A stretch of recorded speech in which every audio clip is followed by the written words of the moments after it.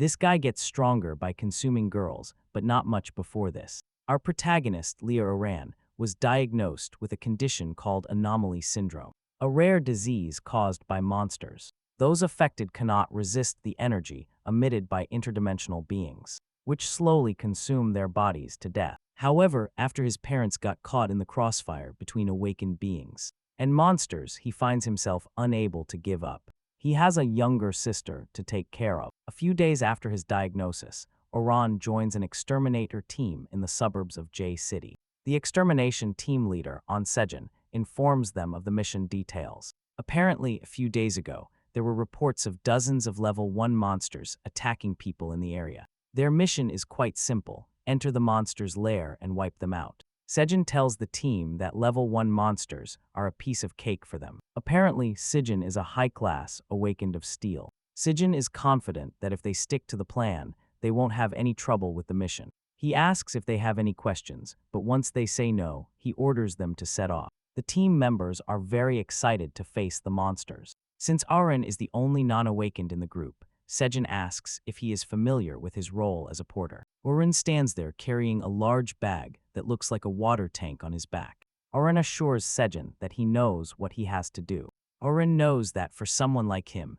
the only way to work with an extermination squad is by being a porter. Porters do not fight. They only follow the team carrying supplies and making sure provisions are safe. They are also responsible for cleaning up after the battle and collecting any valuable materials from the monsters. Oren assures Sejin that he knows everything about the job, as this is not the first time he has done it. The team soon finds the monster lair and gets down to business. Since they are level 1 monsters, the team members crush them easily. They smash the monsters' heads, crushing them without any issue. Those who use swords cut the monsters down, and those with magical powers hit them with the best spells they have. Oran is relieved that everything is going well, and that they will finish up shortly. He admits that the power difference between awakened humans and normal humans is too large. Suddenly, he hears a loud noise in the area and quickly realizes that level 1 monsters shouldn't have been able to make such a sound. Fear takes hold of him, and sweat runs down his face as he realizes something is very wrong. Suddenly, something huge rustles the grass next to him, and to his great surprise, a large snake appears from inside the woods. It turns out to be a level 5 Titan python, and the moment the rest of the team sees it, they freeze in fear. Sweat runs down their bodies as one of them reveals they have seen the monster on TV before. They are shocked to have encountered such a terrifying monster in the area. When intelligence told them there were only level 1 monsters, while everyone remains motionless like rocks. Sejin is the first to act and shouts at them to snap out of their stupor. He tells them to run, as death is all that awaits them if they stay. Hearing their leader shout jolts them out of their paralyzed state, and they start running. As they run through the woods, they realize there is no way they can escape the python. One of them suggests they are going to need something to distract the python. Sejin realizes they actually have something or someone they can use as bait. Sejin goes after Oren, and before he realizes what is happening, he is slashed across the chest. Blood pours out everywhere, and Oren is forced to ask Sejin why he attacked him. Sejin rudely replies that he is the only one among them who doesn't know how to fight, which makes him completely useless. He grabs him by the neck and tells him he will make a perfect bait. Furthermore, Sejin reveals he read Oran's file and knows he suffers from anomaly syndrome, which means he is about to die. Sejin holds Oran up in the air as blood drips all over the ground. Sejin then tells Oran that since he is a dead man, he should do something useful. He then throws Oran at the python, telling him not to ask for mercy for being the total loser he is. Oran crashes into the ground and bounces towards the monster. He is completely weak and coughs up blood. The python spots Oran and immediately opens its mouth, ready to devour him. Oran wonders if this is how he is going to die. He remembers his mother making him promise to take care of his sister, no matter what.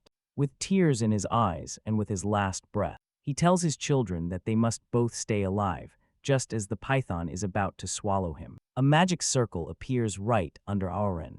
A red light illuminates him, and this is the last thing he sees before closing his eyes. When he opens his eyes, he finds himself standing on what looks like a podium, which surprises him, since he is supposed to be dead. Oran checks his body and sees that his wounds have disappeared, and he is also wearing a red suit. And black that gives him an imposing look. He wonders if all this is happening because of the red light he saw before he died. At that moment, he hears a woman's voice near him. He turns around and sees a succubus, and when he looks forward, he sees a group of them looking at him and celebrating. The one next to him is Nico, and she is the one who summoned Oran using an old scroll they found. The succubi are very happy. They have finally found a quality man after searching for so long. They talk about how excited they are to be in the presence of a man who exudes a strong aura and magic. They discuss how much they are looking forward to sleeping with Oran. While all this is happening, Oran remains completely confused. He wonders what is happening and why there are so many succubi around. Furthermore, Oran can see a status panel in front of him, but it seems the girls cannot see it. On the status panel, Aaron is a level 1 blood demon in his divine race section. It turns out he is now a vampire. As he stares at the status panel in confusion, Nico tells him she summoned him using an ancient set of summons. When the array activated, the skies changed color and immense magical power surged from it, which surprised the girls. Apparently, Nico is a level 3 succubus monster and believes Aaron is a very powerful person, since he is capable of creating such a disturbance. At that moment, Nico pledges her allegiance to Aaron. The moment she says this, Aaron receives a notification on the panel informing him that he has gained his first follower. Aaron is confused by this, but he knows he received the notification right after Nico swore loyalty to him. He touches Nico's status, and with that, he can see her stats. She is 18 years old and a level 3 monster of the succubus race. As for her traits, she craves strength and has an innate admiration for anyone who is strong.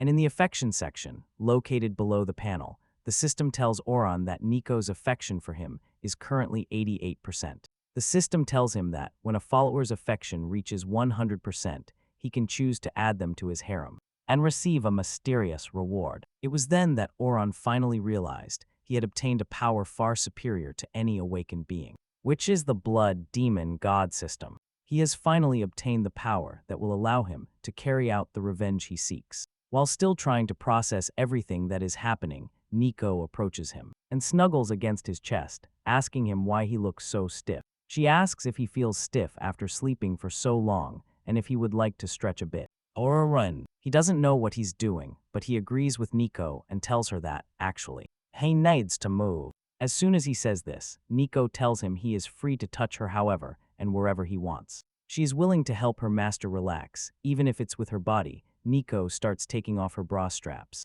telling Aro that it's her first time, but she is willing to do everything possible to please him. When the rest of the girls hear this, they start scolding Nico, calling her shameless for trying to get ahead of them to enjoy the master exclusively. One of them thinks she is more suitable for the task since her body is softer and much more comfortable than Nico's. Aro cannot properly process the fresh melons in front of him and tells Nico that she must not get the wrong idea. Since he is not trying to take advantage of her, he wonders if the girls are that desperate. The moment he says this, Nico's affection level immediately drops from 88% to 85%. Nico feels disappointed hearing her master say this and asks him what he is doing wrong. She asks if her body isn't good enough to satisfy him. For a moment, Aaron realizes he shouldn't have said what he said, as affection seems to be the central mechanic of the system, and he realizes he needs to leverage the power of the system if he wants to get revenge. Oren realizes he needs to maximize the girl's affection. Oren takes action and tells Nico that she must have misunderstood what he meant. He tells Nico that she is beautiful, but he doesn't stop there. He tells all the girls that they are beautiful and that he has never met anyone as unique as her. As soon as Nico hears this, her face lights up with excitement. The system notifies Oran that Nico's affection has increased to 90%. Nico continues blushing with excitement as she nervously tells Oran how embarrassed she is by the nice things he is saying. Oran continues saying that he is still trying to adapt to things. Since he was just summoned, Oran tells Nico that he needs energy. As soon as Nico hears this, she tells Oran that what he needs is blood. Since he is the demon god, she slightly turns her neck and tells Oran that he can take all the blood he wants. In fact, she considers it an honor to give her blood to Oran. Oran suddenly realizes there is a burning sensation inside him that he cannot control. He wonders why he feels so restless and thinks it might be vampire instinct. Oren couldn't resist, and before he knew it, he sank his fangs into Nico's neck. Nico opens her mouth in pain and pleasure as her face turns bright red from excitement. Just as our Ro finishes this, the system tells our Ro that Nico's affection has increased to 92%. Nico shed tears of joy as Ro drank from her neck and realized she had completely merged with her master. Oran receives the notification that he has unlocked a new skill, which is blood fusion. Due to this, his strength attribute has increased by 1 point. After feeding on Nico, Oran stares at the panel, surprised, as he eagerly watches the new skill he just acquired. He never knew that drinking blood would also count as something. Aaron decides to check the blood fusion attributes in detail. The blood fusion skill allows him to absorb fresh blood from the opposite gender, which will grant him 1 random attribute point for every target he feeds on. But he can only activate it once. Aaron is surprised to see this. He just obtained a skill that increases attributes without needing to level up. Although the stat gain is random, Aaron knows that if he can feed on enough targets, he will be able to level up much faster. Oren undoubtedly knows that the skill is quite insane. Oren then calls Nico and tells her that he needs more blood. Nico is happy to hear this and tells Aaron that he can take all the blood he wants. However, Oren corrects the misunderstanding and tells Nico that he doesn't want her blood. He says he needs more blood from women and doesn't mind drinking the blood of many women. From the moment the rest of the girls hear this, their blood boils with excitement, and they reveal how eager they are for Oren to drink from them too. Realizing that no one objects to the suggestion, Oren tells them they should all get down to business. The first girl Oren drinks from grants him an additional point in stamina. The next girl grants him a point in intelligence. And the next one grants him agility. The next one grants him a point in spirit. Oren continues like this and accumulates points. The notification keeps appearing as he drinks from the girls. The girls enter a state of excitement. They tremble with joy as they declare that they feel pain and pleasure when Oren bites them. Some even say that their soul is connected to Oren and that they feel like they are ascending. Oren is happy after feeding on them, as he realizes that all and every single one of them triggered the blood fusion. Thanks to this, he has gained a ton of attribute points. However, he thinks their reaction to being bitten on the neck is a bit exaggerated. In addition to the attribute notification, Oren is informed that the succubi's affection levels have increased, and he is surprised that succubi have such sensitive bodies, something he didn't know. After feeding, they retreat to the succubus village. That night, Nico heads to Oren's room and announces her presence as she enters. Apparently, Nico is there to get hornier with Oren since the other girls aren't around. She approaches Oren's bed and gently climbs onto it, revealing that ever since Oren left his mark on her, she has been craving that exciting feeling. That's why she wants him to delve deeper into their connection. She hopes Oren will show her how naughty he is. Since they are alone in the room, Nico wants her master to turn her into a real demon, and enthusiastically places her hands on the sheets. Just then, she realizes something is very wrong. What she is touching gives her a very strange, curious sensation. She pulls the sheet back, and underneath she finds a wooden log. Nico is surprised to see this, realizing that her master has found something else he considers more important than her. Meanwhile, Oren is somewhere else trying to level up. Although he is still a level 1 vampire, he is stacked with stats after absorbing a lot of blood from the girls. Oren prioritizes trying to gain real combat experience so he can level up. After this, he plans to go after Hijin and take revenge on the piece of trash who left him for dead. Oren finds himself in a cemetery and can feel the yin energy emanating from it. Since he gained experience working with extermination squads, he already knows that places like the cemetery are infested with monsters. He believes he can lure out the monsters and releases some magical power. Oren gets into position and exudes a terrifying aura to see what happens. His magic resonates with the undead, and they pour out of their graves, demanding to know who has come to disturb their peace. There are a bunch of level 1 faceless ghosts staring at him, ready to teach him a lesson in life. All the faceless ghosts turn out to be undead women, and they lunge at Oren. Oren remains unfazed and punches the head off the first ghost that comes near him. Oren confidently tells them that they are just level 1 monsters and cannot kill him. The rest lunge at Oren, but he can sense the green aura surrounding them, which gives him the confidence that they are not on his level. He continues to decimate trash and sweep the floor with the faceless ghosts. As he does so, he gains a lot of experience and in a short time reaches level 5. Along with it, he also gains a ton of attributes. The faceless ghosts soon realize they are no match for Oran, and they turn tail to make a run for it before he turns them into marshmallows. Like his comrades, however, Oran is not willing to let them escape and chases them like a crazed debt collector. While chasing them, he unlocks a new skill, Crimson Flash. This skill allows him to perform 2 short-distance sprints in 5 seconds, taking down the undead. Orin finally realizes what it feels like to fight monsters as an awakened.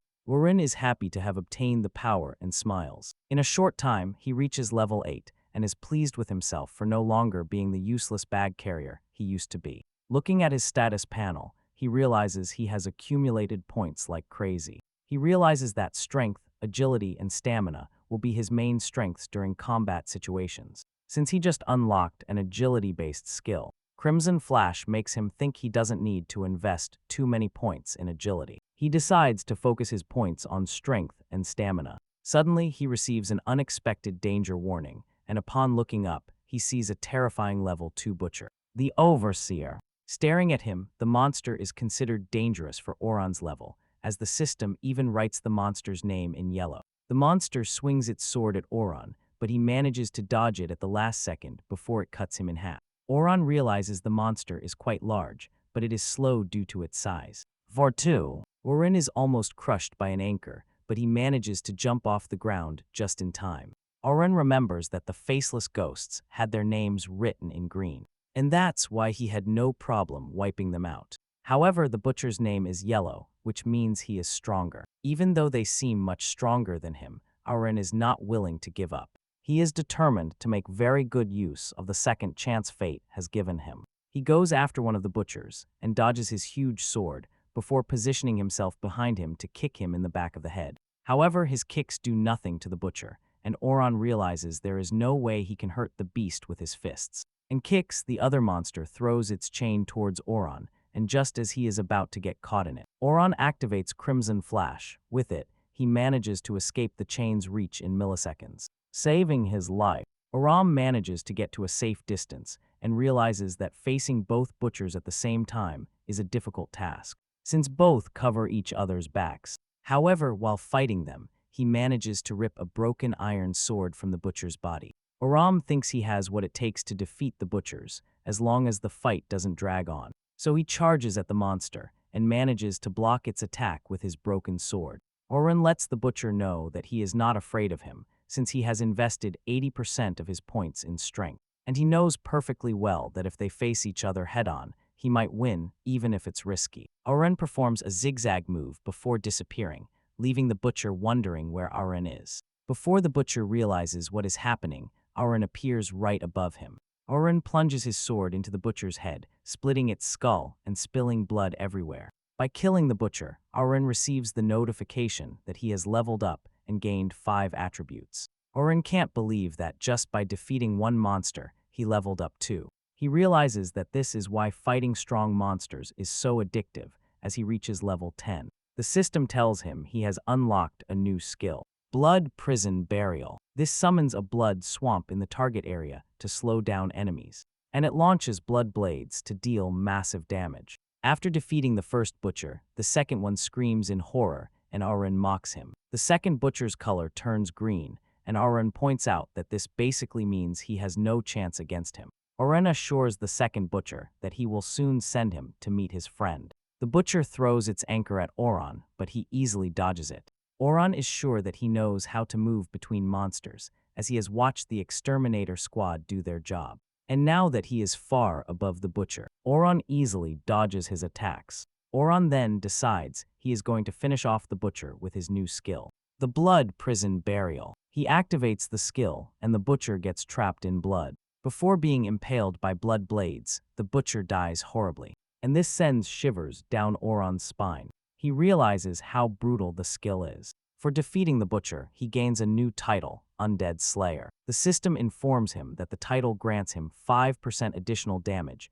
against undead enemies when used. It soon dawns and Oran is proud of the progress he has made so far, even if it was quite risky. He has reached level 11 and has a ton of stats to show for it. He is happy that at this rate, he will catch up quite quickly. Just at that moment, the system notifies him that he has activated the daily quest and must complete it. He wonders what the daily quest will be and decides to check it out. He is pretty sure there will be a reward for completing it. The quest is to absorb fresh blood from at least one person of the opposite sex in a day. Since he can only fuse with a character once, it must be a woman whose blood he hasn't drunk from before. And the penalty for failing is a random deduction of 5 points. After seeing this, Auron realizes that the system is giving him a raw deal. He remembers that he already drained all the women in the village the day before, and that the system is just telling him he needs to suck the blood of a woman. He is angry because the system is basically trying to mess with him.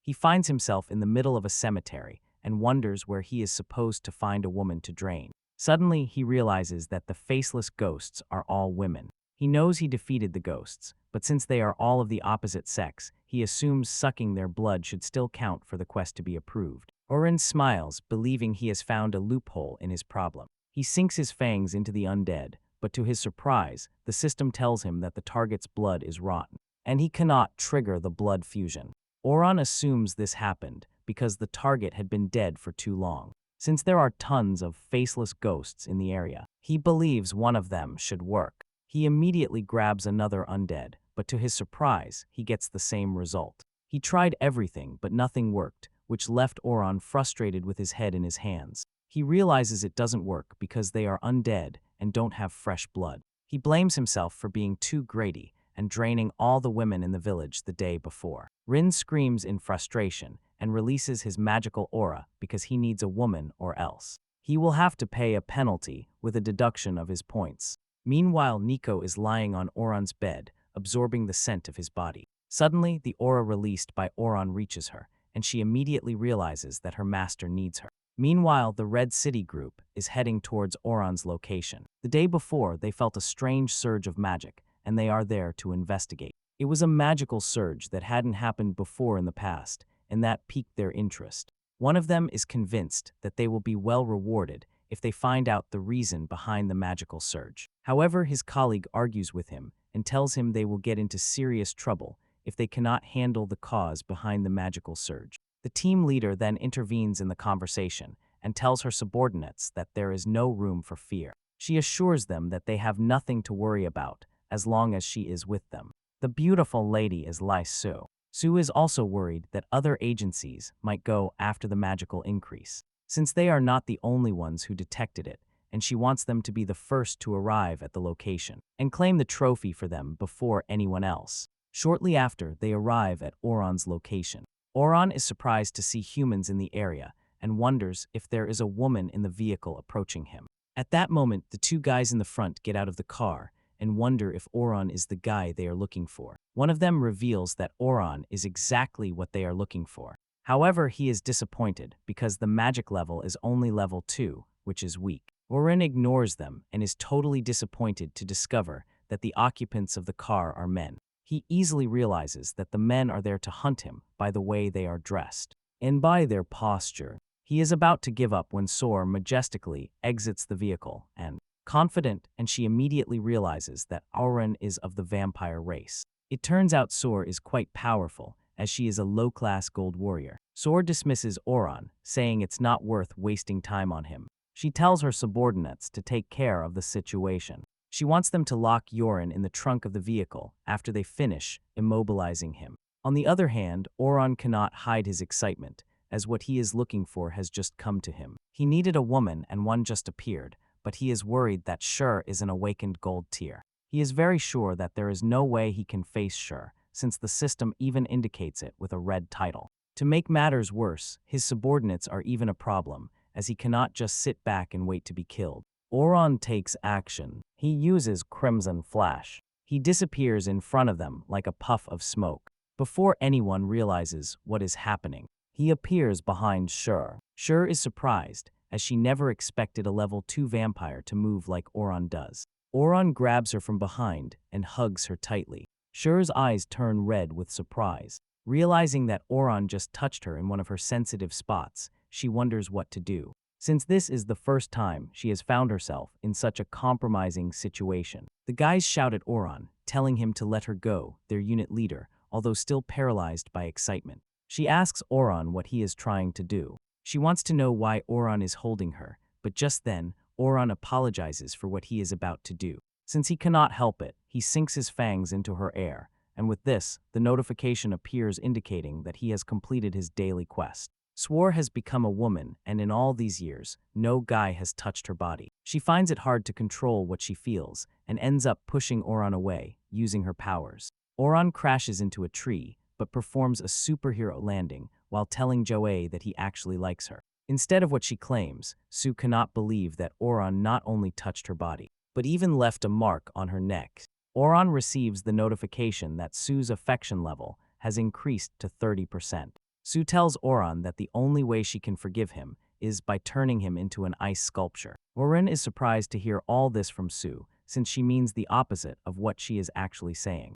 Oran lets her know that he can see through her, his face red as a tomato. She tells Oran to stop talking nonsense. Oran thinks he might have a chance to escape, since Sue has no intention of killing him. Suddenly, a gold card rushes towards Oran at high speed, almost decapitating him. However, Sue steps in and catches the card before Oran gets hurt. She realizes that the attacker is hiding somewhere in the area and suggests that person come out. At that moment, those responsible for the surprise attack emerge from the forest where they were hiding. The two reveal that they have no bad intentions and that their leader should calm his nerves. The two guys are Sengxi, a low gold rank awakened, and Yuan, a high gold rank awakened. Both are from the elite center, and Hind suggests they hand Oran over. Oran realizes he has more problems, since those who just appeared are all strong. He wonders why fate is basically against him. That same day, Sue tells Jun and Yugan that there is no way they are handing Oran over.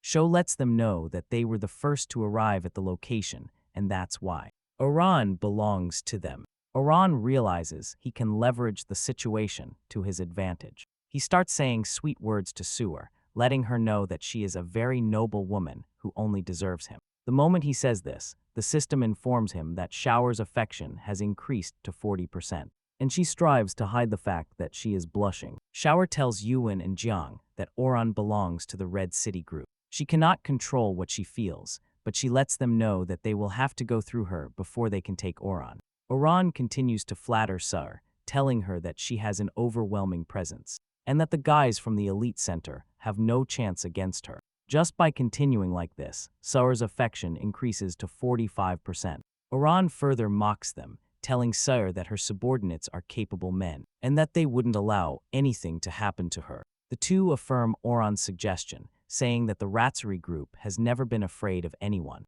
Yu Wen realizes that there is no way to convince Shu and her men unless they resort to violence. Jun pulls out a bunch of cards to try to eliminate Shu, but she easily deflects them with her blizzard. Shu then goes on the offensive, directing her attack towards Jun and Yu Wen. Jun gets caught in the blizzard and is covered in snow, which makes him feel cold. Yu Wen realizes that Sue is a pretty smart woman, as she is taking advantage of the situation to her benefit. Yu Wen smiles and tells Aaron that they have finally found a worthy adversary. Sue is worried, as her attack hasn't even touched Yu Wen. At the same time, she doesn't know what Yu Wen is up to. Sue decides to go after Yu Wen and tells her subordinates to watch Oran to prevent him from escaping. She jumps over the aides using her ice powers, leaving Oran amazed. She certainly looks absolutely lethal as she builds a spell and song. A giant ice flower emerges from the spell, but Jun thinks Shure's attack is nothing. Jun realizes how wrong he is when the ice flower hits him directly.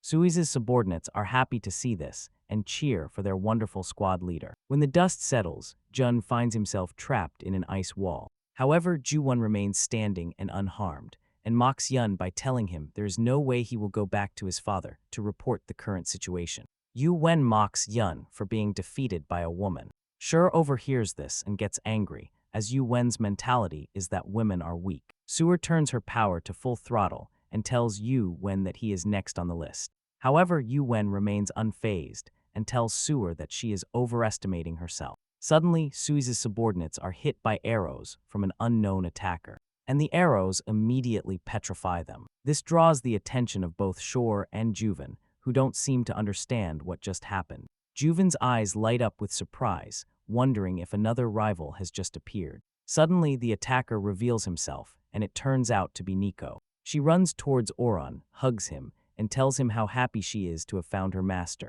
Oron is surprised and happy to see Nico. He asks her how she managed to find him, and Nico reveals that she felt Oro needed her. While smiling and blushing, Nico mentions that she rushed to help him and that she is always willing to give her, all as long as she helps her master. Oro also admits that having Nico by his side is a precious gift. The two hug, leaving everyone else confused about what is going on between them. And before Sir realizes it, she is already furious. She doesn't know why she is angry, but she thinks it's all of Oro's or Nico's fault.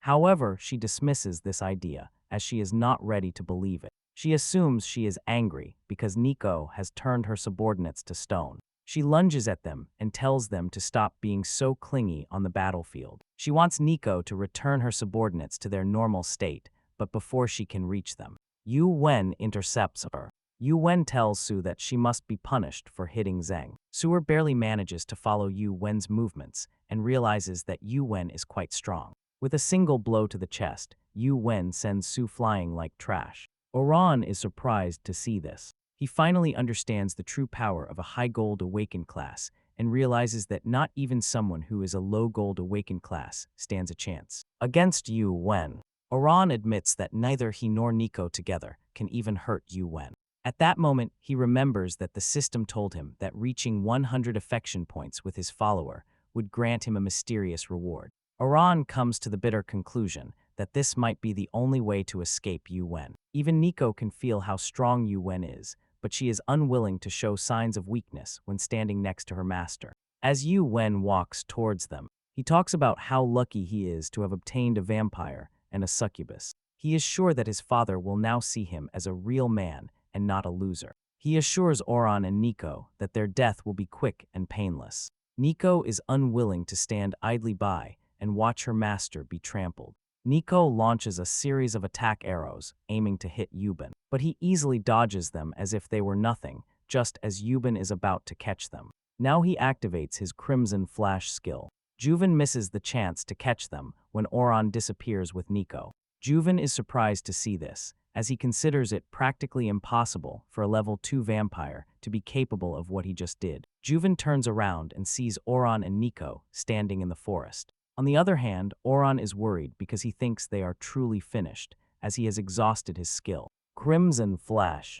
Oron decides he needs to bring Nico to 100% before Yuguen decides to finish them off. At the same time, he wonders why Nico's affection hasn't increased yet. Nico feels bad for having to apologize to her master for being trash that can't help at the right moment. She assures Oron that she will try harder from that moment on. Just then, Oron makes a decision. He decides to take a big risk, despite having a powerful enemy staring at them. However, Oron proceeds to kiss her, and the moment he does, her affection immediately increases to 99%. Juven is totally disgusted seeing the two kissing, and concludes that monsters will always be trash. To begin with, enraged, he releases his aura to show how annoyed he is, and asks them if they would have started kissing if he hadn't been there. Furious, he tells them he is going to crush them until nothing is left of them. Juven lunges at them. Of course, Goron can only pray that Nico reaches 100% before Yu-Wen crushes them both. Before he can reach them, Sewer builds an ice shield around the two, protecting them from the enraged Yu-Wen. This only infuriates Yu-Wen further, who turns to Sewer and warns her not to cross the line. However, Sewer is unwilling to back down from an enemy and tells him to retreat, since the vampire is hers, and reiterates that Yu-Gwen will have to go through her if he wants to get to Oron. As the two confront each other, Eren finally unlocks the optimal phase with Nico. Nico's affection reaches 100% because Nico is very happy that her master kissed her on the battlefield. Upon reaching 100% with Nico, the system notifies Oron that he has unlocked a mysterious reward. He gains access to a single-use skill, Blood Spike. This skill unlocks all the attributes and skills of the Blood Demon God, which grants him unparalleled combat power. And this lasts for 10 minutes. Without hesitation, Oron activates the skill, unleashing a terrifying aura in the surroundings. Fear takes hold of Shuri Yu-Wen, who realize how terrifying Oron has suddenly become. Joran breaks the ice wall, and with an elegant pose and a burning aura, he reminds Yugen that he threatened to reduce him to dust. He mocks him, telling him to come closer and try it. Yugen is absolutely paralyzed with fear, wondering how Oran's magic power suddenly skyrocketed when he was nothing more than a level 2 monster. Oran reprimands Yu Wen for not attacking and lets him know that the only chance he gave him has already vanished. Oran activates a skill called Demonic Hand and uses it to drag Yu Wen towards him. Yu Wen tries to resist, but cannot until he reaches Oran, and he grabs him by the neck and strangles him. Yu Wen realizes how powerless he is against Oran and starts begging him not to kill him. Oran is surprised to hear this and reminds Yu Wen that a minute ago he was bragging. Yu Wen keeps begging, telling Oran that he is wrong not to realize how strong he is from the beginning. He wants Oran not to forgive, but this moment reminds Oran of something. The way he held Yu Wen with one hand reminds him of when Sishin did the same to him. He talks about how Sishin treated him like trash that was going to be discarded. Oran then remembers that if he generates an awakened registered in the elite center. And just by remembering this, Oran is unwilling to forgive Yu Wen. Orun throws him into the distance, but follows him with a punch to the stomach. The effect of the punch runs through Orun's body, and his eyes turn completely red, as if they were about to burst. Yu Wen crashes to the ground while stumbling even further, and ends up hitting the ground like a missile, being totally wrecked. Yu Wen is so weak that he cannot lift a finger. Orun approaches him and stands over him like a real maniac. He finally has the feeling that strong guys have when they look over their shoulder at those weaker than them. Eren declares that the power of the demon god is absolutely destroyed. He wonders if he will ever reach this maximum level with his own strength. On the other hand, Shur remains paralyzed with fear while wondering if Eren is the same vampire who bit her a few moments ago. And she thinks that Oran has basically been hiding his powers all this time. Shur is confused about why Oran acted so weak and assumes he was intentionally holding back. Nek watches all this unfold and smiles, happily commenting on how glad she is to have chosen Oran as her master. She blushes as she admires her master from where she stands. At that moment, Jun decides it's time to escape the ice cage Shur has locked him in. He breaks the cage, feeling like he is about to do something crazy. He mentions that Sewer only had the chance to seal him because he let his guard down. He assures them that he will not hold back again. At that moment, he sees Oran standing there, totally unconcerned and without worries. He wonders what Oran is standing there for. Gathering aura, Oran is disgusted just hearing Jun's voice and unleashes a skill called Red Storm. Thousands of bats swarm out when he activates the skill. Jun thinks this is disgusting and asks Oran to take the bats away. However, the bats surround him like flies, and when they are done, only Jun's bones remain. Defeating Jun granted Oran 5 levels, and he realizes that gold-level enemies give a lot of experience points. The Red Storm basically releases a swarm of bats to attack. The bats head towards Oran's target and are very effective against a group of enemies. Oran is happy to have managed to unlock the skill permanently. As he lies on the ground in pain, Joen begs someone to help him or even save him.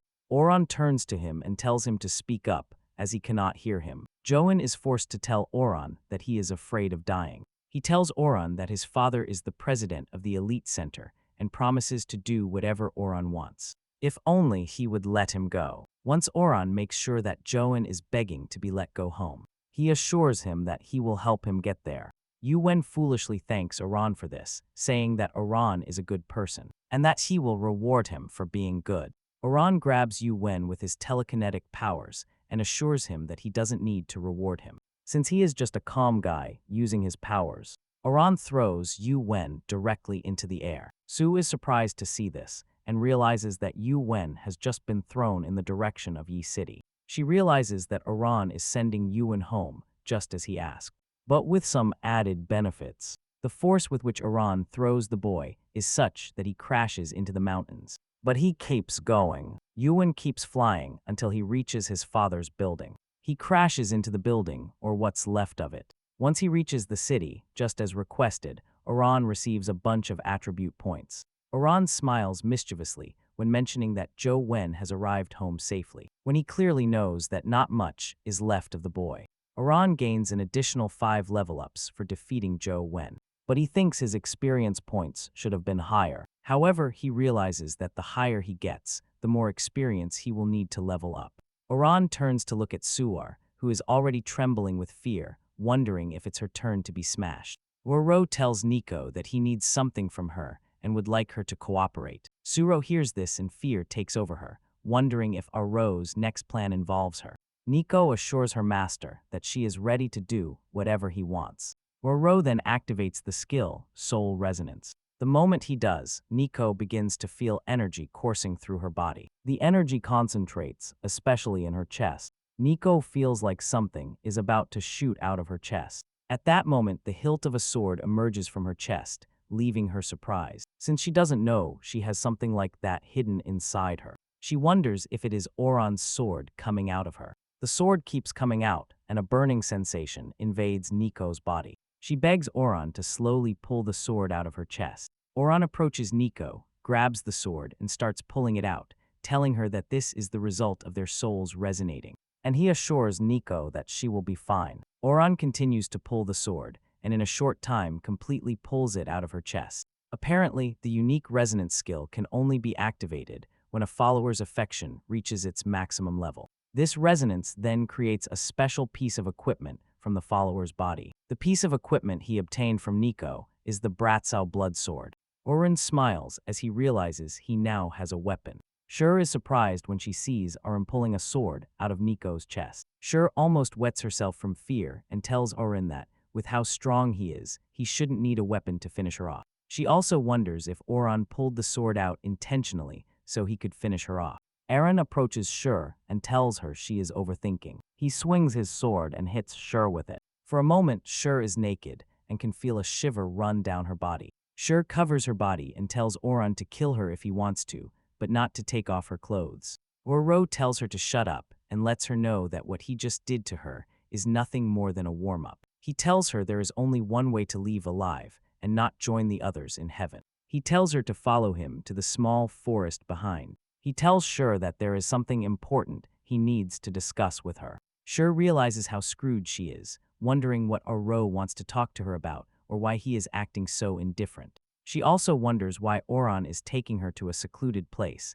as she doesn't know what he really wants. At that moment, Suar realizes something very important. She believes Oran didn't kill her before for a single reason. She believes Oran likes her and plans to take advantage of her beautiful and magnificent body. Suar concludes that Oran might be a vampire, but in the end, he is no different from normal humans. Suar admits that Oran is quite handsome, which leads her to think about how extreme. Jura goes too far by imagining Oran imposing his beautiful body on her, as he smiles like a demon. At that moment, Oran steps back towards a tree. Jura's face turns completely red as a tomato, realizing that this might be the first time she is taken advantage of. And she concludes that everything Oran is about to do to her goes against all the moral principles she knows. Suddenly, Oran tells Shai to repeat everything he says, that she swears allegiance to him, and that she will never, ever betray him. Shur is surprised to hear this and wonders if Oran is playing with her. With a stern and terrifying face,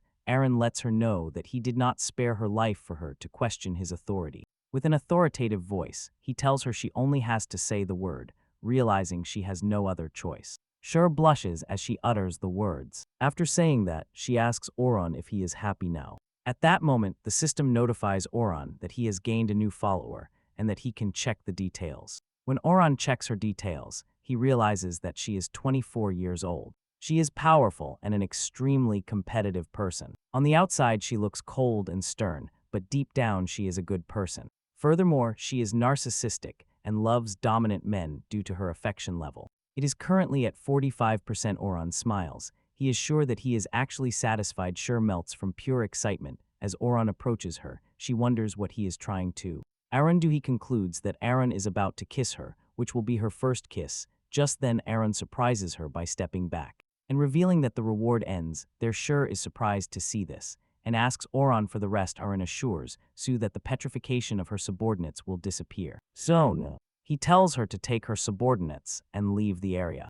However, he lets her know that she does not have the freedom to tell anyone what has happened. He tells her this with a very stern expression, so that she knows how serious he is. Shur is paralyzed with fear, and after this, Aaron leaves, telling Shur that he is done with her. Shur is forced to ask Auron to wait, and Auron turns around and asks his heir what he wants again. She tells Auron that her subordinates will go crazy if they wake up and see her like this. She begs Auron to help her find a solution for this. Auron agrees and gives her his clothes to put on. Shur is impressed as she can feel Auron's presence and scent on the clothes. Because of this, her affection increases to 60% and she blushes intensely, with love written on her face. After the day's activity, Auron retires to the succubus village. He is satisfied with himself because he managed to reach level 21 and even unlocked many new skills. He is already becoming addicted to the feeling of getting stronger and realizes he needs to keep advancing. At that moment, he receives a notification informing him that he can now challenge the blood dungeon because he has reached level 21. The system asks him if he wishes to continue. However, the system informs him that he cannot gain points in the arena and that injuries sustained will not heal automatically once he advances to the next floor or leaves the arena, but he will receive generous rewards if he manages to clear the arena. Auron is surprised to learn that his injuries will not heal between fights, which can affect his leveling pace. He knows that the most logical thing would be to level up before accepting the challenge, but he doesn't want to stand around doing nothing. Auron stands up and accepts the challenge. He declares that only the brave will be rewarded. The arena opens, and Auron enters it like a true vampire king. The arena provides him with a new outfit, which fits down to the last detail. Next, the system welcomes him to the preparation room and tells him to choose a weapon for the battle. Around Auron are a lot of weapons, from axes to swords. He can choose the knight's two-handed sword. There is also the heart-piercing dagger. The powerful battle axe is also an option.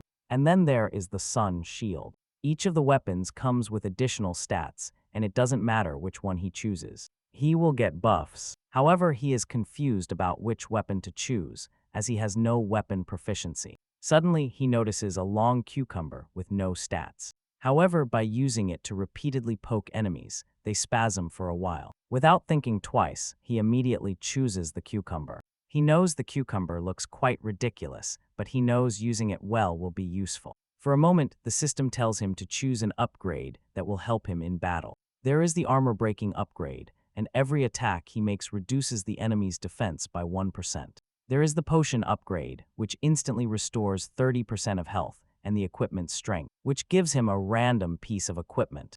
Auron is disappointed to have to choose an upgrade when he doesn't even know his enemy. However, as a good gamer, he knows that reducing the enemy's defense will always be a safe option. That's why he chooses the armor-breaking upgrade. After choosing his weapon and upgrade, he is teleported to the blood arena. He lands in the blood arena, and the system welcomes him. He looks around and realizes he is definitely in an arena, because it looks like the Colosseum. There are spectators everywhere, and the presenter welcomes Auron to the first floor of the bloody prison arena. Auron discovers that there are 50 floors, and each one has its own defender. He is told that he must defeat the defenders to win rewards and be able to move to the next floor. The presenter and commentator, Sally, introduces herself with a charming voice. Auron can't believe there is a live commentator in the arena. He immediately realizes that an annoying journey awaits him. Sally informs the spectators that Auron is a vampire with scarlet powers, but that he is still a rookie.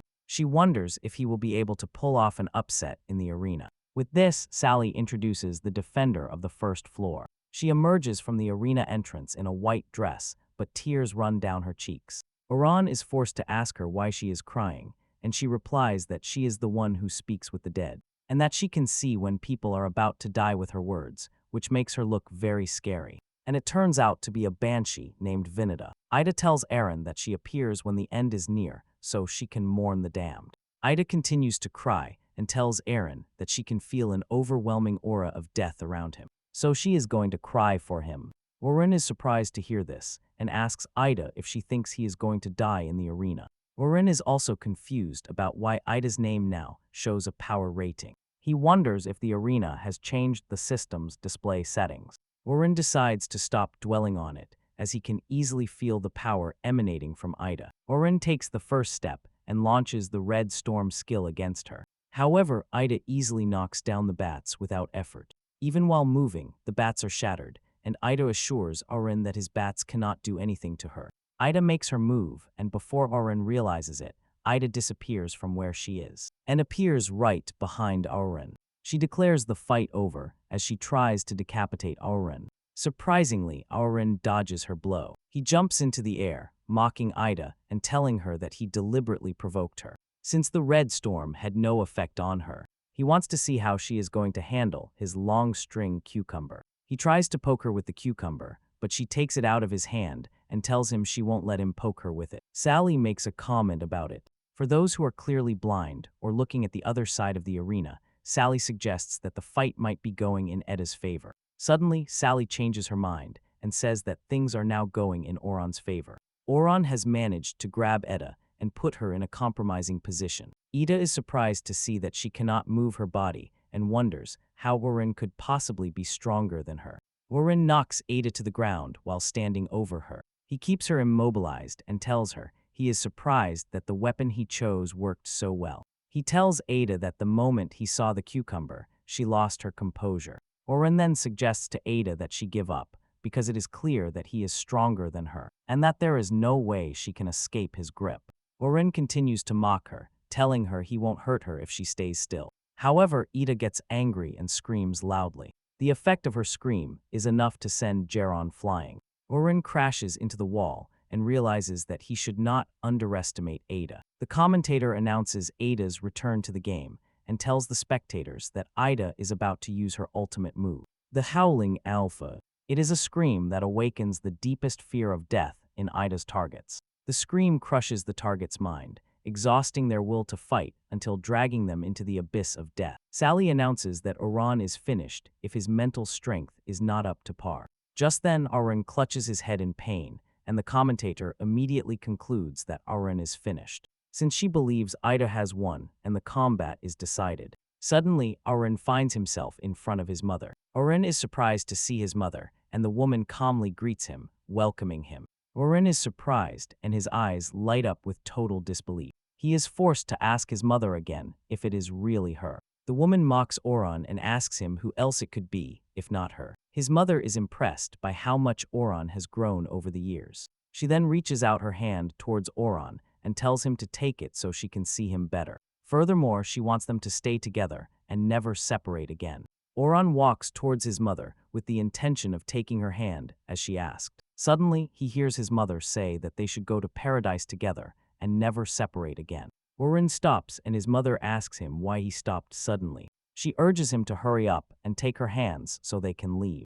Auron then speaks, telling his supposed mother that death is nothing new to him. He was betrayed by his teammates and thrown to the monster as bait to be killed. In addition to this, he suffered strange illnesses. Living under the constant fear that he could die at any moment, he also managed to survive battles between awakened beings and monsters when he was a child. He mentions that his mother risked her life to save him and his sister. After saying all this, he expels a truly terrifying aura from his body, revealing that he did not suffer all this just to have his life taken by a cheap trick. Auron returns to the arena, surprising everyone, including Ida.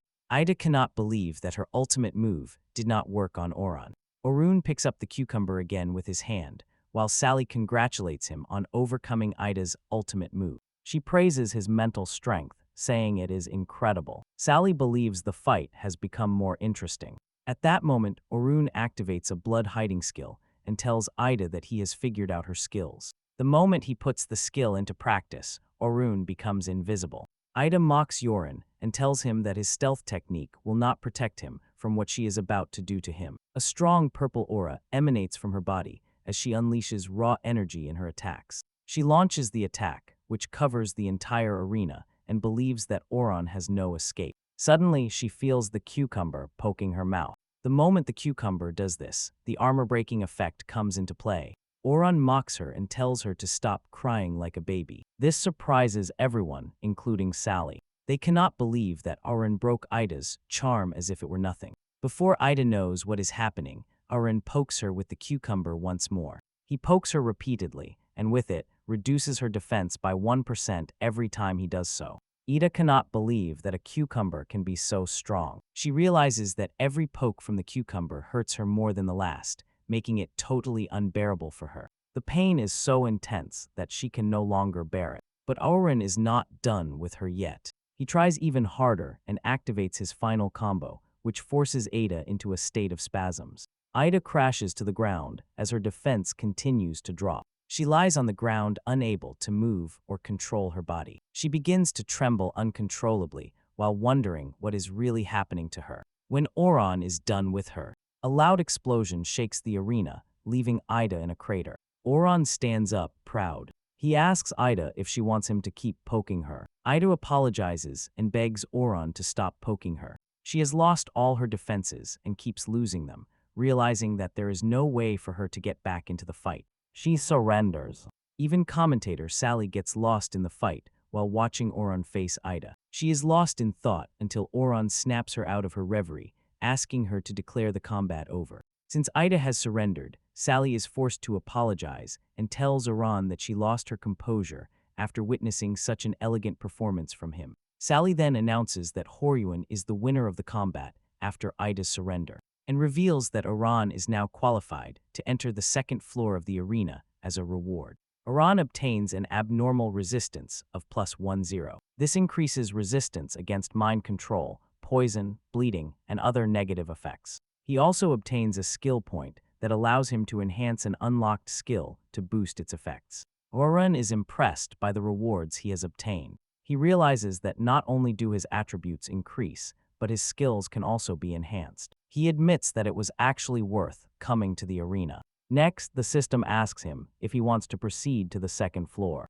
Oran is sensible enough to know that he has achieved what he was looking for, and that rushing into another battle to impress someone could cost him his life. Oran promises to return to the arena. Once he levels up with this, he declines the offer to proceed to the next floor and leaves the arena. The moment he sets foot outside, the system notifies him that he has unlocked a hidden skill. Victor Spact. Eren is surprised to have obtained a hidden skill and wonders why the skill waited until he left the arena to activate. Eren checks the skill details and realizes that it is a skill that allows him to turn defeated opponents in the arena into his followers. This skill allows him to summon them to fight by his side. Eren is surprised and impressed by the skill at the same time. He cannot believe that he was given something to summon those he defeats in the arena to come out and help him in battles. He realizes that when he clears all 50 floors, he will basically have a whole army to summon. Just as he reaches his door, he hears Nico's voice from inside. He opens the door and finds Nico on his bed. Nico is caressing the bed while thinking about her master. She is absorbing the warmth and aroma of the bed and admits that the aura is very strong. She even thinks she is already in heaven. Suddenly, she realizes that her master's aroma has become even stronger, and when she looks up, she sees Ovoran standing there.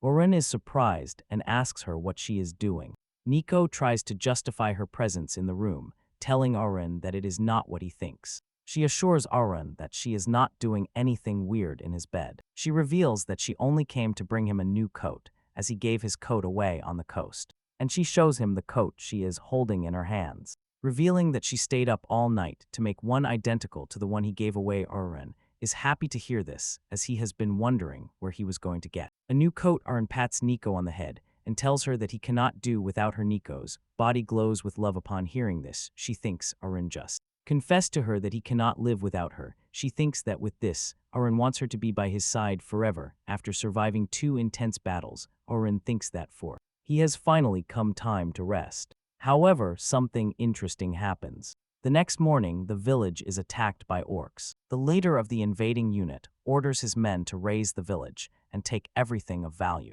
He also wants to make sure all the girls are tied up so they don't escape. Suddenly, love arrows hit some of the orcs, petrifying them instantly. The orc leader turns and sees Nico behind him. He is surprised that Nico is bold enough to attack his men. He wonders if Nico is tired of living, but Nico stands firm. Nico tells the orc leader to release his comrades if he doesn't want to end up like his petrified soldiers. The orc leader mocks her and tells Nico that she is mistaken. He lets her know that she is already done for. Before Nico realizes it, a group of orcs is already aiming at her from behind. Just as she is about to be crushed, the orcs are impaled by Ron's enhanced blood prison. Since the blood prison's burying skill has been enhanced, it is no longer restricted to a fixed area. The blood spikes automatically lock onto multiple targets and even activate faster. Oren impales most of the soldier orcs like skewers. Nico feels the aura even before seeing Oren, and already knows it is her master's doing. Oren assures Nico that he has everything under control and tells her that he will take care of the invaders. The orc leader is surprised to see a vampire among the succubi. It turns out the orc leader is a level 3 beast and is an orc centurion. The orc leader suggests to Oron to stay out of the fight because it is none of his business. This infuriates Geron, who tells the orc leader that the blood of women is in his system. He assures the orc leader that he has gone too far and that there is no turning back for him. Enraged, Oren activates the victor's pact skill and summons Ida. Immediately, Ida appears and tells Oren that she is ready to serve him. Ida stays afloat to cultivate aura. Nico is impressed to see the creature her master summoned, and is happy that the creature summoned by her master is also very powerful. The orc leader is not at all scared of Ida, as he believes she is just another summoned creature to help Oren. The orc leader reveals that he has between 80 and 100 orcs under his command. However, Ida springs into action and unleashes her devastating power. This immediately affects the orcs, as they are unprepared for a psychological attack. The orc soldiers begin stabbing themselves with their weapons.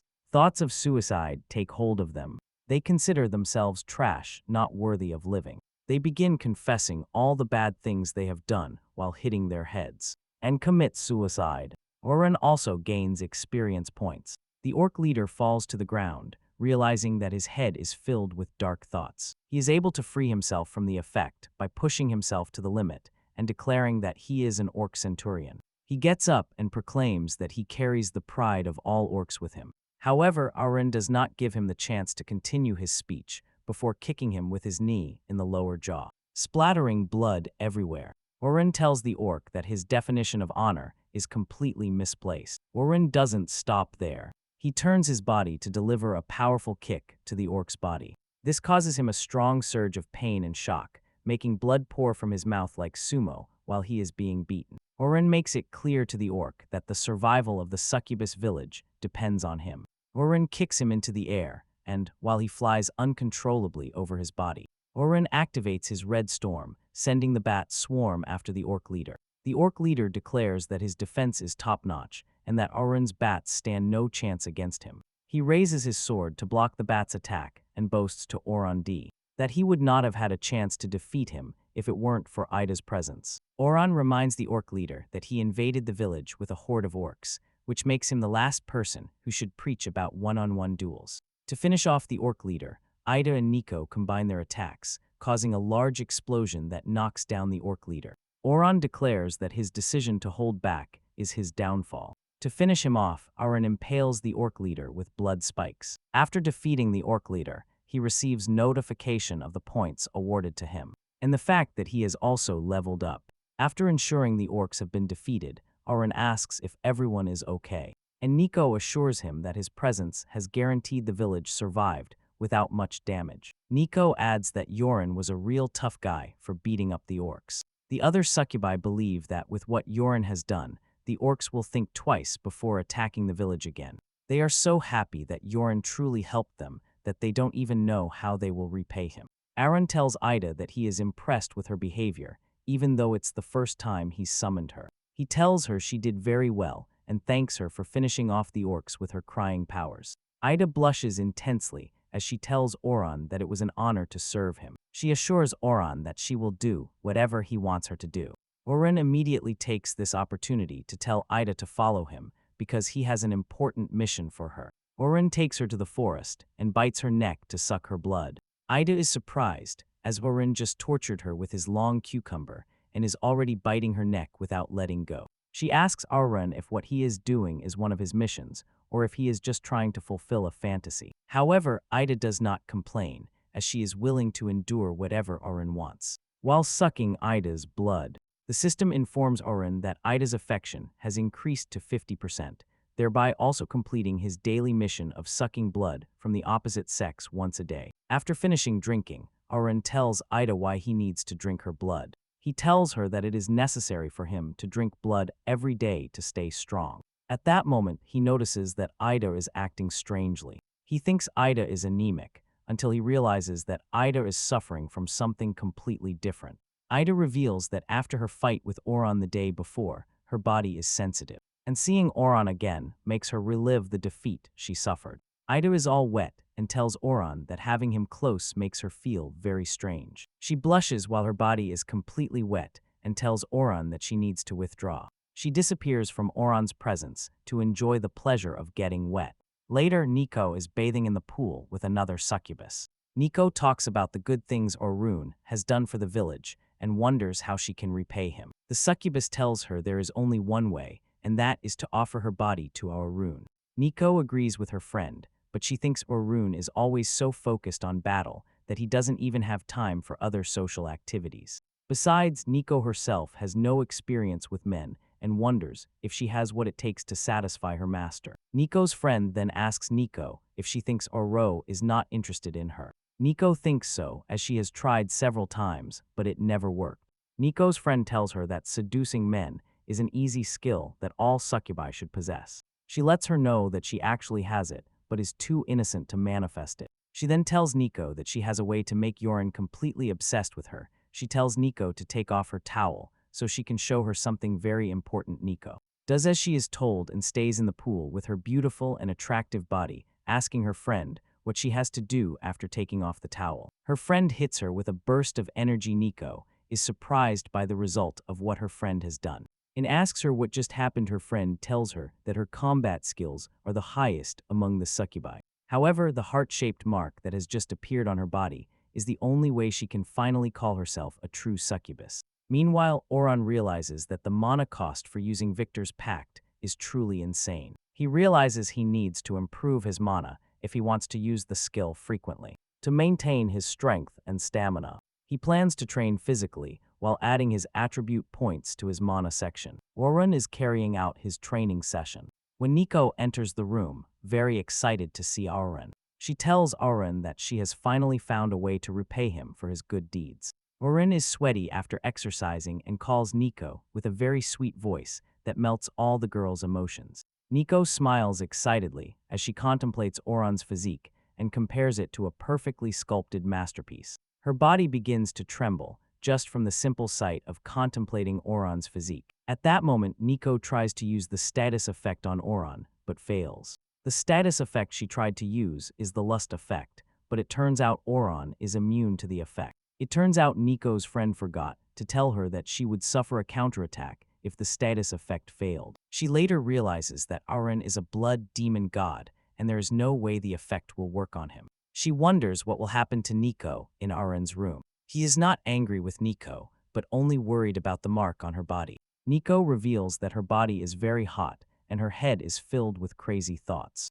She talks about how hard it is for her to control herself and begs Oran to help her. Oran pulls her close to him and hugs her, telling her that he understands how she feels. However, he lets her know that she is not thinking clearly in her current state. Nico then tells her master that he is free to do whatever he wants with her. Oro does not hold back and kisses Nico. The next morning, Nico wakes up and finds herself in Oro's bed. She realizes that there is an endless surge of mana flowing through her body. Nico has never felt anything like this before and compares it to the feeling of leveling up. At that moment, she realizes that what she is feeling might be due to what happened during the night. She doesn't want to believe that Oran is capable of causing that effect. She is glad that Oran slept with her, even though her lust mark didn't work on him. She compares the feeling to being devoured alive and admits it was the most intense experience and mind-blowing she has experienced in her entire existence. When Oran wakes up, he receives the news that his follower, Nico, has obtained the blood demon essence. Because of this, her stats have drastically increased, and she has also advanced to level 4. Even Oran is surprised, as he didn't know his essence could actually do this. The system informs him that the blood demon essence only activates when a follower reaches 100% affection. However, a follower can only receive this effect once. Oran realizes that the skill cannot be repeated, but even so, he considers it a totally unbalanced effect. The fact that Nico is now a level 4 beast means that her stats are higher than Oran's. Oran is lost in thought and Nico notices. She asks Oran if he is disappointed with her performance last night. Eren quickly denies this and tells Nico that she was amazing. Nico blushes upon hearing this and tells Oran that she considers it a great honor to serve him. Nico lets Oran know that she now belongs to him. At that moment, the system reminds him that he has a daily mission to complete. Waro elegantly asks Nico if there are any other beast tribes in the area, and asks her about tribes that have female members. Nico then reveals that the group of orcs that attacked the village yesterday is on the other side of the forest. Nico tells Aro that the orcs attack and terrorize other beast clans. After hearing this, Aro and Nico head to the orc village. Upon arriving at the orc village, Aren is sure that there will be orc women living in the village, since they have tormented the other villages for so long. Oren believes it is time for revenge. Oren tells Nico to show what she is capable of, since she has just advanced to a new level. However, he tells her to keep the women alive. Nico accepts her master's order and reveals that she is very happy that he allows her to take revenge on the orcs who have terrorized them for so long. She jumps into the air and prepares to unleash a purple energy orb. She is very happy with the level of power running through her veins. Without hesitation, she unleashes her power over the village as she eliminates the orcs with her power. Oren also gains experience points from it. With this, Oren smiles upon confirming that every time his followers kill enemies, he gains the same amount of experience points as if he were the one who killed them. Night goes. The first wave of attack leaves a crater in front of the town, and she lets the orcs know that she has come to finish them all off. The orc warriors laugh at Nico and tell her she is just a weak succubus. They charge at her with their weapons in hand, but Nico easily grabs them by the head and crushes them together. Nico charges again, ready to show the orcs what she is capable of. She pulls out a whip from her body and jumps into the air, while encouraging the orcs to give their best to attack her. The orcs take the bait because they are foolish, but this makes them look ridiculous. She defeats them. The experience points go to her master. Oran is very satisfied with the progress he is making, as Nico does all the work while he just sits and collects the reward. He advances to level 25 and obtains a new skill, Dark Affinity. Aaron checks what the skill consists of. It grants him a 30% increase in movement speed during the night or in dark environments, and the attacks he inflicts on enemies also cause bleeding, draining 1.5% of their health, and lasts for 5 seconds.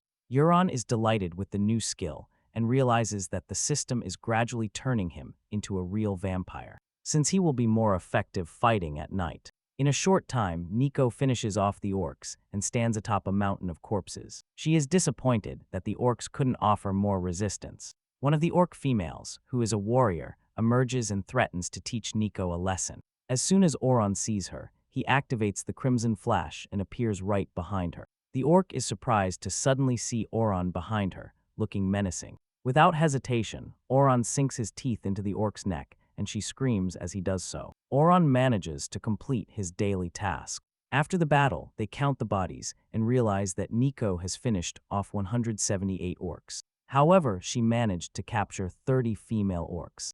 Oren is satisfied with Nico's performance and lets her know that her advancement is a good thing. Nico is modest and tells Oren that it was thanks to him, given Nico's level increase. Oren believes he should be able to extend the duration of his love arrow's petrification. He tells her to turn the orc women to stone once they return to the village, and wants her to keep them in a safe place, since he will knight them later. Oron doesn't care if they are ugly, as long as they serve his purpose. He knows he won't have to worry about his daily task for a whole month. At that moment, Nico shows him the orb she found and tells him it might be valuable to him. She hands him the orb, and when Oron picks it up, he realizes it is a rare item. The magic breath pill, which increases maximum MP when consumed and hides the demonic aura, which blocks external detection. Oren's face lights up with anticipation, realizing he could completely hide his aura if he consumed the pill. With this pill, Oren realizes he can return to the city without being detected by awakened hunters. He swallows it immediately, and that's when he remembers he has a score to settle with Sigyn the next morning. So he uses one of the captive orcs to complete his task. He then tells Nico and Ida that he is going to the city. Nico is worried and asks Oren if he did something wrong. However, Oren reassures her and tells her that she was amazing and that he is satisfied with everything she has done. He tells her that he has some personal matters to resolve, so he is going to travel to Yi City. He assures Nico that it won't take more than a few days. He tells her that Ida is under his command, but they should not stand idly by. He wants them to expand their control and eliminate all beasts within a 10-mile radius. He pats Ida on the shoulder while talking to Nico. He tells Nico to follow the usual procedure if she encounters any female beasts. Nico smiles, ready to follow all of Oran's instructions. After giving his instructions, Oran leaves and tells the girls to get to work immediately. Ida wonders why Oran has to go to the city or who is waiting for him there. Nico simply tells her that Oran's affairs will always be beyond what they can comprehend. Meanwhile, in the city, Shur is having fun with Oran's coat. She lies on it, massages it, and gets into the mood. She admits that, after their encounter in the forest, not a minute has passed without her thinking of him. Shur wakes up the next morning to a strange sound in her room. She turns over and sees Oran exercising next to her bed. Oran speaks indifferently. When Shur wakes up startled, he asks if he woke her up, but the girl is stunned, since she didn't feel his presence at all. Furthermore, she wants to know how he knew her address. Oran then reminds her that she swore allegiance to him, and that is how he can sense her location. Speaking like a true king, he asks if she needs permission to check on her subordinate. Shu quickly replies that Oran is free to do so, just by Oran's presence in the room. Shur's affection level skyrockets to 63%. Oran then tells her that there is something he wants her to do for him. Oran tells Shur that he needs her help to gather information about someone. And this person is none other than Sijin, the steel-level awakened who works for the elite center. Oran says he needs to know what Sijin's next missions are. Shur smiles and tells Oran that she is the leader of a squad in the Red City group, and that getting this type of information is quite easy for her, as she has contacts. Ro then mentions that there is something else that has piqued his curiosity. Shur tells him to ask whatever he wants, assuring him that she will answer everything she can. He reveals that he saw her sleeping on his coat during the night and that, while sleeping, she kept moaning his name. He asks her what she was dreaming about. Shur blushes upon hearing this and starts stammering. It turns out Shur was dreaming that she was with Ro. She is reliving the memories in her head when suddenly the alarm sounds, reminding her that she has to go to work. She jumps out of bed and runs off to start getting ready, assuring Oran that she will get him the information he needs after her shift. Oran is surprised by her reaction and simply assumes that Sue had a really wonderful dream. Later that day, Sue is in the underground parking lot of the Razari group, thinking about what happened with Oran when she runs into two guys who exude an aura of authority. The one dressed in red tells her that he would like to ask her something he wants to know about the magic wave that occurred a few days ago. It turns out his younger brother is Yu Wen. He was shocked to learn that his brother had died during the investigation of the magic wave. And to make matters worse, Yu Wen's body was abandoned at headquarters. He wants to know how Zhou managed to return alive when someone stronger than her couldn't even do it. The guy dressed in red is Yugu, and he is a legendary tier awakened, which makes him quite dangerous. Shower is scared, but she asks Yegu if he thinks she killed Yugwen. The other guy with Yugu is Wang Meng, and he has a golden tier awakened. Wang Meng tells his boss that they shouldn't waste time asking Suari questions. They should just beat her up to get the information they want. Wang Meng wastes no time and lunges at Shaw, and activates his ability to turn his fists into fire. But just as he is about to hit Shaw, she raises an ice wall to block his attack.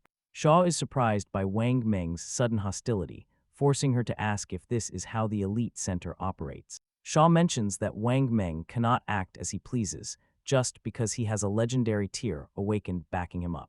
She reminds the two that they are at the Razzetti Group's headquarters, and that if she sounds the alarm, everyone in the building will be on her side. She assures them that she will be happy to fight them if that is what they want. At that moment, Yu urges Sura not to misunderstand his actions. He tells her that Wang Meng is just an impulsive person, like his deceased brother. Yugu reveals that he doesn't want trouble and that all he wants are answers. Yugu reveals that when he went to the scene of the incident to investigate, he found nothing but a skeleton. Shu disdainfully tells Yugu that they didn't see the beast that attacked them, and after saying this, she lives. Yugu smiles maniacally as he thanks Shower for her cooperation. Shower is very worried because Yugu has her in his sights and realizes that things have gotten worse. Apparently, most awakened barely reach gold level in their entire lives, and reaching star diamond level is considered a miracle. However, the legendary level, which is even above star diamond, is the best of the best. She knows that Yugu might be acting calm and courteous, but deep down he is extremely dangerous. Shore realizes that she needs to warn Horyuan before it's too late. After Suor leaves, Yugu coughs and Wand Meng asks if he is okay. Yugu assures his subordinate that he is fine, but he is trying to keep his talk under control. Yugu then tells Wand Meng to find the two subordinates who were with Suor on the day of the incident. He tells Wanment to interrogate them, and that if their stories don't match even slightly, he is willing to kill all three of them, including Shur. Shortly after, Oberyn receives a large amount of experience points and realizes that Ida and Nico have been working hard. Thanks to this, he has reached level 27. Oron is quite sure that, as long as he keeps increasing his number of followers, he will never slow down in leveling up. The system grants him a new title, Battlefield Commander. This is a title that boosts all followers by 10%. Oren realizes that the new title is much better than Undead Slayer. At that moment, Shaw returns to the apartment and tells Oren that she has obtained everything he asked for, and she reveals that Sijin will lead a squad outside the city at 10 p.m. that very day, composed of 8 level 0 awakened. Shai also has a file containing all the information about the mission, the squad members, their skills, their addresses, and even their phone numbers. Shore tells Oron that she has done her best, but this is all she could gather. Oron is surprised to hear this, because Shai has basically dug up all the information about Sijin and his team. Aaron is very satisfied with what he has before him and tells Sewer that she is the best. Hearing this from Aaron, Shur's affection level rises to 69%. Shur tries to act indifferent, telling Oron that what she did is no big deal, and that praising her won't make her happy. Oron realizes her intentions and knows she is just trying to look tough. Oron notices that she is holding a box and asks about it. She reveals that the box is a gift for Oron. Inside the box are several high-quality health potions that restore 500 health points. There are also high-quality mana potions that restore 500 mana points. In addition to this, there is a lot of equipment that Sue has acquired for Oron. She provides him with a sword and armor. Everything is high quality and gives him further boosts to his stats. Oron puts on the equipment, making him look like a true knight. Aron is impressed with the equipment because he knows it certainly costs a fortune. He is surprised that Shur is giving him the equipment for free. Shurden reveals that Aaron is being hunted by the Elite Center and that the person leading the attack is a legendary tier awakened. Shur tells Aaron that she got him the equipment just in case things go terribly wrong. At that moment, Horan approaches Shur, surprising her. She asks him what he is doing, but Oron answers the question by kissing her. Shur's affection level skyrockets to 83% just from this. Shur cannot believe that her first kiss was with Oron. Oron thanks her and tells her that he will always remember her kindness. However, he tells her that there is something he has to do, so he has to leave. Aaron leaves the apartment, and the system informs him that his equipment stats have been applied, but the visual appearance is hidden as he has some free time. Oron decides to go see how his sister, Zio Yu, is doing. Moments later, Oron arrives at the academy where his sister studies. However, he hides his presence, as he is not ready to show himself to his sister yet. He knows how dangerous it is for her to be seen with him, as she could easily get caught up in his troubles. Oron plans to keep getting stronger so he can finally stand by his sister when he knows he has the power to protect her. After seeing how she is, Oron leaves, as blood is thicker than water. Seiyu feels a strange presence at the door, but sees nothing. Before she knows it, tears are already streaming down her cheeks. Elsewhere, Sisian and his team are finishing off monsters. In a short time, they complete their mission, and Sijin tells the team to collect all the equipment from the monsters and any valuable items from the corpses. The team members are impressed by how strong Sisian is, as he easily destroyed a level 3 beast like nothing. They praise him and tell him that he will soon reach silver level with his current progress. Sijin tells his team members to stop flattering him. He urges them to gather their things so they can go home and sleep. At that moment, Oron's voice echoes behind them, saying with surprise that he is surprised they think they will leave alive. Sijin and the entire team are shocked to see Oron alive. Sijin cannot believe that Orun survived being devoured by the python. He considers it an impossible feat, but Orun lets him know that nothing is impossible. Orun tells the team that the only reason he is there is to make sure they pay for the sin of betraying him. One of the team members laughs at Arun, reminding him that he is not an awakened, and that he is threatening their captain. He also mocks Arun's attire, asking him if he is cosplaying. And Dracula. The annoyed guy continues by saying that Sijin had to sacrifice Arun for the greater good, and that he sees nothing wrong with what his captain did. He adds that Arun is to blame for being weak. The guy tells Horan to stop acting like a petty person since he got out alive. He crosses the line when he pulls out $200 and offers it to Arun as compensation for his emotional distress. He suggests he take the money and forget the matter. He hasn't finished saying this when Arun pulls out his sword and cuts off his head before he can realize what is happening.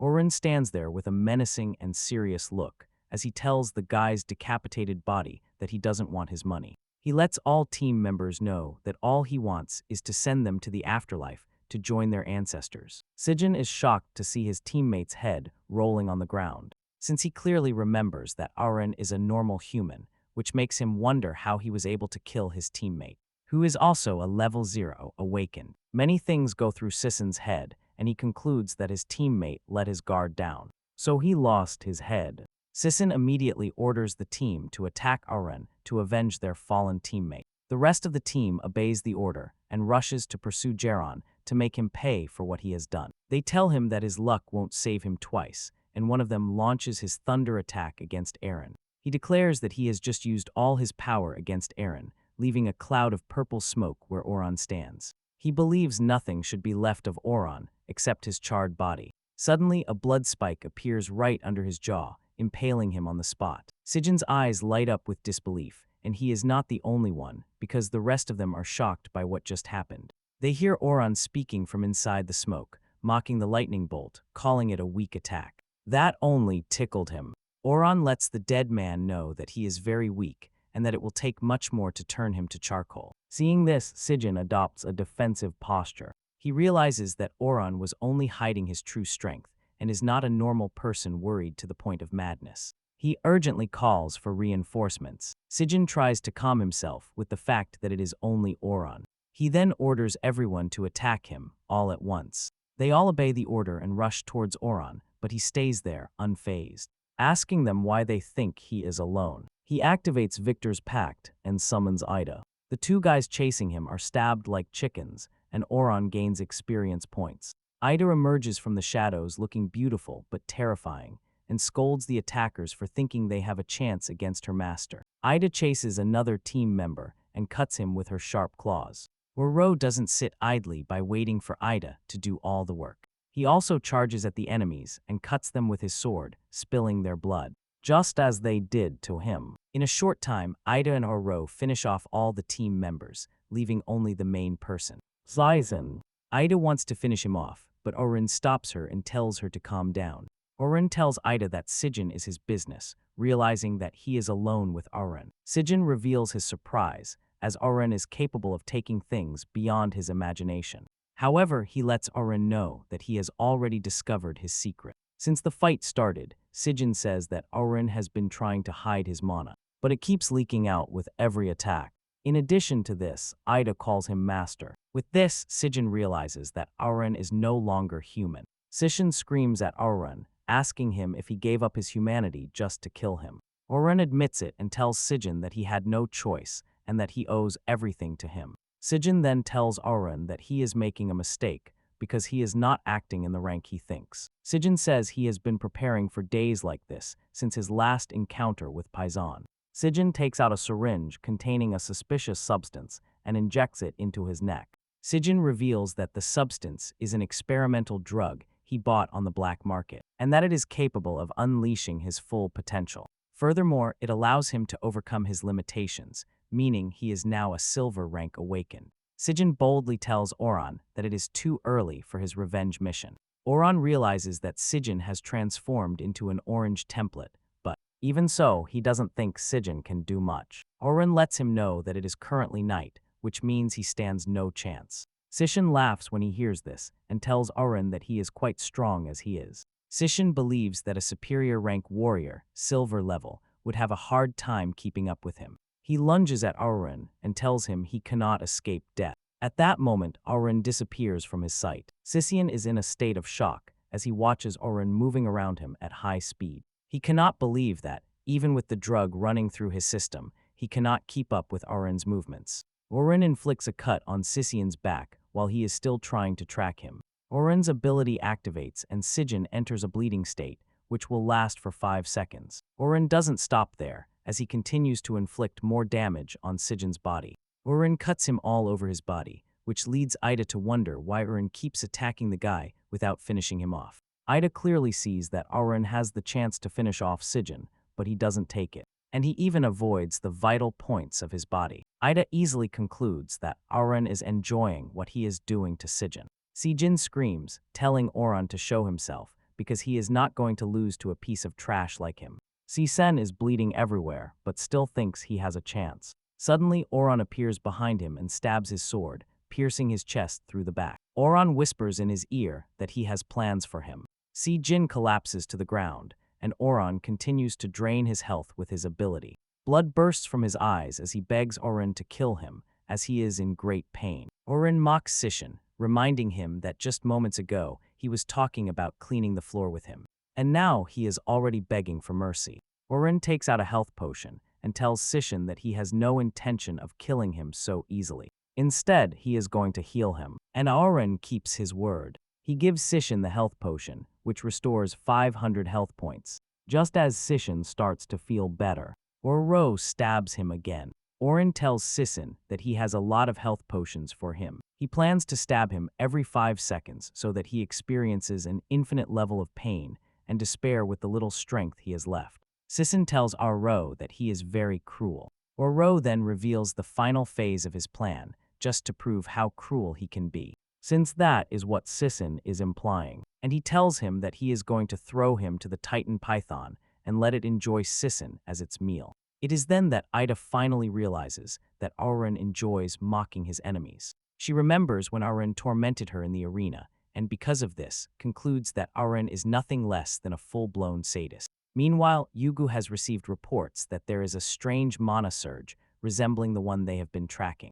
They tell him that the location is near his squad's mission site. Yugu immediately exudes a terrible aura, ready to hunt down whoever killed his brother. After Auron finishes off Zane, he drags him to where the python is, holding his head up so he can see what is about to happen to him. Sijin realizes how screwed he is, and starts begging Auron not to go through with what he is about to do. Sijin reveals his fear, saying he does not want to be the python's food. Auron ignores his pleas and mercilessly cuts his throat. He then throws him to the python, and the snake catches Sijin's body in midair and swallows him. After the snake finishes devouring Sijin, it turns around to leave. Auron is surprised to see the snake leaving already. He later realizes that the snake does not see him as a threat because he has been classified as a beast. After killing Sijin, Auron reaches level 30 and unlocks another ability. The system shows him the unique resonance ability and tells him that when a follower's affection reaches 100%, their soul will resonate with Auron's, generating exclusive power equipment. Auron then realizes that the ability only activates with maximum affection. But he has already experienced Nico's soul resonance, and even though he has only used the blood sword for 10 minutes. The weapon's stats are also very powerful. It is then that Auron realizes that he can generate exclusive equipment from all his followers, which basically means his potential is limitless. Eda's affection is currently at 50%, while he left hers at 83%. Eren decides he will have to focus on his Iida. Meanwhile, suddenly, the system sends him a warning. It tells him that an extremely dangerous target is heading towards him. The system advises him to immediately disappear from the location. Auron does not take the warning lightly and shouts at Ida to cancel her summoning. Meanwhile, Yugu travels at high speed, heading towards the location. He arrives with a bang, leaving an explosion with his landing. However, he finds no one or any beast in the area, which confuses him. He knows he senses a faint presence in the area, but it suddenly disappears. The trail of blood he was following also ends right where he is. Yugu starts wondering where the beast could have gone, as it's obvious it can't just disappear into thin air. Suddenly, the python emerges from the forest and heads towards Yugu.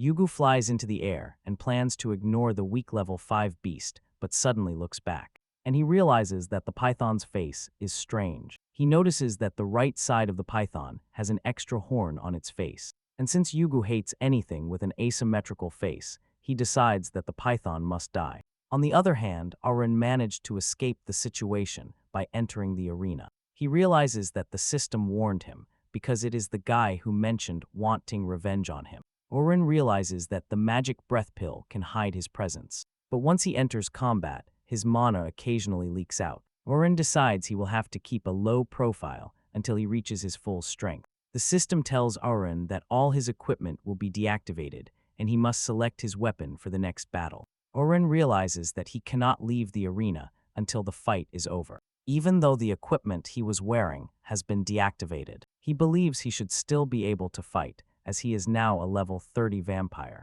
He looks at the weapons offered to him and notices that the stats are better than the last time he entered the arena. He thinks this is because he is stronger than when he first entered. However, he can still choose from a variety of weapons in the booth. He remembers that last time he found a cucumber and that the cucumber had a special bonus. He thinks he might be able to find a weapon like that again. This time, at that moment, he finds a mini whip shaped like a loving heart, and without a second thought, he chooses it. The whip has no stat bonus, but hitting the target with it puts both the user and the target in an aroused state, increasing both their attack power by 1%.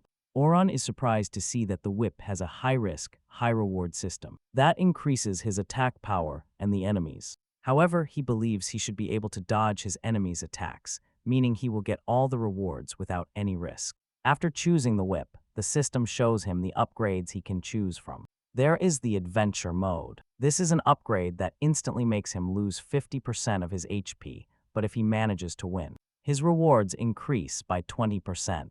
The next upgrade is Good Companion. He can randomly summon a follower to join him in battle. And the last upgrade is the Turtle Shell. With it, damage taken is reduced by 90%, and damage dealt is also reduced by 90%. Auron examines the upgrades and realizes that adventure mode carries too much risk for too little gain. The Turtle Shell upgrade is too passive and without knowing who his opponent is. It is completely useless. Aaron realizes that he has 3 strong followers, and that, regardless of which one he chooses, his chances of winning are quite high. Therefore, Aaron selects the Good Companion upgrade. The system randomly selects one of his followers. Shur is in the bathroom, wondering why Auron hasn't returned yet, while also worrying if Yugu has captured Auron. Suor manages to dismiss this thought because she has seen how strong Auron is. Suddenly, a light appears in the bathroom, and Suor is dragged into the arena. Since she is naked, the system provides her with clothes. However, before the clothes can appear on her body, Auron hasn't seen everything and is stunned. The system finally puts some clothes on Shur and chooses shorts and a tank top for her. Suor is confused when she enters the arena and asks Auron why he brought her there. Auron tries to calm Suor down, telling her he didn't see anything. Auron claims he is just trying to assess her abilities. Suor is surprised to hear this, because Auron is saying something else while holding a pleasure whip in his hand. The commentator then announces their arrival in the arena and tells everyone that Aro and his followers will be the ones challenging the ground that day. Their opponent is the flame witch Valo, who is a master of fire arts. Valo emerges looking terrifying, with flames burning all over her body. She is surprised that there are 2 opponents willing to face her, but she is not scared at all. She tells them not to think she will give up like Ida did. Vilo threatens to turn everything in the arena to ash to show off. She throws fireballs that become so large, they leave a charred crater in their wake. Even Auron is surprised by the effect of the fireball. Auron admits that the power and range of the attack are not something he can comprehend. He realizes that using the whip against fireballs will be a big mistake, as it will only further increase their attack power, since damage in the arena is transferred to real life. Auron realizes that it will be a big problem for him or Suor if they get seriously injured. Suddenly, he realizes that the whip's description specifies that the target is the same, and it does not say enemy. While thinking about this, Valo is busy boasting about her powers, showing how strong she is. She tells Auron that she doesn't care how many of them there are. She assures them that she will simply annihilate them. At that moment, she throws another wave of fireballs at the 2. But Suor raises an ice wall to block the fire. Sur talks about how much she hates those with fire attributes. She assures Valo that she will easily extinguish her flames, letting her know that she is not on top of the world just because she has fire attributes. At that moment, Valo also replies that she doesn't like those with ice attributes. Valo claims she is not giving her best yet. She tells the two that she is about to get very serious with them. Cher seems absolutely unperturbed as she tells Valo to give it her all. Cher bends down to stretch. Suddenly, Oran whips her with the whip. This activates the whip's effect, putting Cher in an aroused state, and her attack power also increases by 1%. She asks Oran why he hit her, and Oran urges her to endure the pain because there has been a change of plans. Oran continues to whip her repeatedly while looking for the perfect angle to land his strikes. Even the commentator is surprised by what is happening as he begins to wonder why Oran is hitting his own teammate. Her cries are heard throughout the arena, giving everyone the impression that they are fighting. Valet blushes, wondering what is going on between the two. She reminds them that they are in the arena, as she cannot understand what they are doing. Due to Oran's actions, Cher's affection level keeps increasing. It soon reaches 90. She cannot believe that a mid-level executive from the Ratsuri group like her is being publicly flogged with a small whip. Cher admits that the whip hurts and is humiliating, but at the same time she doesn't want it to stop.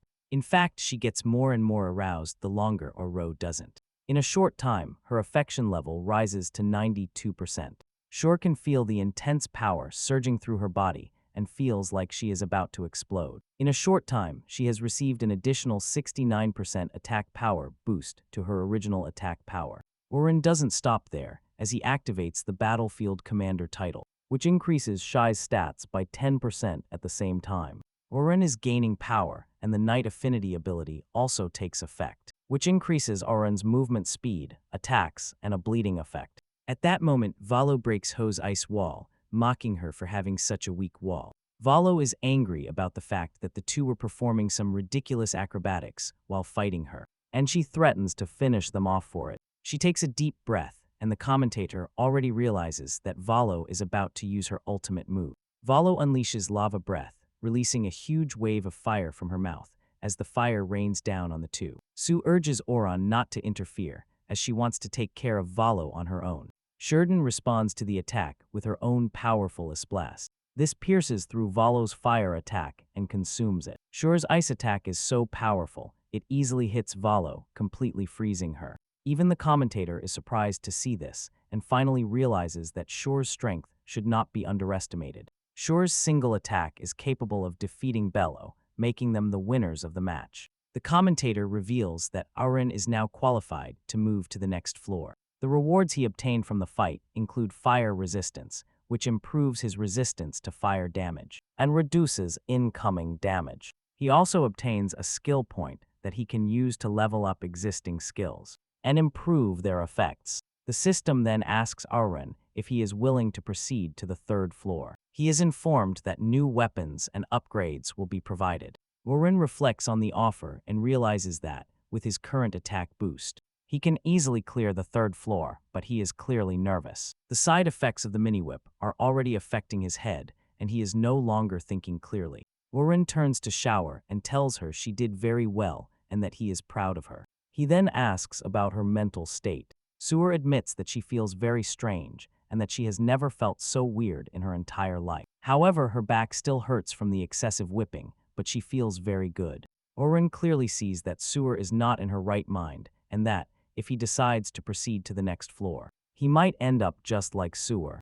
Auren decides to send Shore home through the arena portal. Auren is glad that the arena works quite well, in case he is pursued by an enemy. The portal opens right in Shore's apartment, and she reveals that her body hurts. She begs Auren to help her massage her body, and he agrees to do it, as it is his fault that she feels this way. At that moment, the system removes the suit it had given Shur, leaving her completely naked. Shur is surprised when the clothes disappear from her body and is forced to run off to change. After putting on new clothes, she lies down on the sofa and tells Auren that she is ready for the massage. Auren cannot believe that Sue has put on black stockings just for a massage.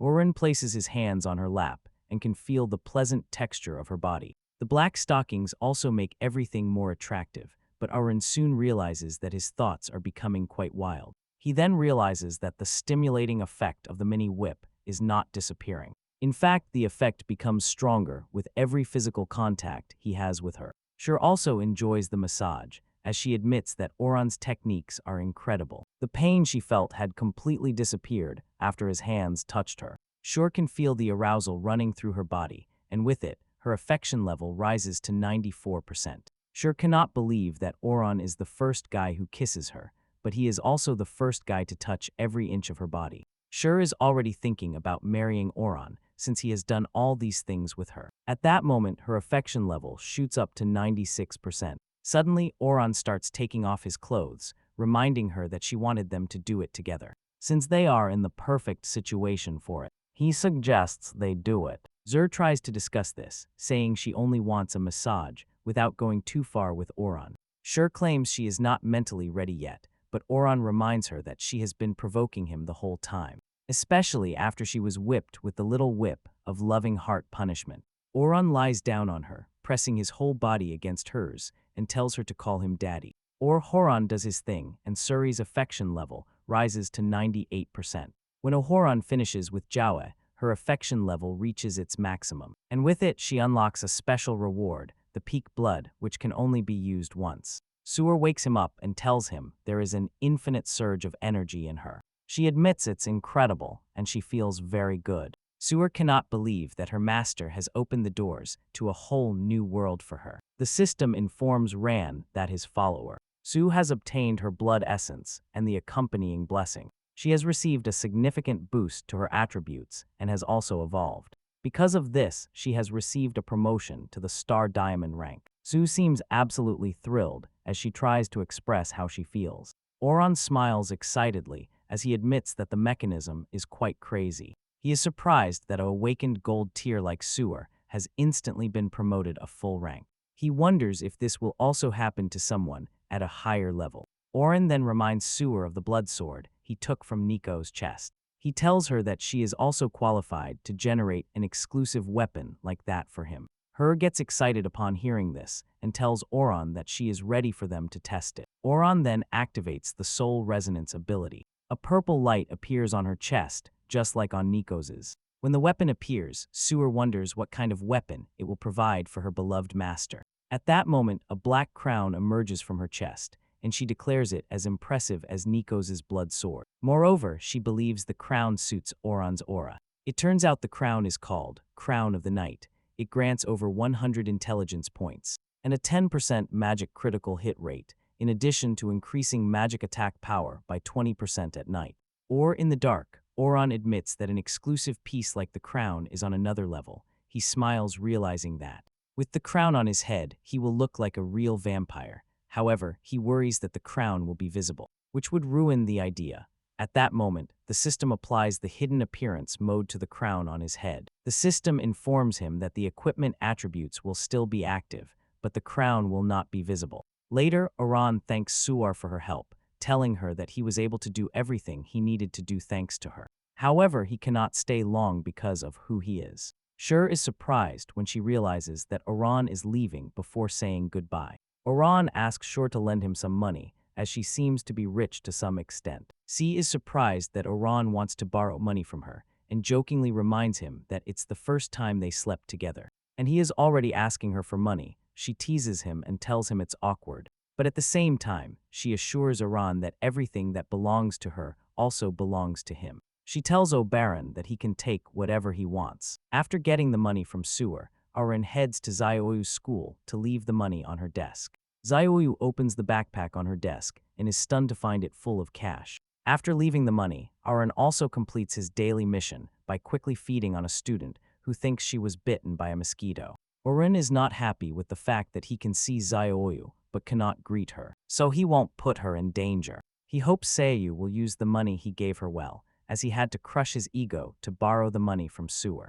Oron just wants his sister to be happy, even if she doesn't get into a good university. When Sur returns to work, she cannot get Oron's presence out of her mind. She starts moaning in her office, putting her in an embarrassing situation. She comes back to reality when a team member enters the room. Sur is startled and starts stuttering, trying to justify what they just saw. However, the team member lets her know that she is not worried about what is happening. She tells her that her colleagues were kidnapped by people from the elite center the night before. She believes this might be related to Yu Wen's death. At the elite center, a suburban factory, the two guys from her group are being tortured by Wang Meng. The two tell Wang Meng that they have nothing to do with Yu Wen's death. They even claim that when they arrived at the scene, there was nothing but a skeleton waiting for them. The two refuse to give in and continue to corroborate each other's story. The guys think they are being harassed because the elite center cannot find the killer, and since they are the weakest, it is easy to step on them.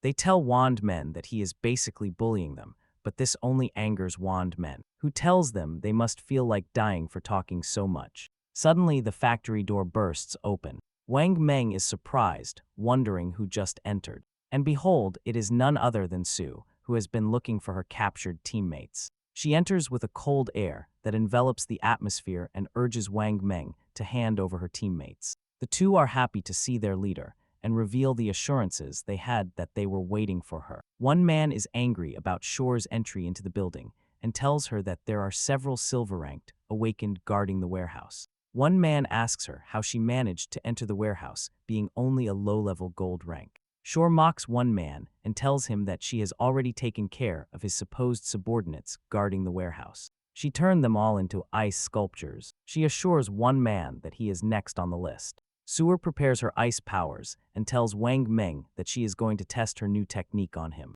Suer throws a bunch of ice wheels towards Wang Meng, but Wang Meng fully trusts his abilities. He is so sure that Shure's ice wheels cannot stand up to his fire fists. He tells Suer that she has been lucky. Yu Gu stopped him the last time they fought. However, this time he is ready to sweep the floor with Shure. Shure then tells Wand Meng that he is actually the unlucky one for not having Yu Wu in the area to back him up. Shure then launches a 16x ice wheel to attack Wand Meng.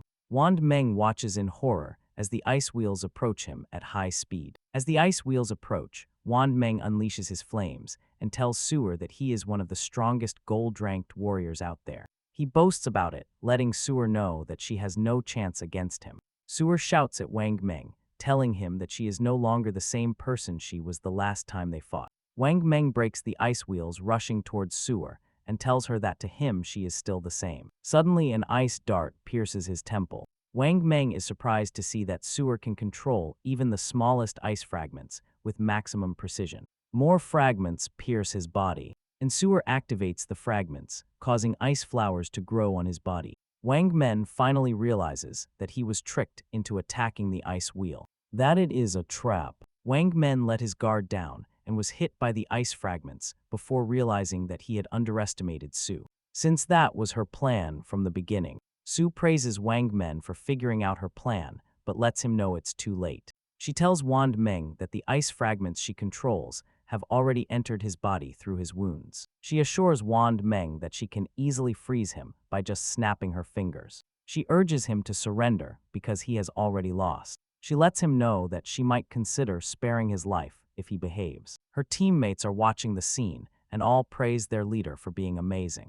Wang Meng's ego gets the better of him, and he remembers that he was chosen to be Yu Yu's partner because he is one of the strongest gold-ranked fighters. He does not want to accept the fact that he has been humiliated by a gold-ranked woman. He considers it a total disgrace, and because of that, he is unwilling to accept that he has lost. He unleashes a burning aura and tells Su that he cannot be scared. He declares that he will easily melt all the ice inside him. By unleashing his burning aura, he manages to burn the ice flowers growing on his body. He then goes after Suer with a big fiery punch, but Suer just sighs in disappointment and calls Wand Meng a fool. Suer snaps her fingers, and the ice fragments present in Wand Meng's heart take effect. Wand Meng's body shatters as a large ice fragment emerges from him. Wand Meng's body shatters as it crashes to the ground, losing his life in the most horrible way. Even with Wang Meng on the ground and dead, Suer stays there to cultivate her aura, declaring that his fire cannot melt her ice. A cold aura emanates from her body as she reveals that she is no longer a gold-ranked warrior, because she has moved up to the next level and is now a diamond-rank warrior. Following Wang Meng's defeat, Shure asks her teammates if they are okay. They assure her that they are fine and only suffered some minor blows. They tell her that they also did not reveal any confidential information. Suddenly, Shur feels a terrifying bloodlust in the area, just as she suspected. It turns out to be Yugo. He is standing by the factory entrance, looking menacing. He tells Shur that he is impressed that she has gone from gold rank to star diamond in just 2 days. Yugo then reveals that there are 2 types of people he cannot stand. The first group are those who have an asymmetrical appearance, and the second are those who dare to lie to him. Unfortunately, Shur falls into both categories. Meanwhile, in the succubus village, Auron has just returned. He has activated the resonance with Nico and retrieved the blood sword because he was dying to use it. The last time he used it, he could only briefly test it and could not properly check its attributes. The blood sword also functions optimally at night or in dark environments. The sword is also very powerful, as it can restore 5 health points for every kill. Aaron wonders if exclusive weapons are basically designed to give night bonuses. In addition to this, it adapts to his level, giving him 30 points to all his stats per level. Basically, the stronger he gets, the more powerful the sword becomes. Behind him, Nico blushes, because the moment Auron returned, he performed the resonance with her. And seeing Auron holding the sword, she has the same feeling that he is embracing her. She is very happy with this, and suddenly, Auron receives a lot of experience points. And Auron easily realizes that it is Jawa's doing. With the points Aaron just received, he leveled up 3 times in a row. He realizes that Jawa's opponent is quite powerful. Suddenly, he realizes that Su might be fighting someone quite strong from the elite center. Without a second thought, he concludes that Su is in danger. He immediately grabs Nico to fly him to wherever Auron expects to arrive before something bad happens, and asks Nico if she can fly faster. Ni replies that she is already at maximum speed, and that, with the way Auron is clinging to her, it's hard for her to concentrate. Back at the warehouse, Yugo reaches Su before she can blink or react. By the time she senses him, it's already too late. Yugo furiously strikes her and throws her out of the building along with her teammates. Shur cannot believe that one blow from Yugo was enough to break her defense. She quickly realizes that Yugo is powerful and crazy at the same time, and looks around to see that her other 2 teammates are already out of action. Shower realizes that the only way to have any chance is to go all out against Yugo. She immediately resorts to her power and unleashes a huge ice storm to launch a bunch of ice wheels totaling 1,000. Yugo is impressed that Sor has the strength to control so many ice wheels, but he knows that she has already reached her limit. Yugo tells Su that he doesn't care if she is a gold-ranked or diamond-ranked warrior. However, Sor argues this, saying they will never know unless she tries. She unleashes all her ice wheels to go after Yugo. However, Yugo remains in position and destroys all her ice wheels without even trying. This leaves Sor in disbelief, as she did not expect Yugo to easily destroy over 1,000 ice wheels without even trying. She finally understands the true power contained in an awakened legendary tier. Suddenly, she realizes that she cannot move. Su is surprised by what is happening, until she realizes that she is being paralyzed by Yugo's aura. His aura is so strong that it easily alters her mental state and her body. Unable to move, she watches Yugo run towards her to finish her off. Su realizes that she is done for and begins to regret the fact that she will not see her master again when they had literally just started having fun together, just as she is about to be crushed to death. She feels an overwhelming sensation, completely different from Yugo's.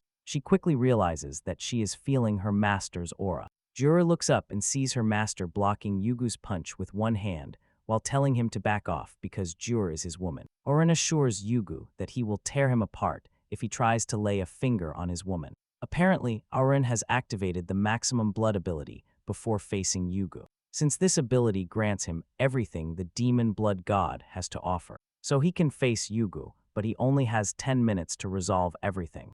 Yugo concludes that Suor has been sleeping with the enemy, which is why he is protecting her.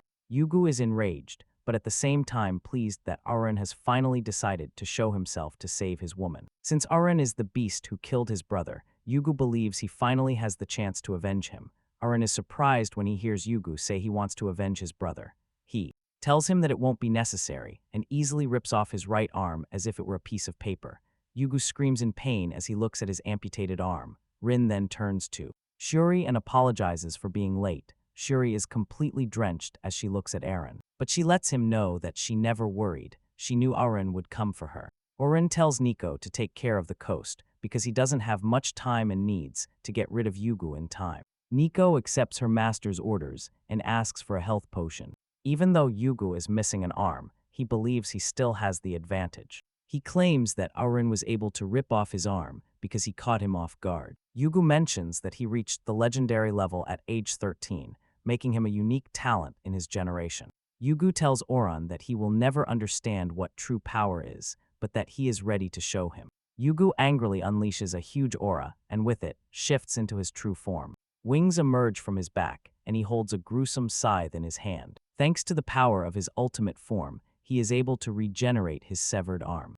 Su stands tall like a true villain with his left hand in his pocket, as he reveals that his ultimate form is called the six-winged slaughter angel. Yugu then reveals that the scythe he holds disrupts his sacred sense of symmetry, which is why he has always hated transforming. He lost an arm, but he no longer cares because Horan has messed up his aesthetics. He plans to teach him a good lesson. Yugu activates his god mode, the soul reversal cauldron. Shur can feel the intense killing intent emanating from the guy's body and realizes that Yugu wasn't even giving his all when fighting her. Shur is even more impressed by the fact that Eren is willing to risk his life just to protect her. At that moment, Eren receives a purple and gold quest. The system tells Eren that Yugu has an overwhelming killing intent. Because of this, the system gives him the quest to kill Yugu in 5 minutes to neutralize the risk. He is guaranteed a special reward if he manages to complete the mission in 5 minutes. Eren is surprised that the system is also willing to kill Yugu, even without the reward. Eren knows he will gladly eliminate Yugu.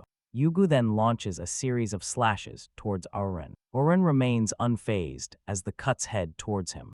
Eren is utterly disappointed with the cuts and tells Yugu that they have nothing divine about them.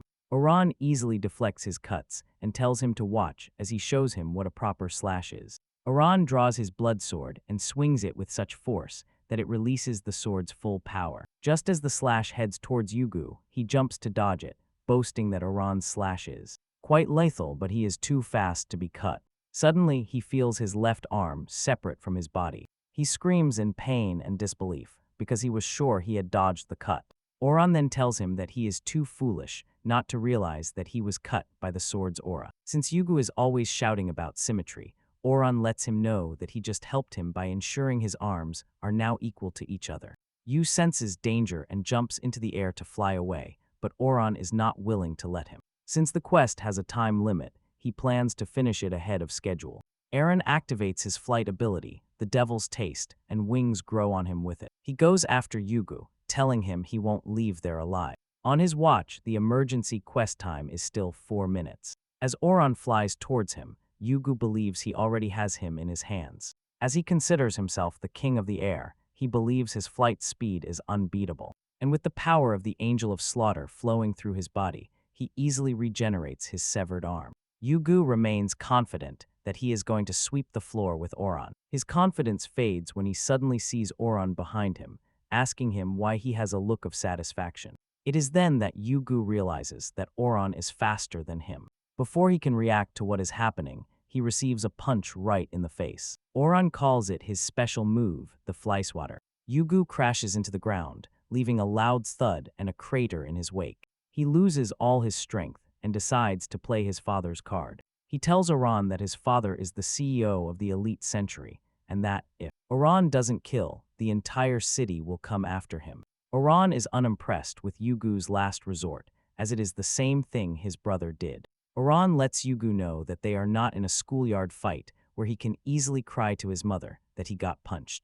Oran tells Yugu that he has to kill him to finally have peace. Enraged, Oran strikes Yugu with a powerful sword strike, and the power sinks into every pore of Yugu's body. This finishes him off, and Oran receives a series of notifications informing him that he has gained a bunch of attribute points. Dinz's last attack is so powerful that it leaves a deep hole where Yugu lay. Shur is surprised to see that Oran easily dealt with Yugu and didn't even try. She is more impressed by this, since Yugu is supposed to be a legendary awakened. Nico is not as surprised by what just happened, and tells Suer that this is usual for her master.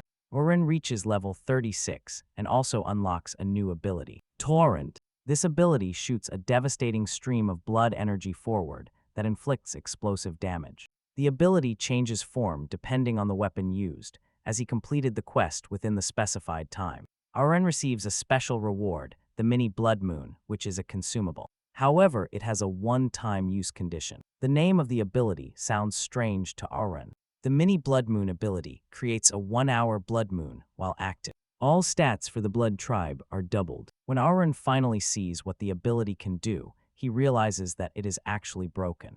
Oren finally descends back to the ground. Once he makes sure that everything is done and ready, he asks the girls if they are okay, and they reply that they are. Their heir says they are fine, thanks to Oron's intervention. Nico also agrees with her and says they are both fine. She jumps into Oron's arms and says they have nothing to fear as long as he is with them. Oron is happy that both of them are fine. Oron then turns to Sue and asks if she would like to come with them, since returning to Yi City will only make her a target. Nico agrees with Oron and tells her to come with them to the succubus village. Sue admits that the offer is tempting, but tells Oron that she cannot go with him. At that moment, Sue reveals that Yogu's death will cause a huge stir in the city, and that the higher-ups will undoubtedly take action against Oron. Shur is worried that if she leaves the city with him, Oron will be perceived as a threat. Shur stays behind so as not to put Oron in more trouble just for her selfish desires. Oron is impressed by the fact that Sor continues to put him first, even though everything is upside down.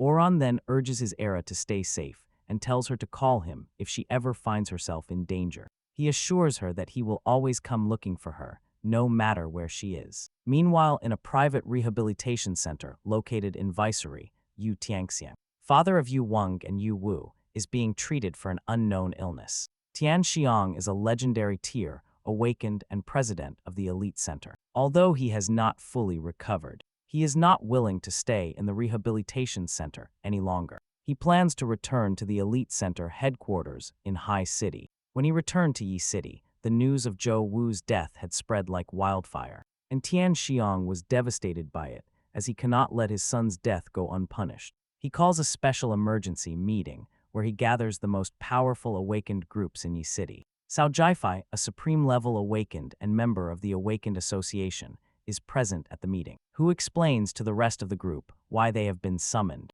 He informs them that some awakened who worked for the elite center have been killed, including the president's own sons. He reveals that they have a prime suspect, and this is the mysterious beast that appeared during the recent mana anomaly. Since the awakened warriors present in the room are the ones who run the city, Cao Jiafai asks them what the way forward is regarding the matter. Tianxiang is the first to speak and suggests they turn the city upside down to find the culprit who killed his sons. At that moment, Bill Lillian, from the Zenlin group, who is also a legendary level awakened, discusses the methods proposed by Tianxiang. He asks him if he plans to drag his men into the mud just to avenge his son. Since high-ranked awakened are valuable resources, Bill Lillian does not think it is wise for them to risk their lives. He asks Tianxiang if he will take responsibility if he loses men during the pursuit to catch his son's killer. Bill Lillian's stance is different, as he is unwilling to lose his forces for personal revenge.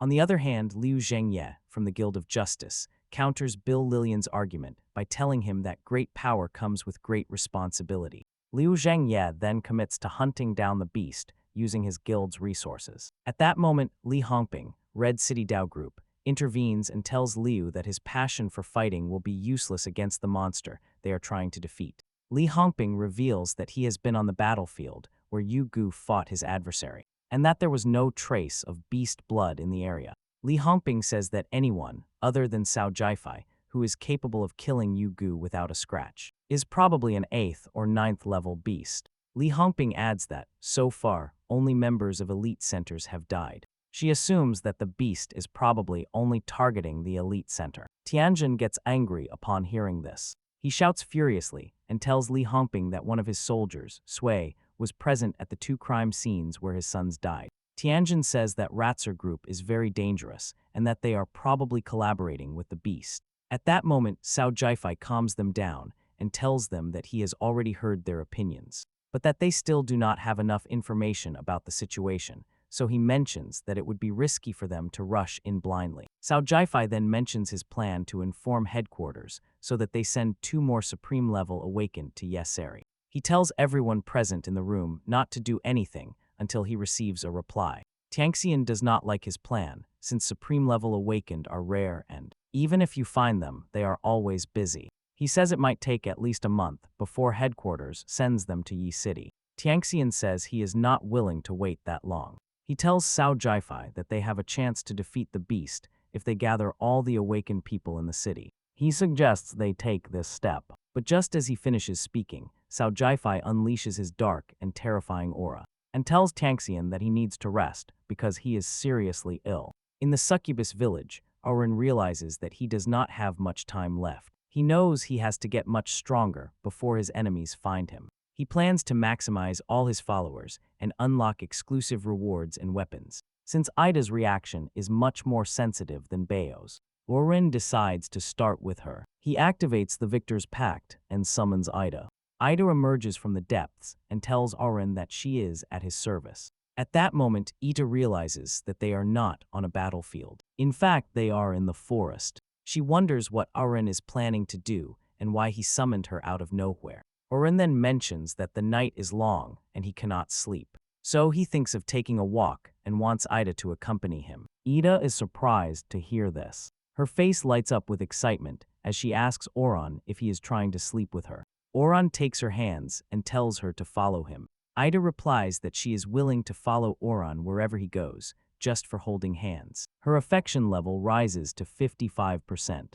Ida can feel the warmth emanating from Oran's hands and feels the heat flowing towards her. Ida is very shy because this will be the first time she holds hands with a man. Her affection continues to grow as they walk further and further. Oren is happy that just holding her hand increased the affection level. He decides to go a little further. Oren leads Eda down a path where reeds grow. Just as she passes between the reeds, they brush against her body and tickle her. The reeds touch her everywhere, on her back and lower down. As they walk, she becomes even more restless, with her whole body soaked. She cannot help but feel the reeds brush against her body. Her face turns red as she wonders why her master chose the overgrown path for walking. She can feel the plan right under her dress, touching her as if it were a man's hand. Her affection continues to increase, and when she is almost at her limit, Ida tells Oran that the reeds are tickling her. And heat. She tells Oran that her body is acting strangely and that she might not be able to contain herself. Oran is surprised to see how sensitive Ida is.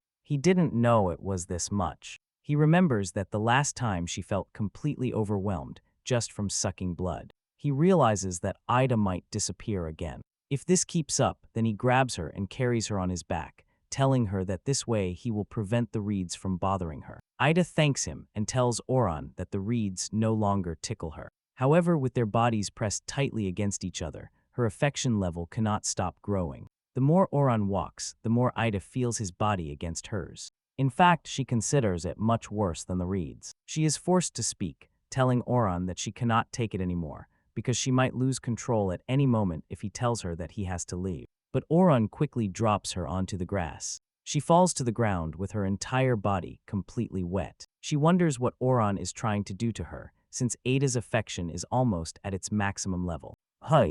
Oran realizes that he cannot back down again. He tells Ada that he cannot let her go yet, as he needs her for something very important. When she hears this, she immediately assumes that Oran is about to sleep with her, even though they do not have that kind of relationship yet. However, she knows she cannot say no if Aaron intends to take things to the extreme. At that moment, Oren begins to touch her and tells her to stop trying so hard. He lets her know that she is very important to him, as she is his first summoned companion. Aaron then reveals that he only wanted to take a walk with her and nothing more. Kita is surprised to hear this, and her affection level shoots up to 98%, and she realizes that she is the one with the naughty thoughts. Oran then apologizes angrily, telling her that he knows how sensitive her body is. But he still took her to a place full of reeds. Oran begins to narrate, saying that life was hard for him when he was younger. He mentions that whenever he gets tired of life, he comes to the lake to contemplate it, just as they are doing now. Orin says there is something about the calm water that calms him down and gives him the strength to carry on. Ida cannot believe that her master has a vulnerable side, but that is not the only thing that surprises her. She is more surprised that Aren is opening up to her, like couples strolling under the night stars. By showing Ida his weak side, Oran causes her affection level to reach 100%. Oran is surprised when the system tells him that he has reached the maximum affection level. But instead of peak blood, this time he gets the blood-forged castle. Oran supposes that the first 2 draws must have been lucky breaks for him. However, he is sure that the reward will still be special. Since it is a secret reward, Eren checks the skill details. The ability constructs a personal fortress in a desolate region within the domain's range. Oren and his followers quickly regenerate MP and HP. Oren realizes that he just got a fortress, a healing zone, and a base of operations to gather his forces. At that moment, the soul resonance ability activates and Ada's chest begins to glow. Momentarily, a pendant appears on her chest. The pendant is known as the Spirit Pendant. It grants an additional 88 points to her spirit stat, which controls her mana. The pendant also provides status resistance and a 5% chance to nullify magic attacks. Furthermore, the pendant grants a 10% chance to nullify control spells. Oren examines the necklace and is impressed by the benefits it offers. It helps increase resistance against anomalies and even offers the possibility of nullifying magic attacks. Eren is sure that the necklace will play a good role when facing magic users. Eren explains to Ada that the item is an exclusive soul resonance item that she can only use when their souls and hearts are perfectly aligned. Due to the item's importance, Eren assures Ada that he owes her a favor.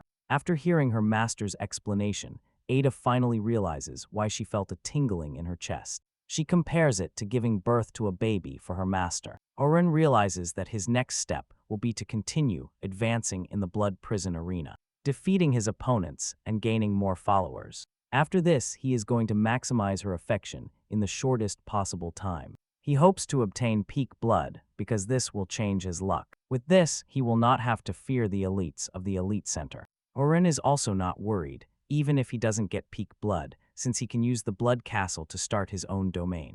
Oren is thinking about this when Ida suddenly grabs him from behind. He is surprised, and Ida reveals how happy she is because this means a lot to her master. She considers her master the person she has been waiting for since their hearts and souls are connected. According to Aren, Ida believes they are basically soulmates. She concludes that she has also given a baby to Jeron, which is why she wants their bodies to connect better. It is then that Oberon realizes that soul resonance overstimulates the lady, and she has gone off the rails without holding back. She kisses Oron as expected. The two lie down together, and Ida receives Oron's essence. As usual, his stats increase, and he jumps to the mid-rank of the 5th level. Ida lies on the ground moaning and talking about how good it feels. She mentions how unforgettable the experience Eren just gave her. Oren stands there, displeased. He realizes that Iria is too sensitive and that he needs to do something about it. Oren does not want her sensitivity to become a problem in battle. Since the moon is out, Oren decides to enter the arena while he can. As usual, he is welcomed to the battlefield, and they tell him that all his equipment and consumables are disabled, except for exclusive equipment. Then they tell him to choose his combat equipment. And since his exclusive equipment is still active, he decides not to choose a weapon. Instead, he chooses the Topaz Gourd, which restores 15% HP per use and has 3 uses available. As for the enhancement section, there is the Thorn Coat, which reflects 20% of damage received back to the enemy. There is also Risky Adventure, which causes an instant loss of 50% of health points. If successful, it increases maximum health points. The loot value also increases by 20%. The last one is the Berserker Enhancement. With this, the battle starts with a 20% bonus to attack power. Since he is on an urgent mission, Oron realizes that he needs to gain power as quickly as possible, even if it is risky. And that is why, surprisingly, he chooses the Risky Adventure Enhancement. With this, Oron enters the 3rd floor of the Blood Prison Arena. The commentator informs everyone that he enters the arena with 3 pieces of exclusive equipment. She wonders if Oron will be able to maintain his streak. Next, she announces the arrival of his opponent, a divine knight wielding the sun and the silver moon. She is a 5th level centaur warrior, and practically, her name is Centaur. Centaur admits that Oron is quite skilled for having defeated the fire demon. However, she assures Oron that he has no chance against her, as she boasts. Oron only thinks that Centaur is the first rare species he has seen. Oron tells Centaur to shut up because she talks too much. Centaur immediately unleashes a strange aura from her body, and when it reaches Oron, it triggers a status effect that forces him to attack Centaur. Oron swings his sword at Centaur, releasing a red aura to attack her. However, Centaur is able to block the attack, and in the process, she also charges her shield. Centaur admits that Oron's power is unreal. Centaur then tells Oron to keep attacking her. She wants him to hit her with everything he has. Oron is displeased with Centaur's arrogance and promises to punish her once he defeats her.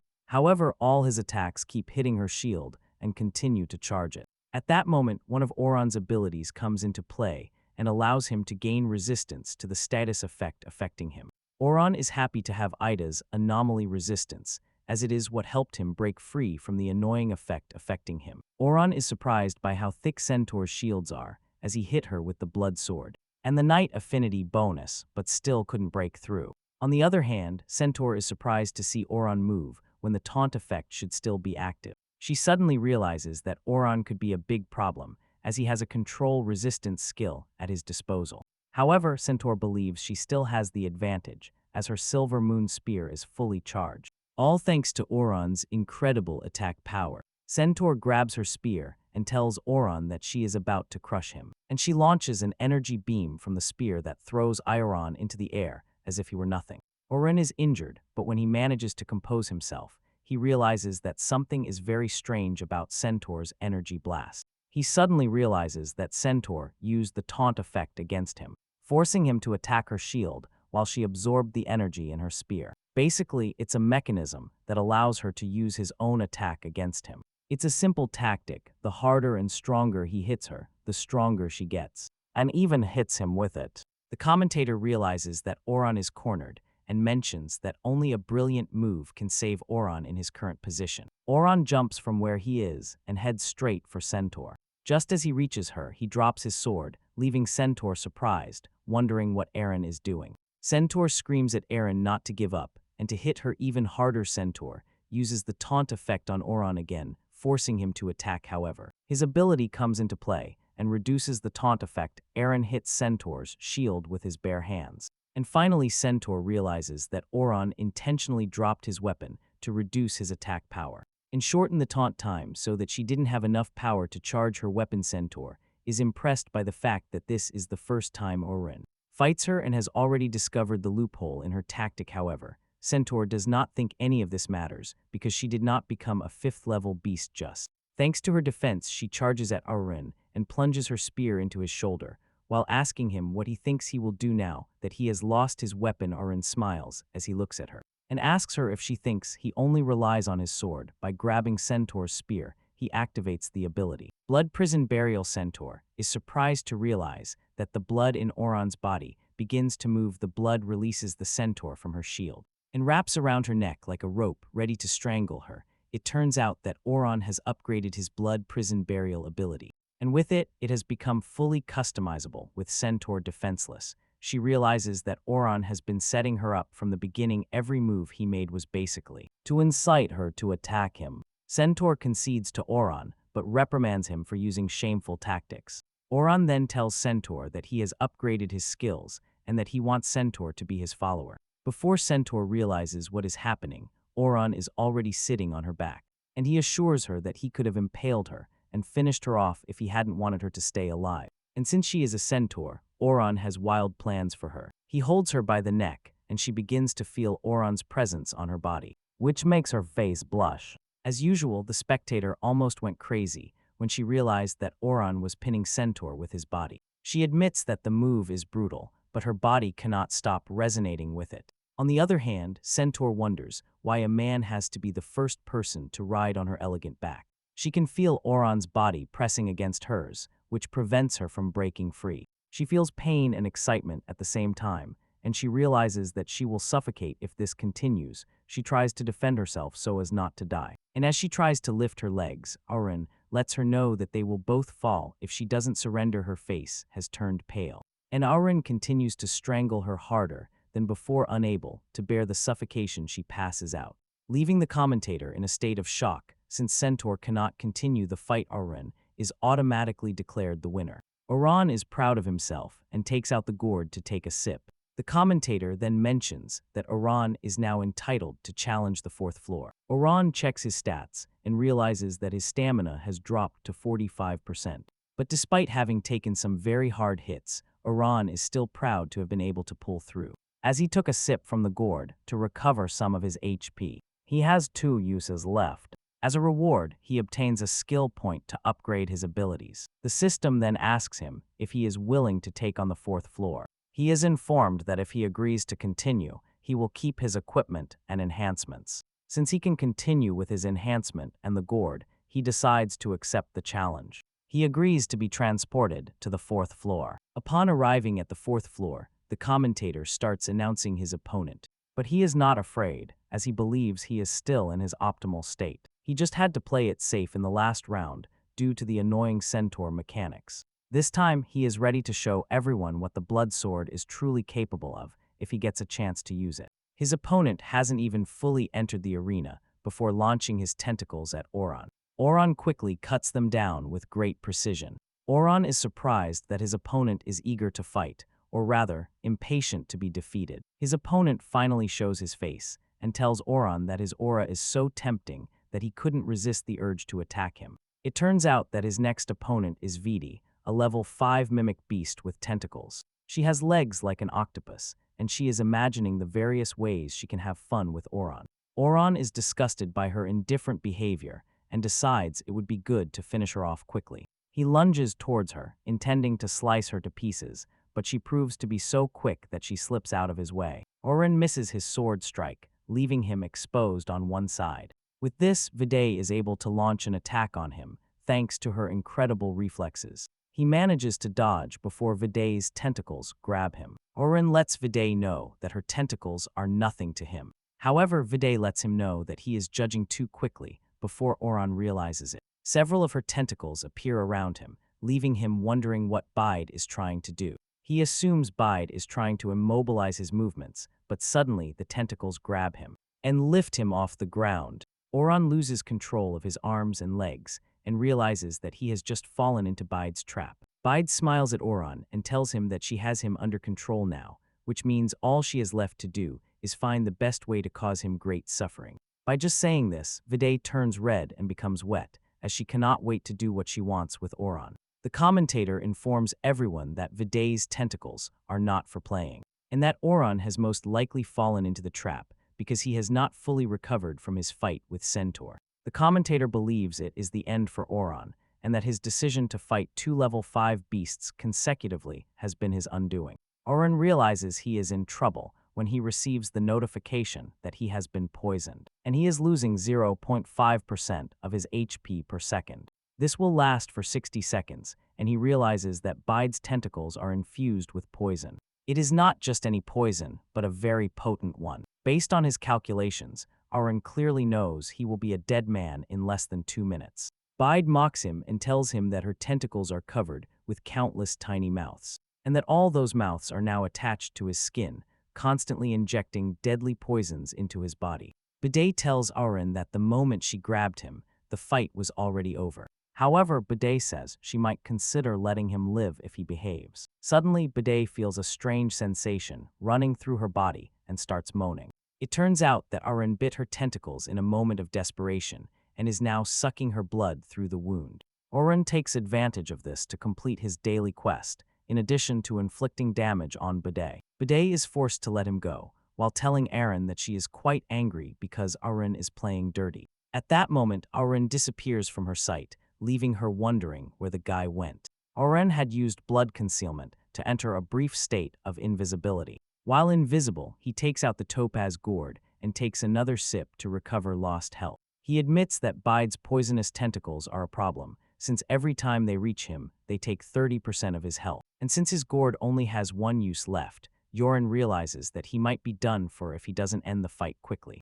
Meanwhile, Bide keeps wondering where Auron is coming from. While trying to figure it out, Auron surprises her by suddenly appearing from below. One of his blood spikes pierces her torso, almost impaling her, but she manages to dodge a fatal blow to the heart. Before she realizes it, several blood spikes appear underneath her, forcing her to change position. She jumps to turn, but before landing, she realizes that Oran has already placed blood spikes everywhere, which means there is nowhere she can land without being touched.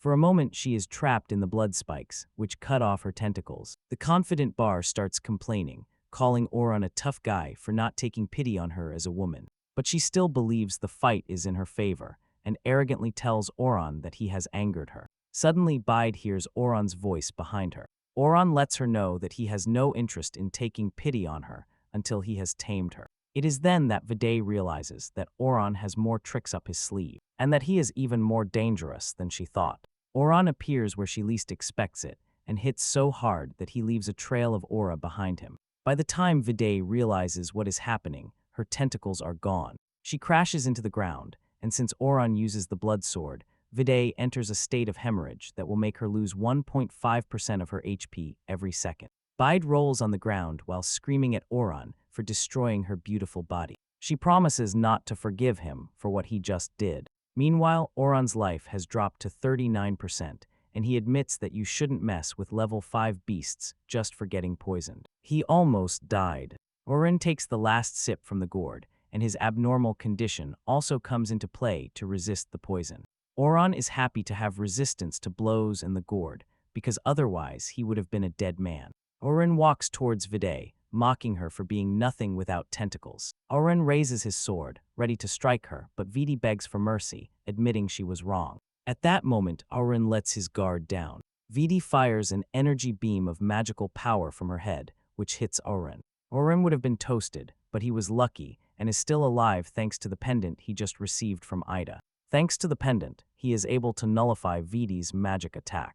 Viday is surprised to see that her last attempt to finish off Oran has failed spectacularly. Oran is angry because Viday tricked him, but she begs him again. She tells Oran that this time she is truly surrendering, but Oran is not willing to trust her a second time. Without thinking twice, he cuts her, and the force of the attack throws her backwards, leaving her purple octopus, and blood spilling everywhere. Viday crashes to the ground in pain as she struggles to stay on her feet. Oran lets her know that she is going to get a proper lesson from him after he dominates her. With this, Geron emerges victorious from the battle. The commentator is impressed that Geron is capable of defeating 2 high-level beasts consecutively. As for his rewards, he gains increased resistance to poison damage. He also obtains 1 skill point. As a bonus, he acquires the Tentacle Fortress, an ability that summons several tentacles from behind to bind and strike enemies twice. Aaron is impressed that he obtained Viday's ability and considers it a very sweet bonus.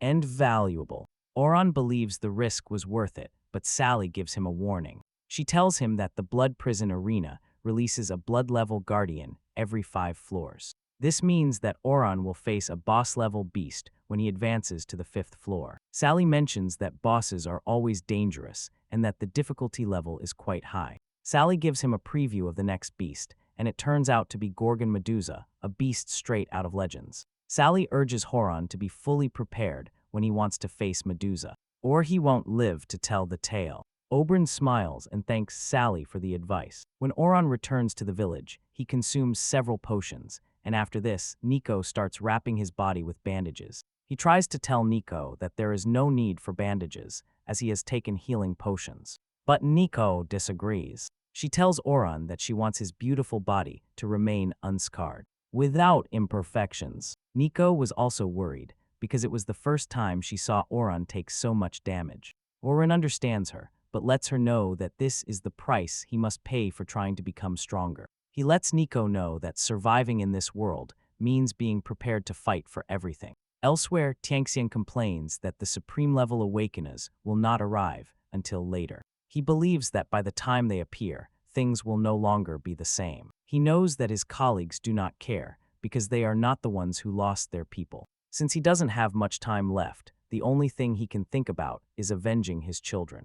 At that moment, his personal doctor, a beautiful woman named Liu Yao, tells him that there are still some hungry guilds in Yseri. She wants to find a way to convince them to support Tianxian's cause. Since she is from City Bai, and no one knows her in Desari. Apparently, Liu Yao is a tier diamond star awakened and seems quite dangerous. Tian Xiang is surprised to hear this, and Liu Yao admits that the plan is a bit extreme. However, desperate times call for desperate measures. Liu Yao also knows that if she is caught, it will be the definitive end for her.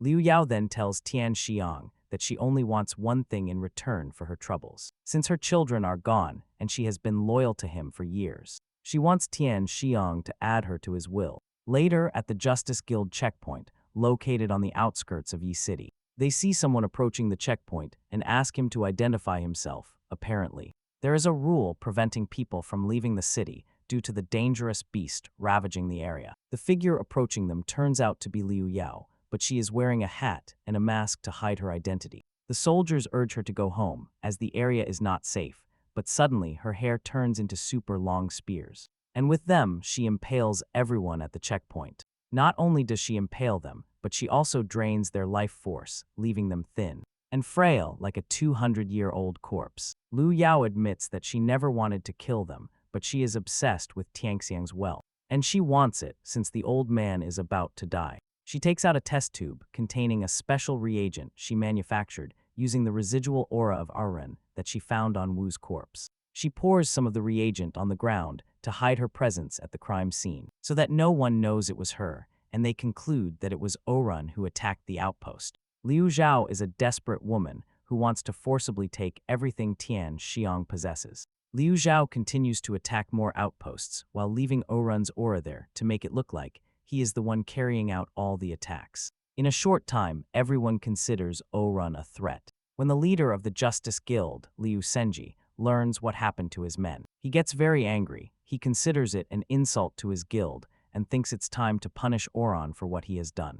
On the other hand, Luo Suan, an awakened diamond star, is also angry. She strongly wishes to become an idol, and for this, she has gathered enough people for a big debut. But they have all been annihilated. She blames Oran for this, which is exactly what Liu Yao wants. She vows to keep fighting until she sees Oran buried. Vivian also learns about everything that is happening. As she is a logical and intelligent person, she realizes that something doesn't add up. All evidence points to Oran as the perpetrator, but she sees no reason why Oran would go off his pattern, since he has only attacked people from the elite center. Therefore, attacking other guilds and groups seems foolish to her. The other person who knows something is going on is sure that her master has no reason to attack the outposts without any reason. She is doing a yoga session. When Li Hongping enters her apartment, she is surprised to see the woman in her house. Since it turns out to be her mother, she demands to know why her mother is at her house and why she hasn't visited her in years. Li Hongping apologizes, saying that her work has kept her busy. Besides that, she is trying to ensure that her identity remains hidden. Lian Pin then mentions that Oran is causing trouble in the city, so she came to see her daughter. Shower then intervenes and tells her mother that Oran is not the culprit, as he has nothing to gain from everything that is currently happening. Her mother is surprised to hear this and immediately suspects they are close. Shower lies, saying that she is not close to Oran, but only had the luck to escape once. Li Hongpin tells Su that she is a terrible liar and reminds her of the power she wields. She then realizes that her mother actually came to investigate Oran, not to see how she was doing. Su is not surprised by this, as her mother never loved her. Su claims that she has been working very hard to get her mother to notice her, but she never did.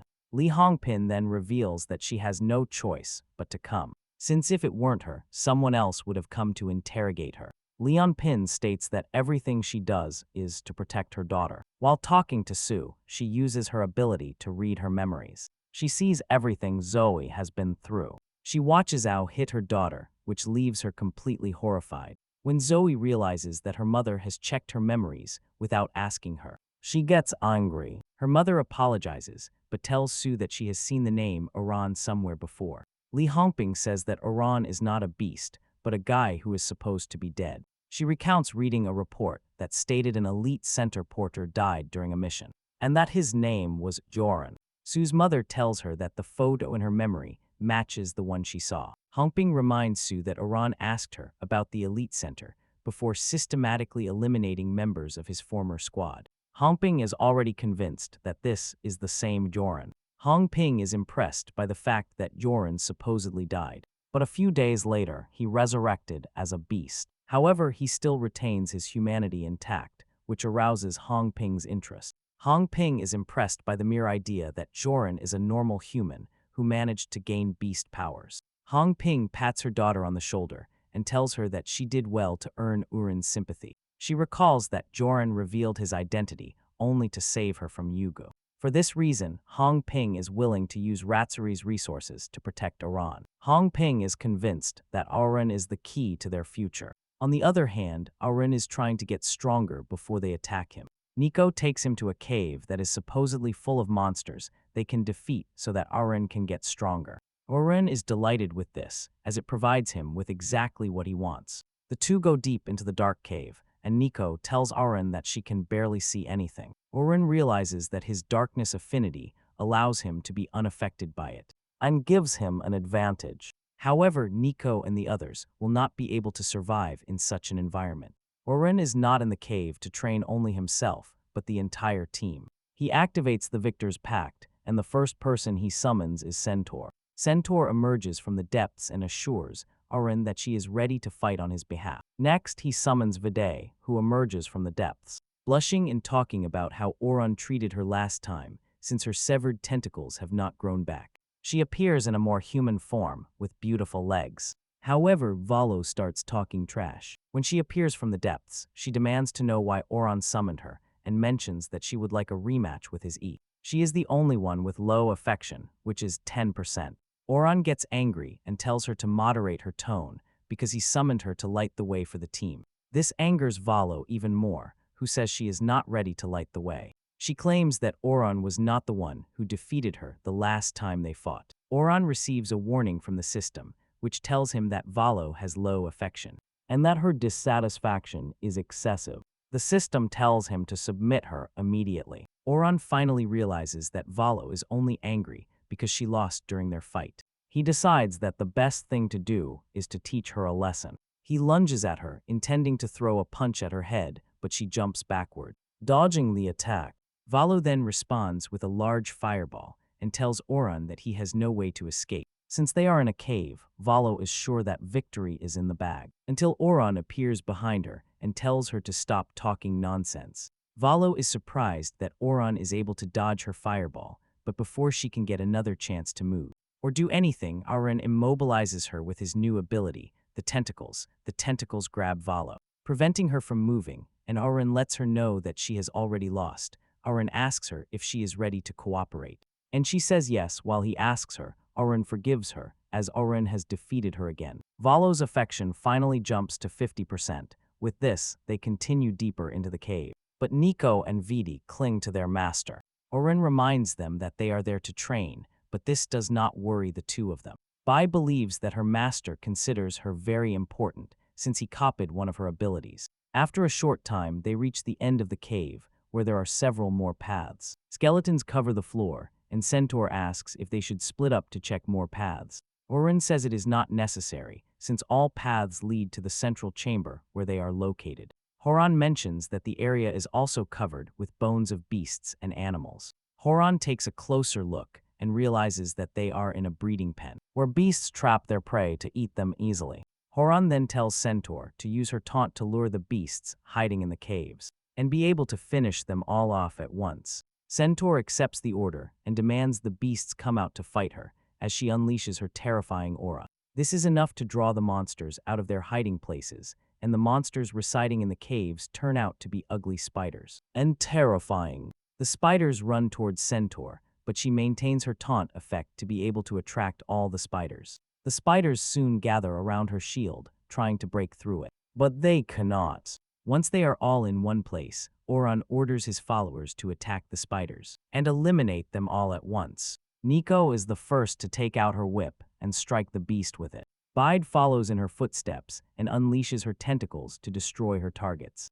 Valo also uses her fire breath to burn the spiders mercilessly. In a short time, Auron's followers finish off the spiders, providing him with a large amount of experience. Auron is satisfied with the amount of experience points he has gained. Even though the spiders are low-level beasts, Auron then discovers that he has obtained a new ability called Devil's Hand. It is an ability that allows him to launch a surge of demonic energy to trap enemies or objects from a distance. However, Arun is still not satisfied, as he knows there must be a high-level monster in the cave. He believes that the spiders will have a spider king, and for some reason, it has not fallen for the centaur's trap. Furthermore, the small paths are not large enough for the spider, which means there is only one place it could be. And that is above. Oran looks up, and just as he suspected, the Spider King is comfortably seated above them. The Spider King releases a large amount of acid poison from its mouth, and Oran shouts to his followers, telling them to move away.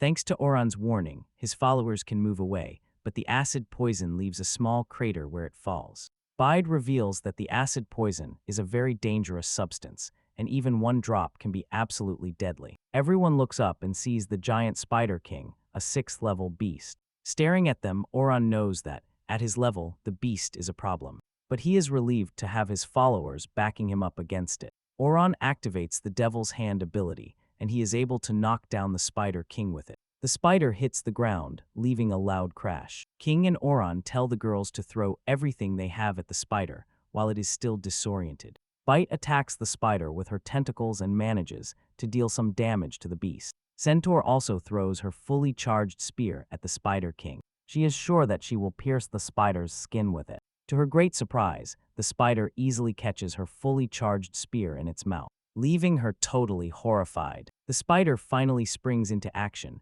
and launches its webs onto all the girls, restricting their movements. They try to break free, but the web is too thick. Besides being thick, it is also sticky and disgusting. Nico is immobilized on the ground and concludes that there is no escape for them. Suddenly, the spider focuses its attention on Nico, and the girl fears she is lost. Nico assumes the spider is intentionally attacking her because she is the weakest in the team. Nico closes her eyes, ready to accept what the spider is about to do to her. Just before the spider can harm Nico, Arun attacks her and cuts off one of her annoying legs. As soon as he cuts the leg, acid comes out of the spider's blood, which indicates to Arun that the spider is quite annoying. Arun realizes that the 6th beast is no joke, but still, Arun is not afraid to attack it. As Arun has one more follower on his bench, he releases her. Ada emerges and mentions that the spider's resistance is too high, so the centaur's taunts did not affect her. She knows that her alpha howl will not affect the spider immediately, but her screams persist over time.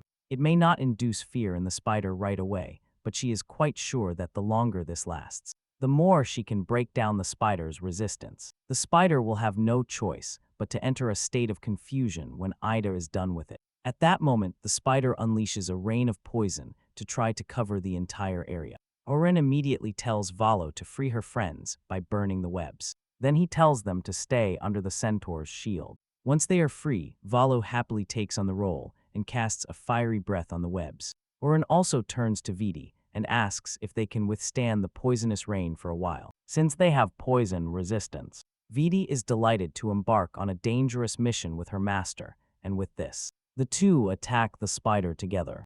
Arun cuts the spider with his blood sword, causing it to hemorrhage. Arun is glad the blood sword worked, and this is because he has already accumulated 3 bleed effects. He hopes to break the spider's armor this way, but at the same time, he is worried about the acid from the spider's blood. He remembers that it was the same when he fought her in the arena.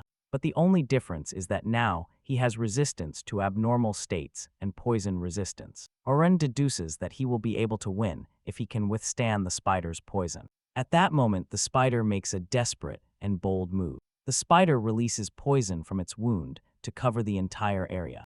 Arun realizes how dangerous the situation is and immediately goes into stealth mode. He realizes that the more he attacks the spider, the more wounds he causes it, but this also provides the spider with more pores to release its toxic acid and its poison.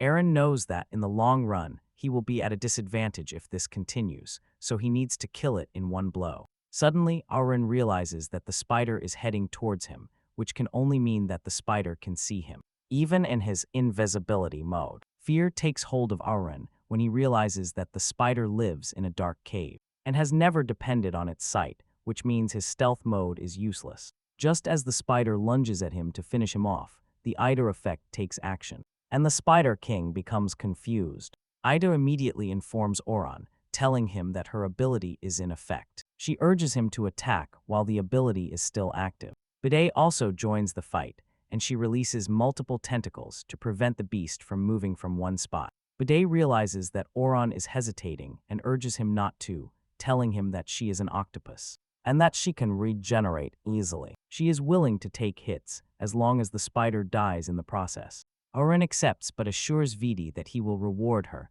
once the battle is over. This only motivates Vidi further to cling to the Spider King and not let go. Oran then activates the blood prison burial, and several blood spikes impale the Spider King. The spider's blood splashes on Vidi, causing her immense pain. She screams in agony, while Euron tries to finish off the Spider King. However, the Spider King is so tough that it even tries to escape while fully pierced by the blood spikes. Although the Spider King is proving stubborn, Oran is not willing to let it escape.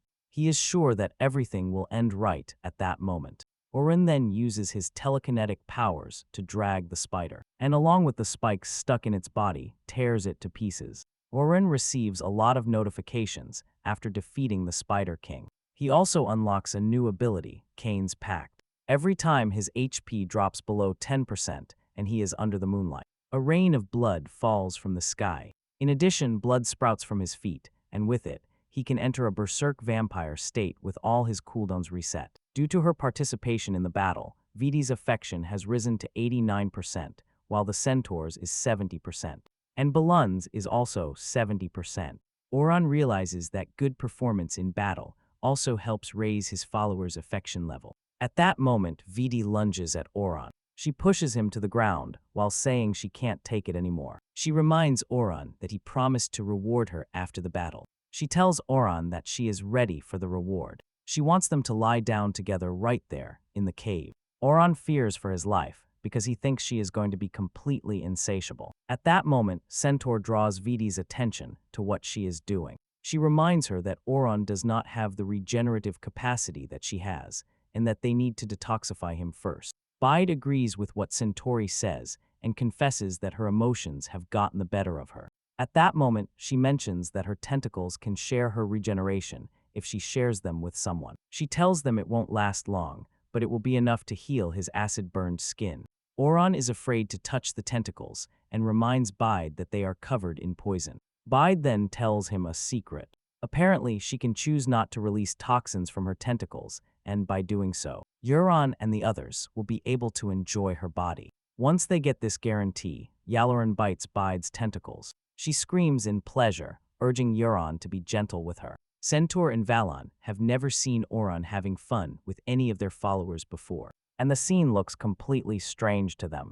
However, Nico and Ida are excited because they have both enjoyed their master's impressive essence. The whole group soon bites Bide's tentacles so that everyone can heal. Once they finish eating the tentacle, their wounds begin to heal. But Oro notices that something is not right. He realizes that he feels very hot throughout his body and that his blood is pumping like crazy. It is then that Bide mentions that she forgot a small but important detail. Sharing her regeneration has a side effect. For a short period of time, everyone who has shared her regeneration will be synchronized with their emotions. Sauron then realizes that his body is heating up because he is sharing emotions with Bide. He is under her influence, but suddenly he realizes that he is not the only one who has eaten her tentacles. He turns around and sees that the other girls are also very excited. Ida mentions the great role she played in the battle and how she cried to the extreme just to break the spider's mind. Therefore, she believes she deserves a reward.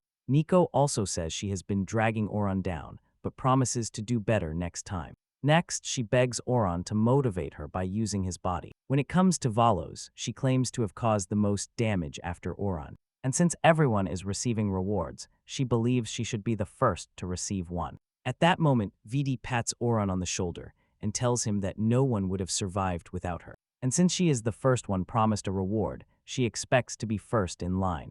Suddenly, Oberyn shouts at the girls for overstepping their bounds. This surprises her.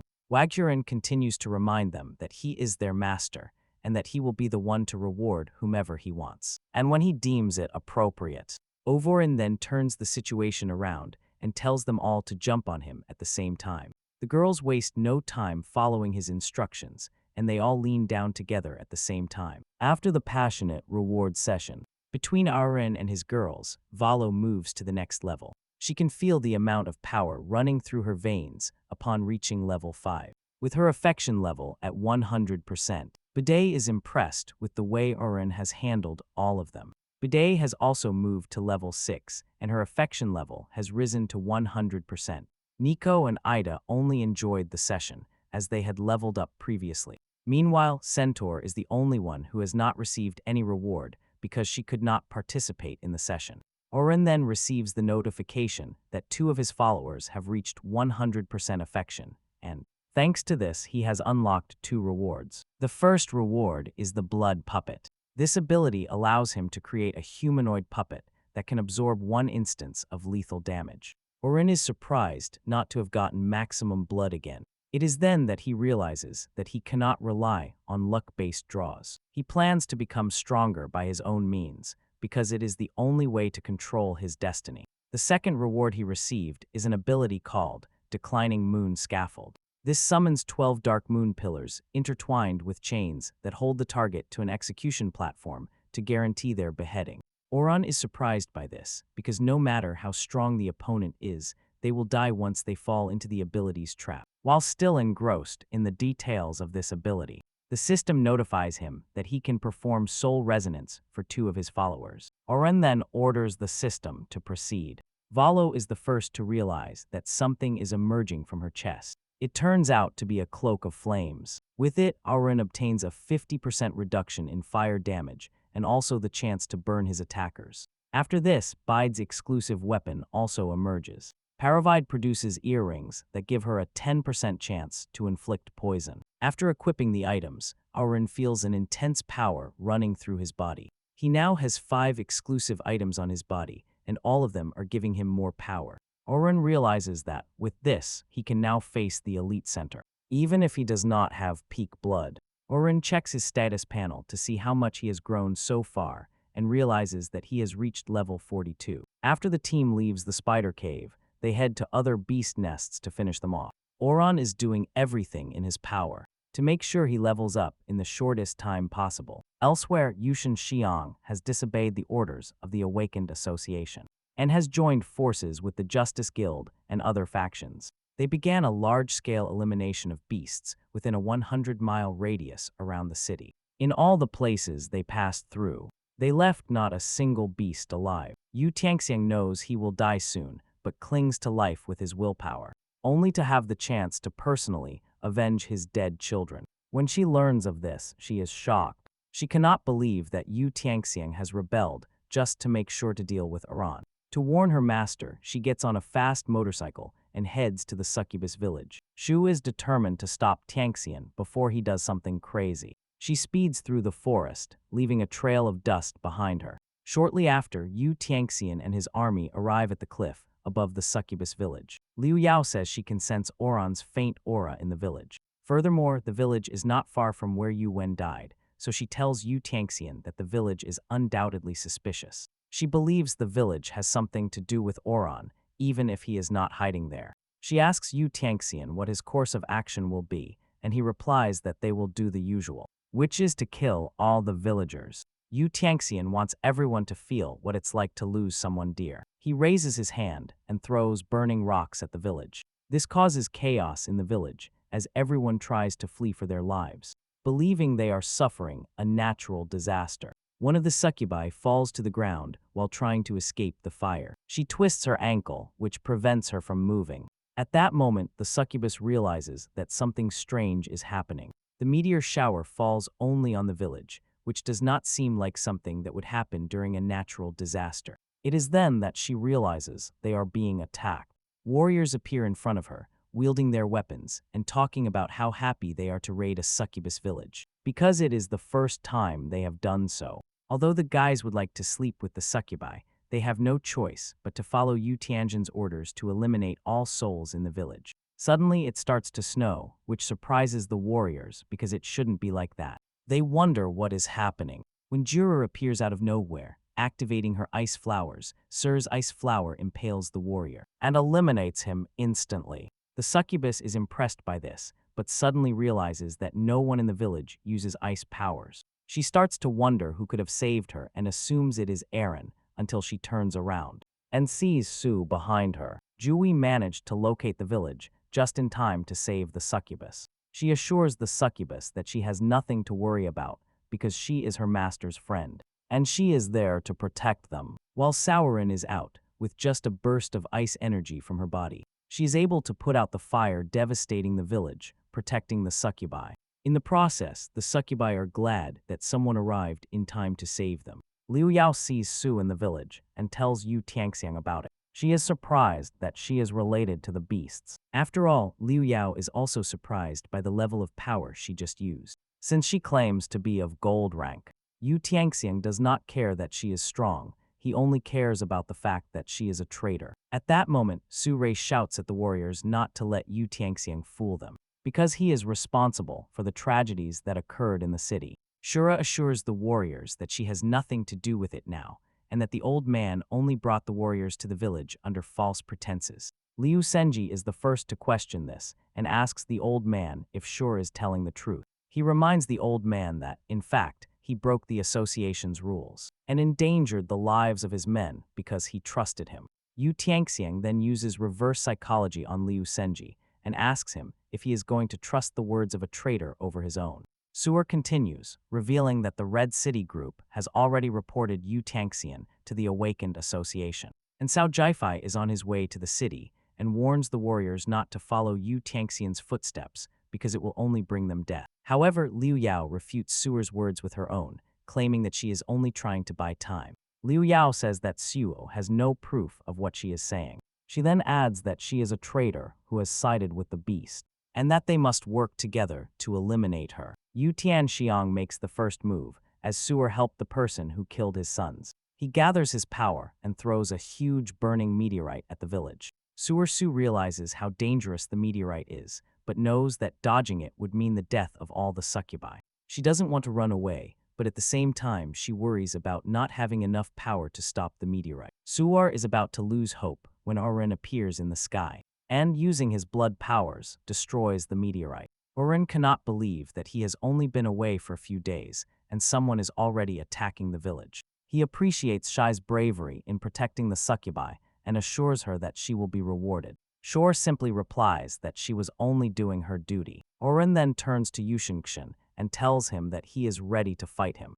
since he wants to avenge his sons, his beloved sons. Apparently, Oran is flying thanks to one of his abilities, the Devil Wings, which grants him a 30% increase in speed and a 20% bonus in damage while airborne. Oran confesses that he was the one who killed Yu Tianxiang's sons, and lets him know that his sons deserved what happened to them. Since Yu Tianxiang wants revenge, he suggests that he face him alone, without involving others in the battle. Yushinkshin burns with anger the moment his eyes fall on Oran. He lets him know that he has been waiting for this moment since he learned of the death of his sons. He plans to kill Oran so he can finally rest in peace before Oran can react. Yushinkshin changes position. He almost reaches Oran in one of his attacks, but he manages to move at the last moment, not without suffering some damage. Oran realizes that Yu Tianxiang may be old, but he is still a legendary warrior, and was just one step away from becoming a supreme, awakened one. Oran admits that Yu Tianxiang's fire magic is something to worry about, and that without the fire cloak he is wearing, he would certainly have died. Oran continues trying to follow his movements when Yu Tianxiang appears behind him again. Yu Tianxiang cannot believe that someone as slow as Oran is the one who killed his sons. Yu Tianjin accumulates enough firepower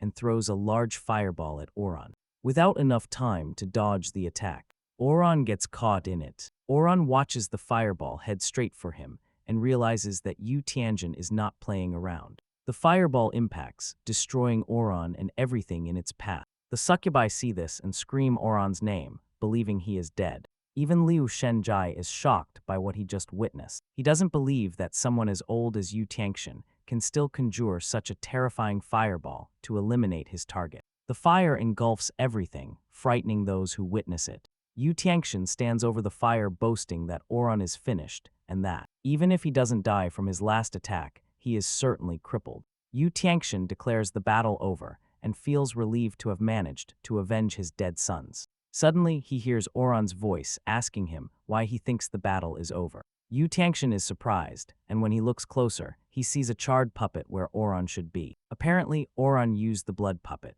which allowed him to summon a humanoid puppet to take Yu Tianxian's fatal blow instead.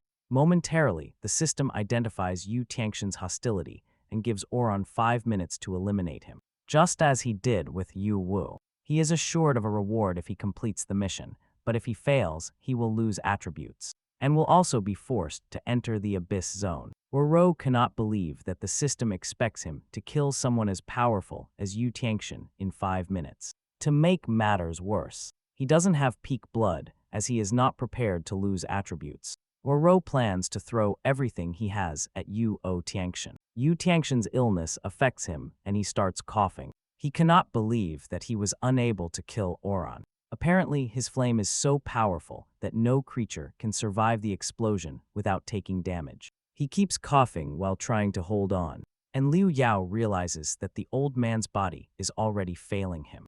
Realizing this, Liu Yao orders the warriors to attack Oron. They all obey and begin to run towards Oron. Luo Xuan takes the lead because she is angry that Oron was the one who shattered her dream of becoming an idol. Liu Sengyi is also excited to join the fight as he upholds justice. However, Nico and the rest of Oron's followers arrive just in time to support their master. Since all the warriors are busy with his followers, Oron realizes that Liu Yao is the only one left with Yu Tianxian, and he plans to face the old man, as this might be his only chance to defeat him. Oron excitedly accesses his skill list and creates the blood minimoon. This creates a blood moon that lasts for 1 hour. When the moon is active, Oron and his followers gain double attributes. The moment the moon moves in the sky, Oron feels an immense power running through his body. He realizes that his power has not only doubled, but has also become strong enough to create an entirely new night sky. Luo Xuan finds herself fighting Nico and Ida. She admits that the two are incredible, and that, if they weren't their enemies, she would probably have recruited them for her idol school. Liu Zhangyi also faces Volyu and Centaur, and tells the girls that he will not hold back just because they are women. On the other hand, Liu Tianxian runs to his vehicle and begins injecting himself with the new experimental drug to continue fighting. Liu Yao is shocked to see the number of syringes he has used and tells him it is too much. Yu Tianxiang shouts at the woman to shut up, as he is willing to do whatever it takes to ensure that. Oron bites the dust.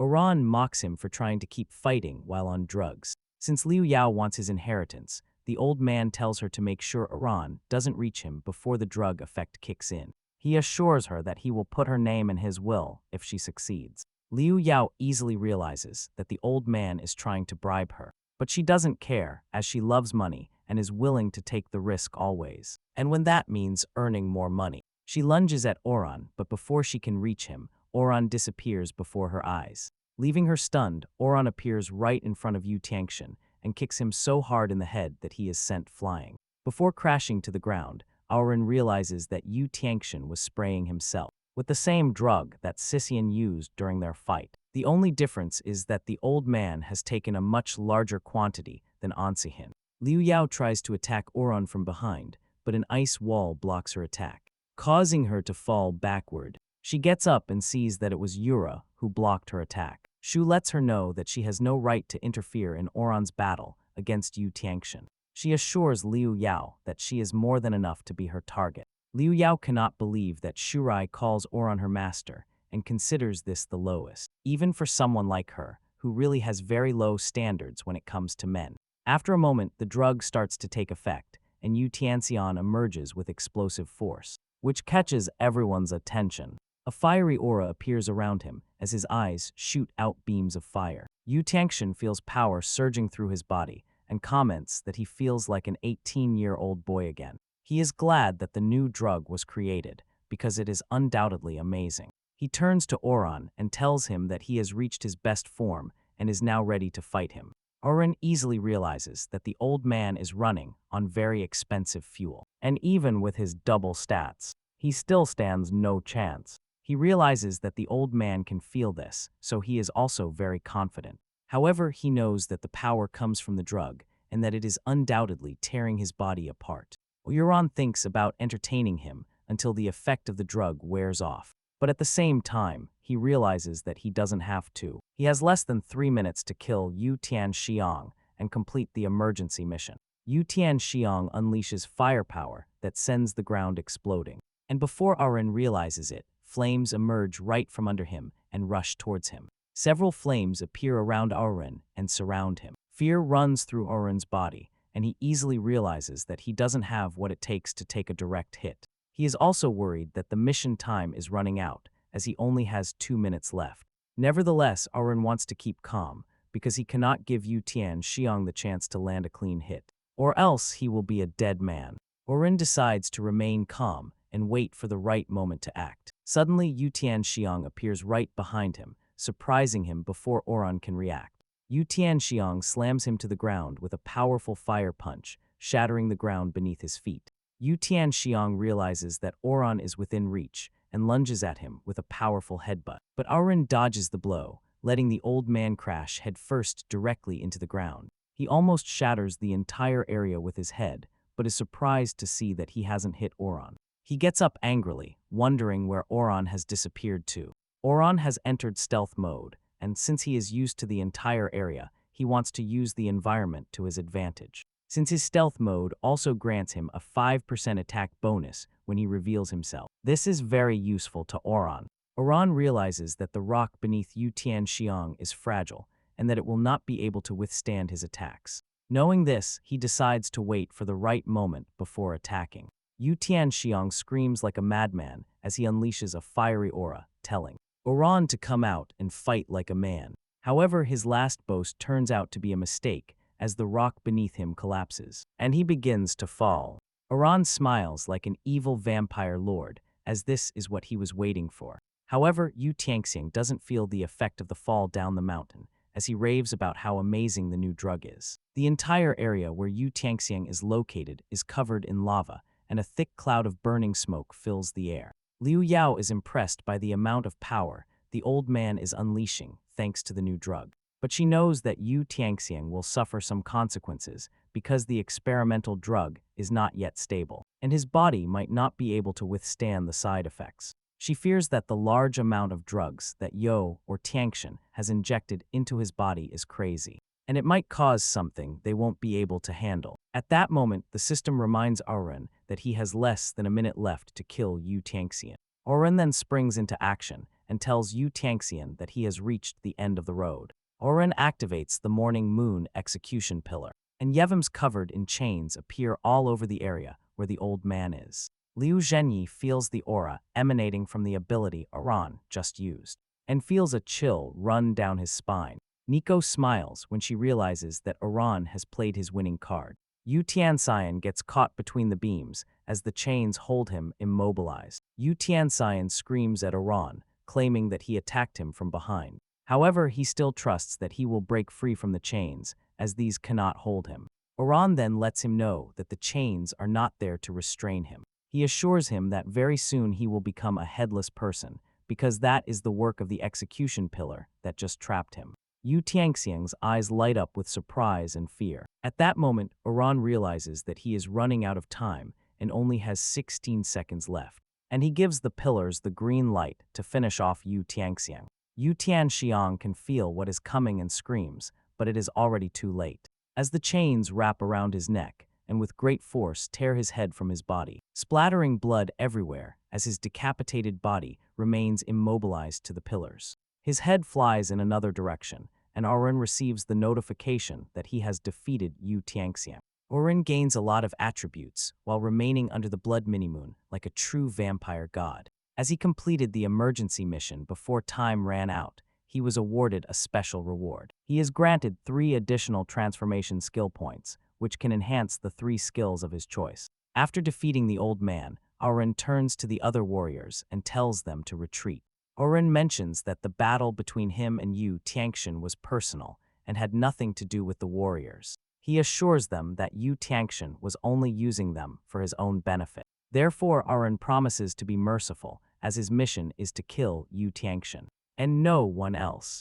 Arin sternly tells the warriors to drop their weapons and leave his territory. Arin gives them only 30 seconds to leave, as he will not give them a second chance once time runs out. Liu Yao tries to assess the situation. She knows that Yu Tianxiang doped himself with the new drug like a madman, but still lost against Arun. She easily realizes that Arun is quite strong. However, she is worried that Arun will let them go. Something unusual for him. She starts wondering why Arun would do such a thing, as if he suddenly developed a conscience. Liu Yao also thinks that Arun might be exhausted from the battle. After analyzing all angles, Liu Yao decides to leave because she is not willing to risk her life based on a guess. She considers it too high a risk. Liu Yao turns around and starts running while she still has the chance. The other warriors do the same because they definitely stand no chance against someone who defeated Yu Tianxian.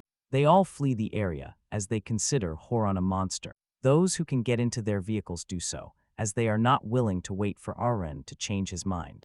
Bayo is angry that Arun lets the warriors go when they could have finished them all. Vidi urges him not to question Oran's decision because he knows what he is doing. Vidi points out the fact that they are still outnumbered. Even if Yu Tianxian is dead, Vidi easily realizes that if an all-out fight ensues, they will be at a disadvantage. She blushes as she realizes that Oran was trying to protect them. 30 seconds later, Oran realizes that everyone else has fled, except for Liu Zhenyi and Luo Suan. He asks them why they are not fleeing, as he can easily eliminate them the same way he just did with Yu Tianxian. Liu Zhenyi is the first to open his mouth to speak, telling Oran that he is not afraid to die, but that he cannot accept the fact that his guild members died in vain.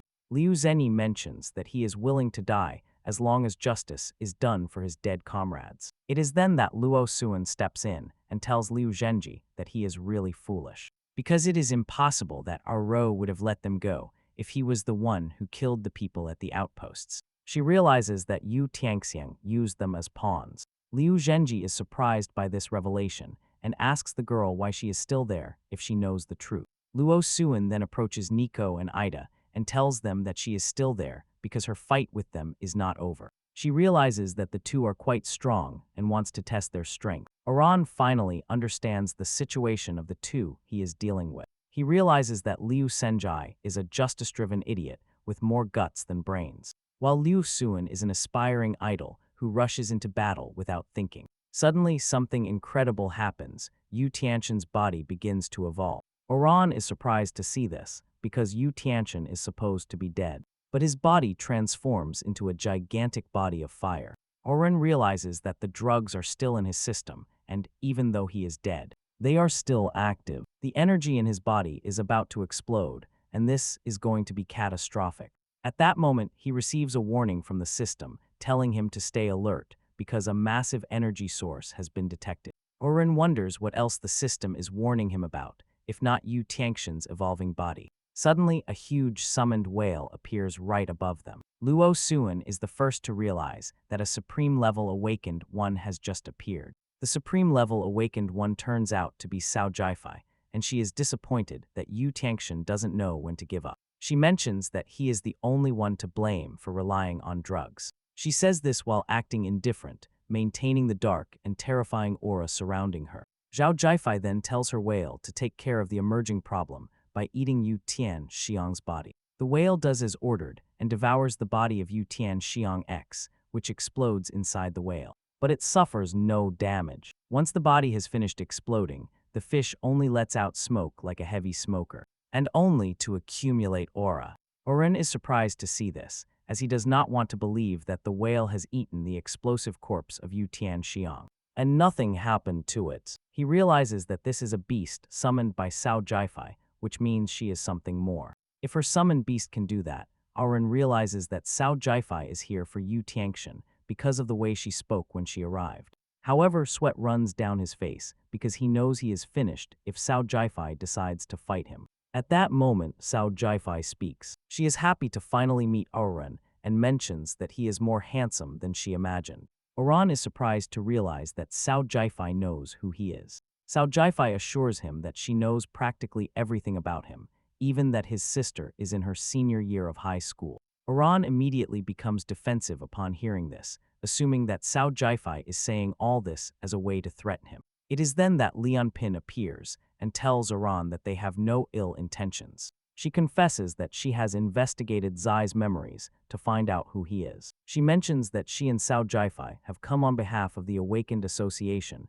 to stop Yu Tianxiang's plot. Run refocuses his attention on Su'er as he begins to wonder if she is close to her. It is then that Su'er enters and tells her master that Li Hongping is her mother, and that she has the ability to read people's memories. She apologizes to her master and tells him that she did not intend to reveal any information about him. At that moment, the only thing going through her head is how rich Shur is. After this, Yoren activates the skill, Blood Forged Castle, to rebuild the destroyed succubus village. With the help of the Blood Castle, he is also able to heal his followers. The succubi are impressed by the healing power that comes from staying inside the castle, and they blush at how wonderful Oran's power is in giving them a new home. Cao Jiafai and Hong Ping are still present in the castle, and Cao Jiafai mentions what she has heard about the succubi. She tells Zai that she has discovered that the succubi worship Oran like a god, and that they do everything for him, out of everything she has heard. What interests her most is the pleasure part. She knows very well what she is talking about, but she turns her face away and claims she knows nothing. Oran finds the ladies busy talking about bedroom matters, and asks Cao Jiafai why she went to so much trouble just to find him. Cao Jiafai mentions that bedroom matters are just a personal curiosity for her. However, she is there to talk about something much more important, and suggests they go to a private place so they can talk alone. The two then head to the conference room of the Blood Castle as they sit down to talk. Joryuan is curious to know why Cao Jiafai did not threaten him. Even though she already knows everything about him, he believes that Cao Jiafai is there to recruit him, and Cao Jiafai praises him for being so sensible. Cao Jiafai reveals that she is interested in Oran's case because he was previously a normal, untalented guy, and with a terminal illness. Then, after being attacked by a beast, he survived but awakened in the process, and obtained extraordinary powers similar to those of a beast. Cao Jiafai says that it is an incredible evolution. When Oran hears what Cao Jiafai just said, he realizes that everyone believes his rebirth, and the system he handles are a kind of evolution. Oran realizes that it is not that far from the truth. Cao Jiafai then reveals that she would like Oran to join the Awakened Association as a human, and as a beast to help them carry out difficult missions. Cao Jiafai assures him that if he accepts the deal, she will request special privileges in his name, but he must promise not to harm humans.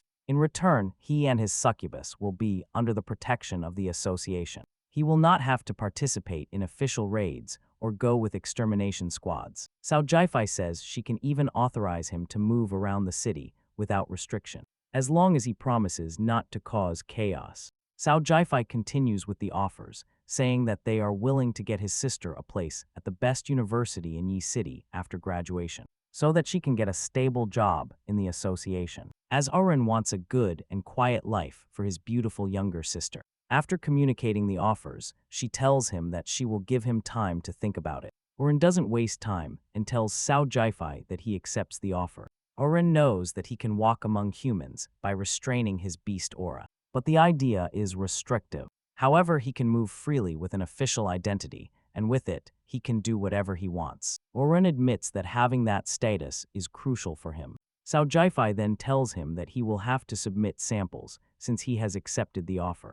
Oren is surprised by this, as he does not know what kind of sample she is referring to. Cao Jiafai says she needs a sample of blood, saliva, and semen. She carries 3 vials with her and tells him to separate it into the vials. Oren is surprised to learn that they need his semen, and Cao Jiafai points out that they need a complete analysis of his body, since his power has supposedly evolved into a beast. Roro does what he is told and easily provides the blood and saliva samples. When he reached the stage of producing the semen sample, Roro pulled down his pants because Jiafai refused to leave the room. Cao Jiafai blushes while looking at Roro's big sausage and finally realizes what the succubi have been enjoying. Roro is forced to ask her why she is staring at him, as it is very strange. Cao Jiafai maintains her excuse that she cannot leave because she has to supervise the entire process. She claims that this is the only way to confirm that everything comes from his body. Oran then says that he finds it difficult to extract semen because Cao Jiafai keeps staring at him. He suggests she help him, but Cao Jiafai refuses, saying she has never done anything like that, and tells him to ask his succubi for help. Sao Jifai believes her succubi will be more talented than her for that task. Oran agrees and calls Nico to help him. Nico is delighted to help because her master trusts her to complete his mission. She kneels down and puts her master's delicious sausage in her mouth. Meanwhile, Suis feels something while standing outside the conference room. She wonders why Oren had to call Nico into the conference room. And she is not entirely wrong, as Oren is having one of the best times of his life. Oren cannot believe that Nico has no experience when it comes to sucking bananas. But she is doing it so well that Oren gets lost in the process. Nico is putting all her passion into it, as she considers herself quite useless in battle, and giving pleasure to her master is the only way she can help. On the other hand, Seajifei is melting where she is sitting. She cannot believe that Oren called someone to help him. She was only joking with the suggestion, but Nico seems to be doing so well that she wishes she were in her place. Momentarily, Oren is able to provide all 3 necessary samples. Sao Jifai praises both Oren and Nico for doing a good job. She assures Oren that she will send the vials to headquarters for analysis. Nico then turns to her master and asks him if he enjoyed the performance. And he admits that he enjoyed it beyond what words can express. Since Sao Jifai got what she came for, she thinks it's time to leave. She informs Oren that in a week, he will undergo an awakening level evaluation at the headquarters. She tells him she will come to pick him up. Oren seems confused by this, and Seajifei explains that he is going to join the association. So they need to evaluate his strength. It is a process that all members go through, and she tells Oren that he is no exception. Seajifei tells Horan that she can feel that his power weakened when dawn broke. She believes that Oran is stronger at night, and because of this, she promises to schedule his evaluation at the end of the program so he can do it at night and show his true strength. Oran is surprised to hear this. Oran is impressed by the woman's level of perception, which further confirms how strong and dangerous the supreme tier awakened one is. Sao Jifai reminds Oran that she has made him a very good offer and encourages him to do well so he can show off about it. Meanwhile, Vidi is busy spying with her tentacles. Sewer catches her, but instead of scolding her, she becomes interested in what she saw. Vidi tells Sewer that she saw something incredible and makes the gesture of blowing to express what she saw. Sewer is so innocent that she doesn't even know the meaning of the gesture and thinks it's a powerful gesture. Suddenly, Oren appears behind them and asks why they are so nervous. Sewer is so curious about the gesture that she asks Oren about it, which surprises him. Oran wants to answer with a red face, but decides to restrain himself, and tells Shore that she will understand what it means. One day later, Oran is on the castle balcony, recalling the events of the day. He knows he was able to kill Yu Tianxiang, but he doesn't feel confident in himself. He credits the mini blood moon and the effect of the morning moon execution pillar. He knows that with his current power he could fail the evaluation, and because of this, the association might not grant him the advantageous deal they already had ready for him. He realizes that he needs to become very strong in 7 days to reach a level where the awakened association grants him the benefits he truly desires. Nico appears on the balcony and asks Arun if he is worried about the evaluation and the awakened level rating, and Arun is surprised that Nico is able to read his mind. Nico tells Oro that he has spent enough time by his side to guess what he is thinking. Moreover, she knows that Oro is always trying to get stronger. Nico then tells Oro that she has a deal for him, but it will leave him exhausted. However, if he is able to use the method she is going to propose, he will be stronger than he is now. Oro assures Nico that he is not afraid of a little exhaustion, and she tells him to tell him the method she is going to propose. Nico begins by confirming if Arun knows the rumors surrounding the succubi. It is a gift passed down from generation to generation. Their ancestors extracted essence from men every time they had fun with them, and then used it to strengthen themselves. Although they stopped practicing it a long time ago, the ability remains in their lineage. The good thing is that they can use the ability in reverse while having fun with a man. In fact, they can transfer their strength to the man. It is then that Arun realizes that Nico is suggesting that he have fun with all the succubi in the village, so that they transfer their strength to him. Nico confirms this, saying that Arun will have to work hard during the process, but that he will undoubtedly become very strong. Nico says that the succubi are willing to give everything for Arun because he has helped them solve many problems. Nico assures Arin that all the succubi in the village will seize the opportunity to help him. If necessary, Oran admits that the suggestion is good, but he is worried that there are more than 200 succubi in the village, which scares him because he thinks he will end up exhausted. Oran doesn't think for a minute and realizes that if he doesn't use the method, it would be a waste since the succubi are there waiting to be taken. He managed to maximize the affection level of some of them previously, but only Nico was able to give him special rewards. He wasn't even able to perform soul resonance with any of them, as this is the only way the succubi can be useful to him on his path to becoming stronger. So he thinks about accepting it. Oren then tells Nico that he is going to accept her suggestion. Nico is happy to hear it and tells Oren that she will leave immediately to gather everyone. In a short time, the excited ladies appear in his chambers, and they are all eager to get started, telling Horan that they are going to dry him out. Horan is nervous, but he is a man who does not shy away from challenges. Horan wants to see how powerful the succubi's gift is, and in a short time the girls get to work. Echoes of pleasure can be heard throughout the castle as Horan passionately satisfies her. In a short time, the self-assured girls are the ones asking for mercy because Horan has trained them more than they imagined. One of them even complains that her back is twisted from the excessive training Oran gave her. Oran lies on the bed with power flowing through him and realizes that Nika was not lying when she said the girls could transfer their powers. He can feel his power growing, but the method is draining his energy very quickly. Suddenly, he begins to recover from exhaustion. It is then that he realizes that the blood-forged castle can heal both health and mana in less than a minute. Orin is back in top form, which means he basically has unlimited stamina while in the castle. Now that he is full of energy, he is ready to continue with the girls. The second wave of succubi is already lined up to satisfy him. Oren is satisfied with what he has experienced and tells the ladies to go ahead. This continues for a whole week, and Cao Jiafai soon appears on her summoned bird to pick up Oren. Oren confidently leaves the castle and tells Cao Jiafai that he has been waiting. On their way to headquarters, Cao Jiafai mentions that something is different about Oren. Oren tries to play dumb and tells the lady that she is probably imagining things, because he is still the same person she left a week ago. Cao Jiafai argues this by saying that Oren seems more serene than before. Moreover, she can feel that Oren seems more confident about the evaluation. Oren then mentions that he carries the hopes of all the succubi in the village with him, and that they have been conducting special training for the evaluation. Oren says that he seems confident because he needs to appear strong before the women who trust him. Seaji Fei feels curious when he talks about the special training, and she starts imagining a lot of fun scenes in her head. Suddenly, Cao realizes that she is lost in thought and notices that she has been having obscene images in her head since she saw Nico helping Oran collect the samples. This affects her so much that she doesn't know what to do. When she starts blushing, Oran notices and asks her why her face is red, but she shuts him up, telling him it's none of his business. Warun can easily perceive that Cao Jiafai is a sensitive girl, despite being quite powerful. Meanwhile, at the awakened headquarters, located in Desiri, several awakened ones gather for the evaluation.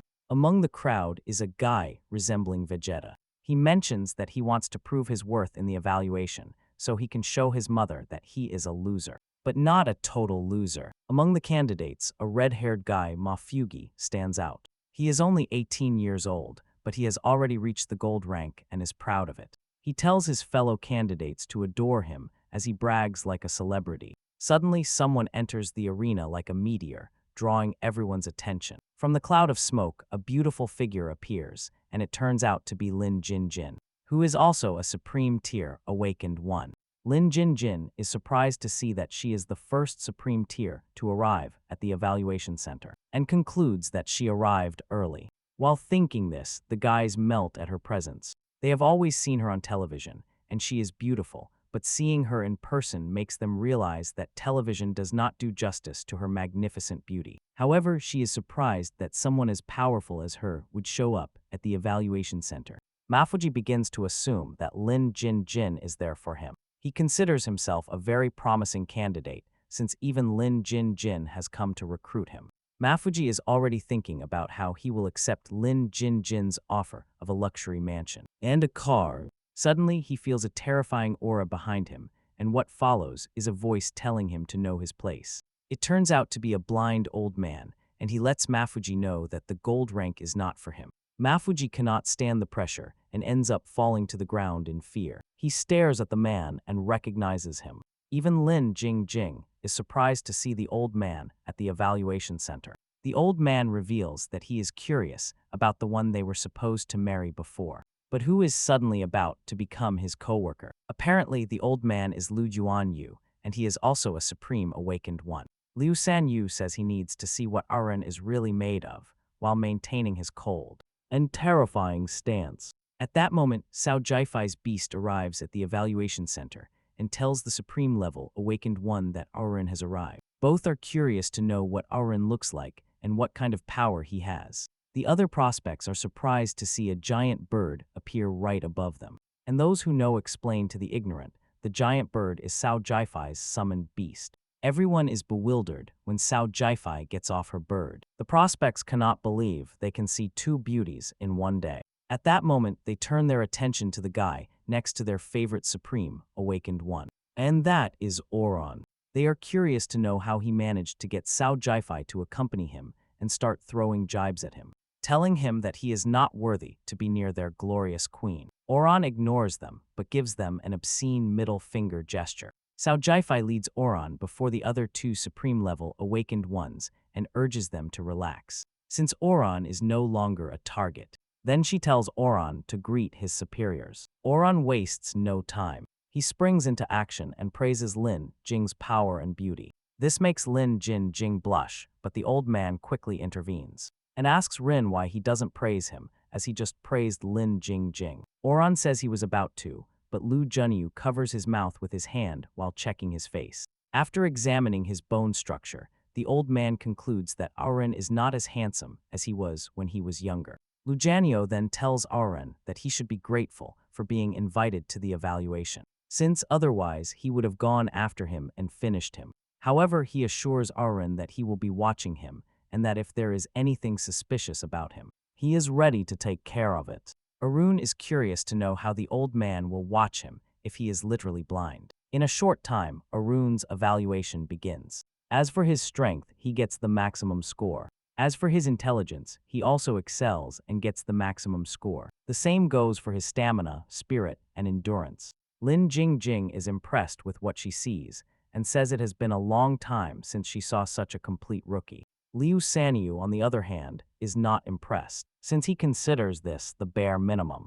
Cao Jiafai tells Aran that she is impressed because he lives up to her expectations. Cao Jiafai adds that the physical tests are only the minimum, as he still has to pass the potential growth test. Aran is confused, as he does not know what that means. Cao Jiafai mentions that normal awakened ones only need the physical test to get a rating. But in Star Damned and above, potential growth is also checked.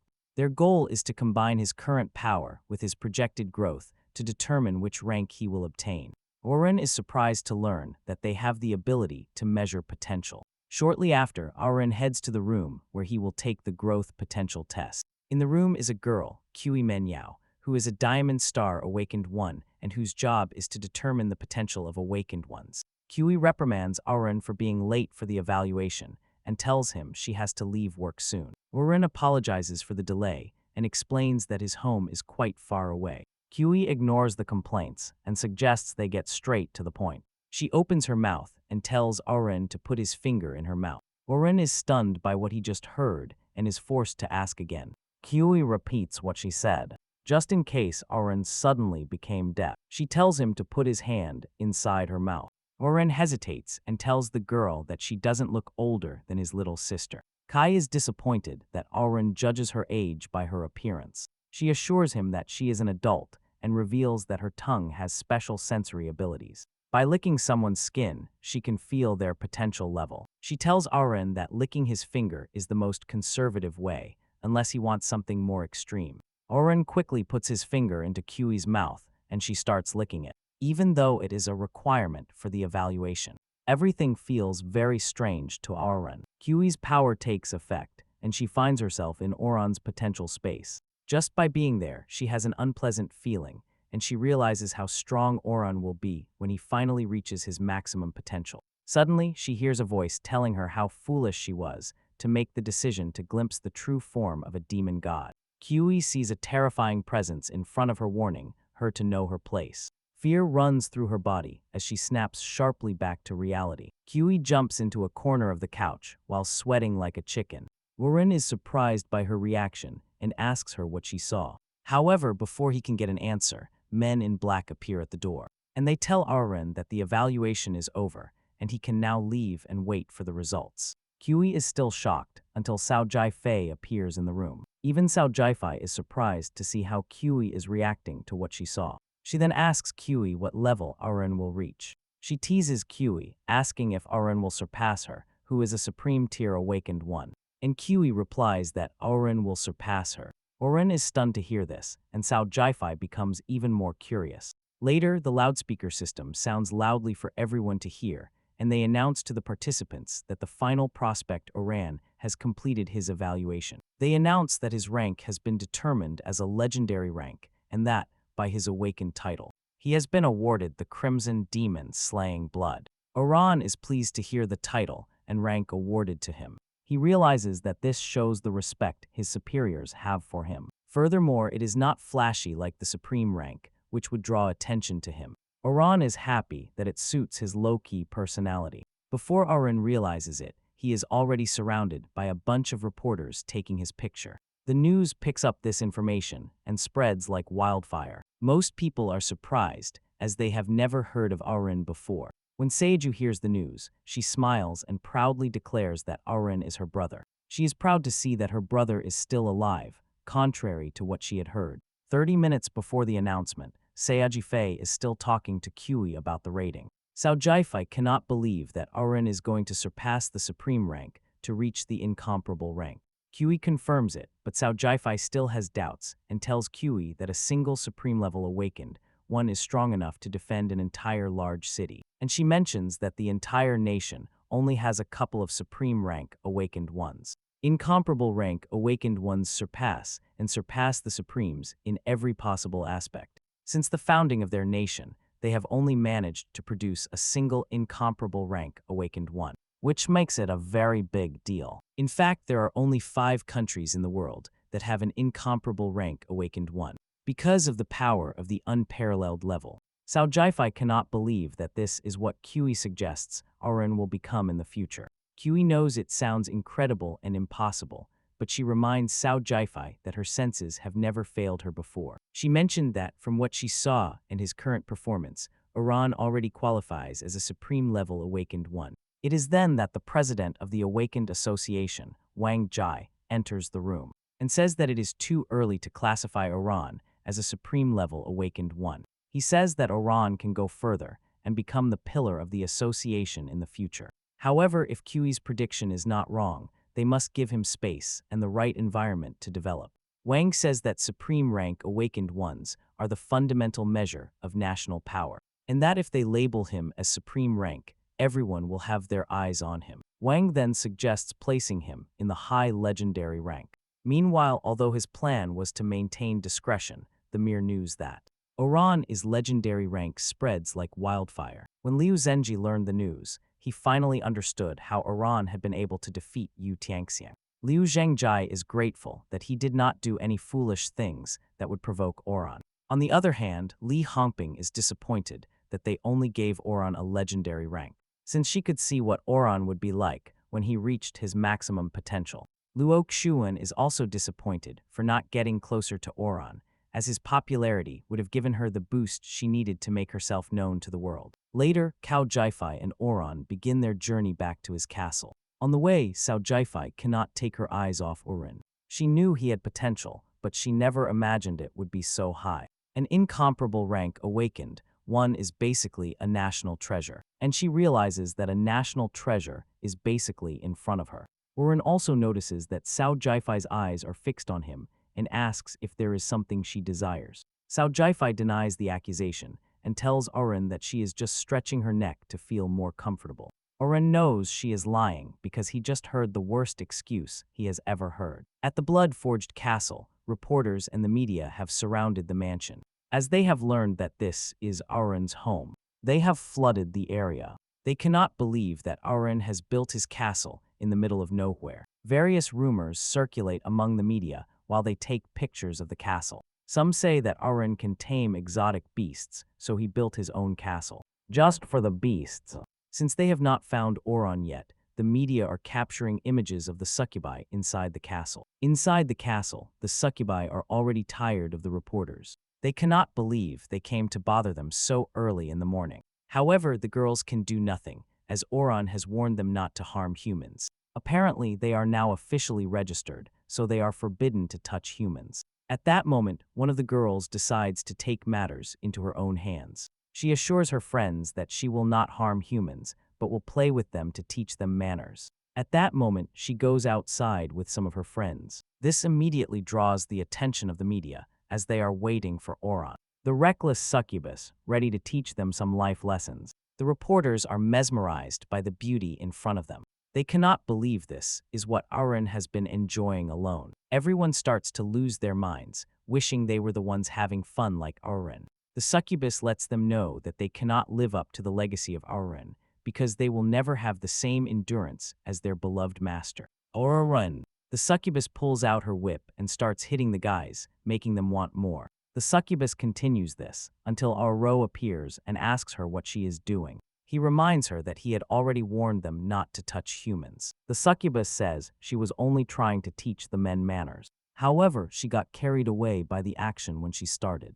Aro then tells her that things only escalated that way because she ignored his warnings and acted of her own free will. Suddenly, the succubus hands the whip to Aro, admitting she was wrong, and begs Oran to punish her severely. She lies on the ground while begging Oran to treat her harshly. She cannot stop blushing and moaning. As she says this, she urges Oran to go ahead. Oran is surprised to see this, as he realizes that the girl was probably waiting for him to return and act as he just did since she asked for it. Oran agrees, takes the whip, but before he can start anything, the reporters start taking pictures and asking him silly questions. They even ask him if it's true that a succubus can make a man see heaven. Oro soon gets frustrated with their nonsensical questions and yells at them. His aura gives them a terrifying chill, and it also shatters their cameras. They are surprised by this and fall to the ground in fear. Oro looks at us threateningly and tells them to stop twisting the facts, because if they continue like this, they will regret it. Meanwhile, Sao Jai-Fi watches from above and is surprised that Arin is already looking for a fight with the media when he is still so young. Sao Jai-Fi knows this is the beginning of his ordeal with the media, because reporters are a bunch of manipulative types who will not stop getting under his skin. She is worried that the media will turn things against him if he cannot find a way to deal with them. Later that night, Centaur visits Oran in his quarters. Oran is surprised to see her and asks her why she is coming to see him so late. Centaur then reveals that she has developed a new technique and needs Oran's guidance on it. Oran's help. Hearing this, Oran gets excited, believing that Centaur has been training in his absence. Oran then asks her to show him what the technique is. Centaur reveals that the technique was created solely to satisfy Oran. Centaur then transforms into her new form, the Mount form. Centaur transforms from her huge form into a horse-like form and asks Oran if he likes the new form she has taken. Oran is a little disappointed because horse legs are basically for running and riding. However, Centaur says she doesn't mean the Mount Oran thinks and reminds Oran of what happened in the spider cave. Everyone got excited after eating BYD's tentacles. And while everyone was having fun with Oran, Centaur couldn't. She had no choice but to stand aside and watch them have fun together. After this, she still had to stand by and watch when the building's succubi had fun with Oran. However, Centaur is confident that things will be different with her new Mount form, which she created for the sole purpose of merging with him. Centaur tells Oran that it is finally her turn to enjoy what he has been giving to others. She says that her admiration for Oran is pure and reaches the sky. She begs Oran not to hesitate to unleash himself on her because she can no longer hold back.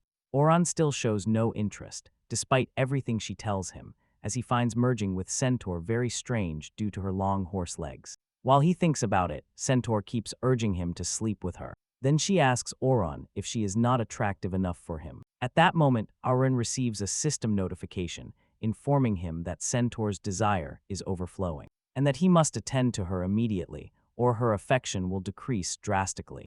Oren cannot believe the system is about to force him to participate in this strange activity. However, Oren admits that he has neglected Centaur for too long. Oren decides he will give Centaur everything he owes her at once, since her affection has not yet reached maximum, and she has not been able to give him an exclusive weapon. Oren touches Centaur's face, and she is already melting because of it. She is happy that she is finally getting what she needs, and this is turning her into his woman. The two start having fun, and after a passionate session, Centaur's affection reaches 100%. Oren witnessed her combat power during the time they spent together and realizes that she is no joke. At that moment, the system informs him that he has unlocked a mysterious reward. He obtains a rare gem called Heart of Nature, which doubles the effect of nature-type skills when equipped. When Centaur wakes up, Oren asks her how she feels, and she admits with a smile on her face that she feels incredible. She mentions that just remembering it makes her whole body tremble.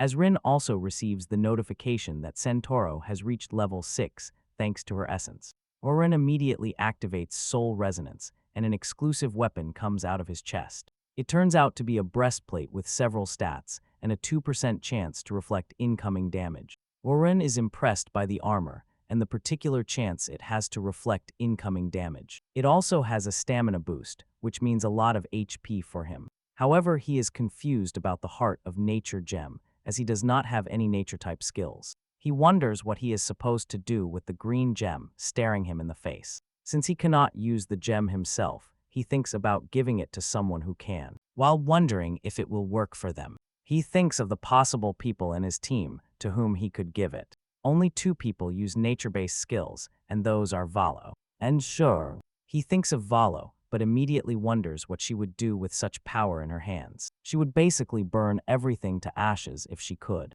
And because of that, Oron decides not to give it to her. Oron realizes that he needs someone more emotionally stable between the two.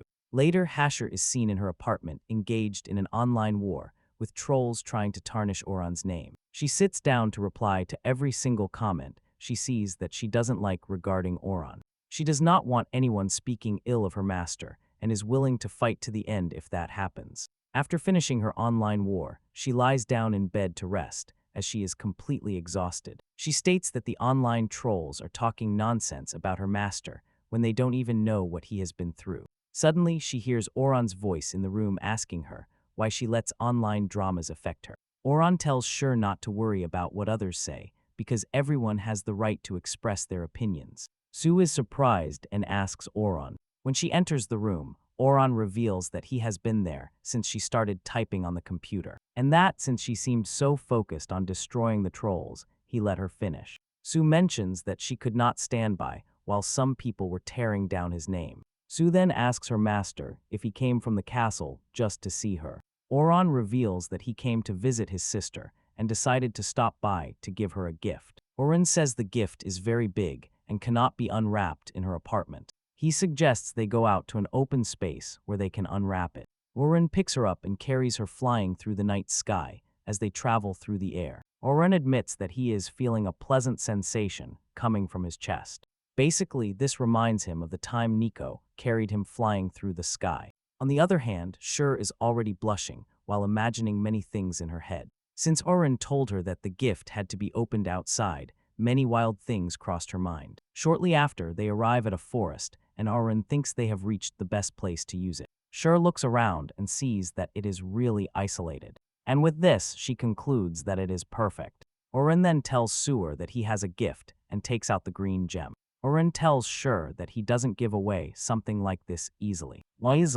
He tells her that she will feel immense power flowing through her body once she puts the gem inside. Sue is surprised to learn that she has to put it inside her. She is already imagining many obscene things, and Oren knows it. Oren throws the gem inside her body to keep her quiet. The gem hits her stomach and begins to merge with her as she starts to levitate. Once the gem finishes merging with her, Oren approaches and asks her how she feels. He wants to know if she notices any changes in her body. Sewer feels a chill in her system and tells her master that her whole body feels alive. Oron is happy to know that the gem is already working and asks Shur if she is ready to test her new power. Shur says she is ashamed to test it, but Oron tells her that the gem only multiplies her ice skills by 10.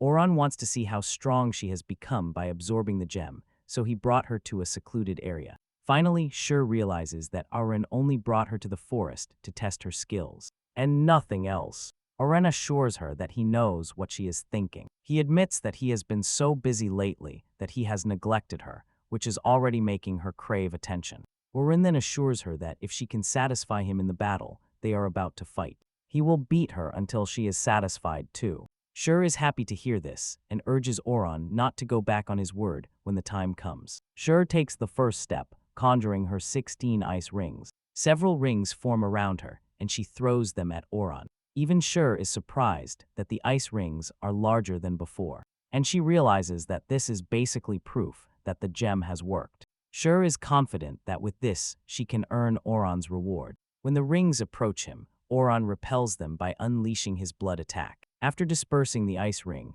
Oran looks completely displeased because Shai's attack does not impress him at all. Oran tells Shai that he wants to see her limits. Oran hits Shur with a red storm full of bats. The bats surround Shur, which confuses her, but since she has not yet reached her maximum potential, she decides to show Oran her best. She releases very powerful ice energy from her body that destroys the bats, and at the same time, creates an ice domain that instantly freezes the entire area. Oran takes the attack, and the system informs him that he has been affected by a chilling skill. His movement speed is immediately reduced by half and his attack power is reduced to 75%. Oran is impressed by how Soar has been able to freeze the entire forest in an instant, and by the effect it has also inflicted on him. He is glad he made the decision to give her the heart of nature. Zor is happy to receive praise from her master and thanks him for the compliments. However, Zor knows that her master is still not satisfied. She decides to try harder and with that,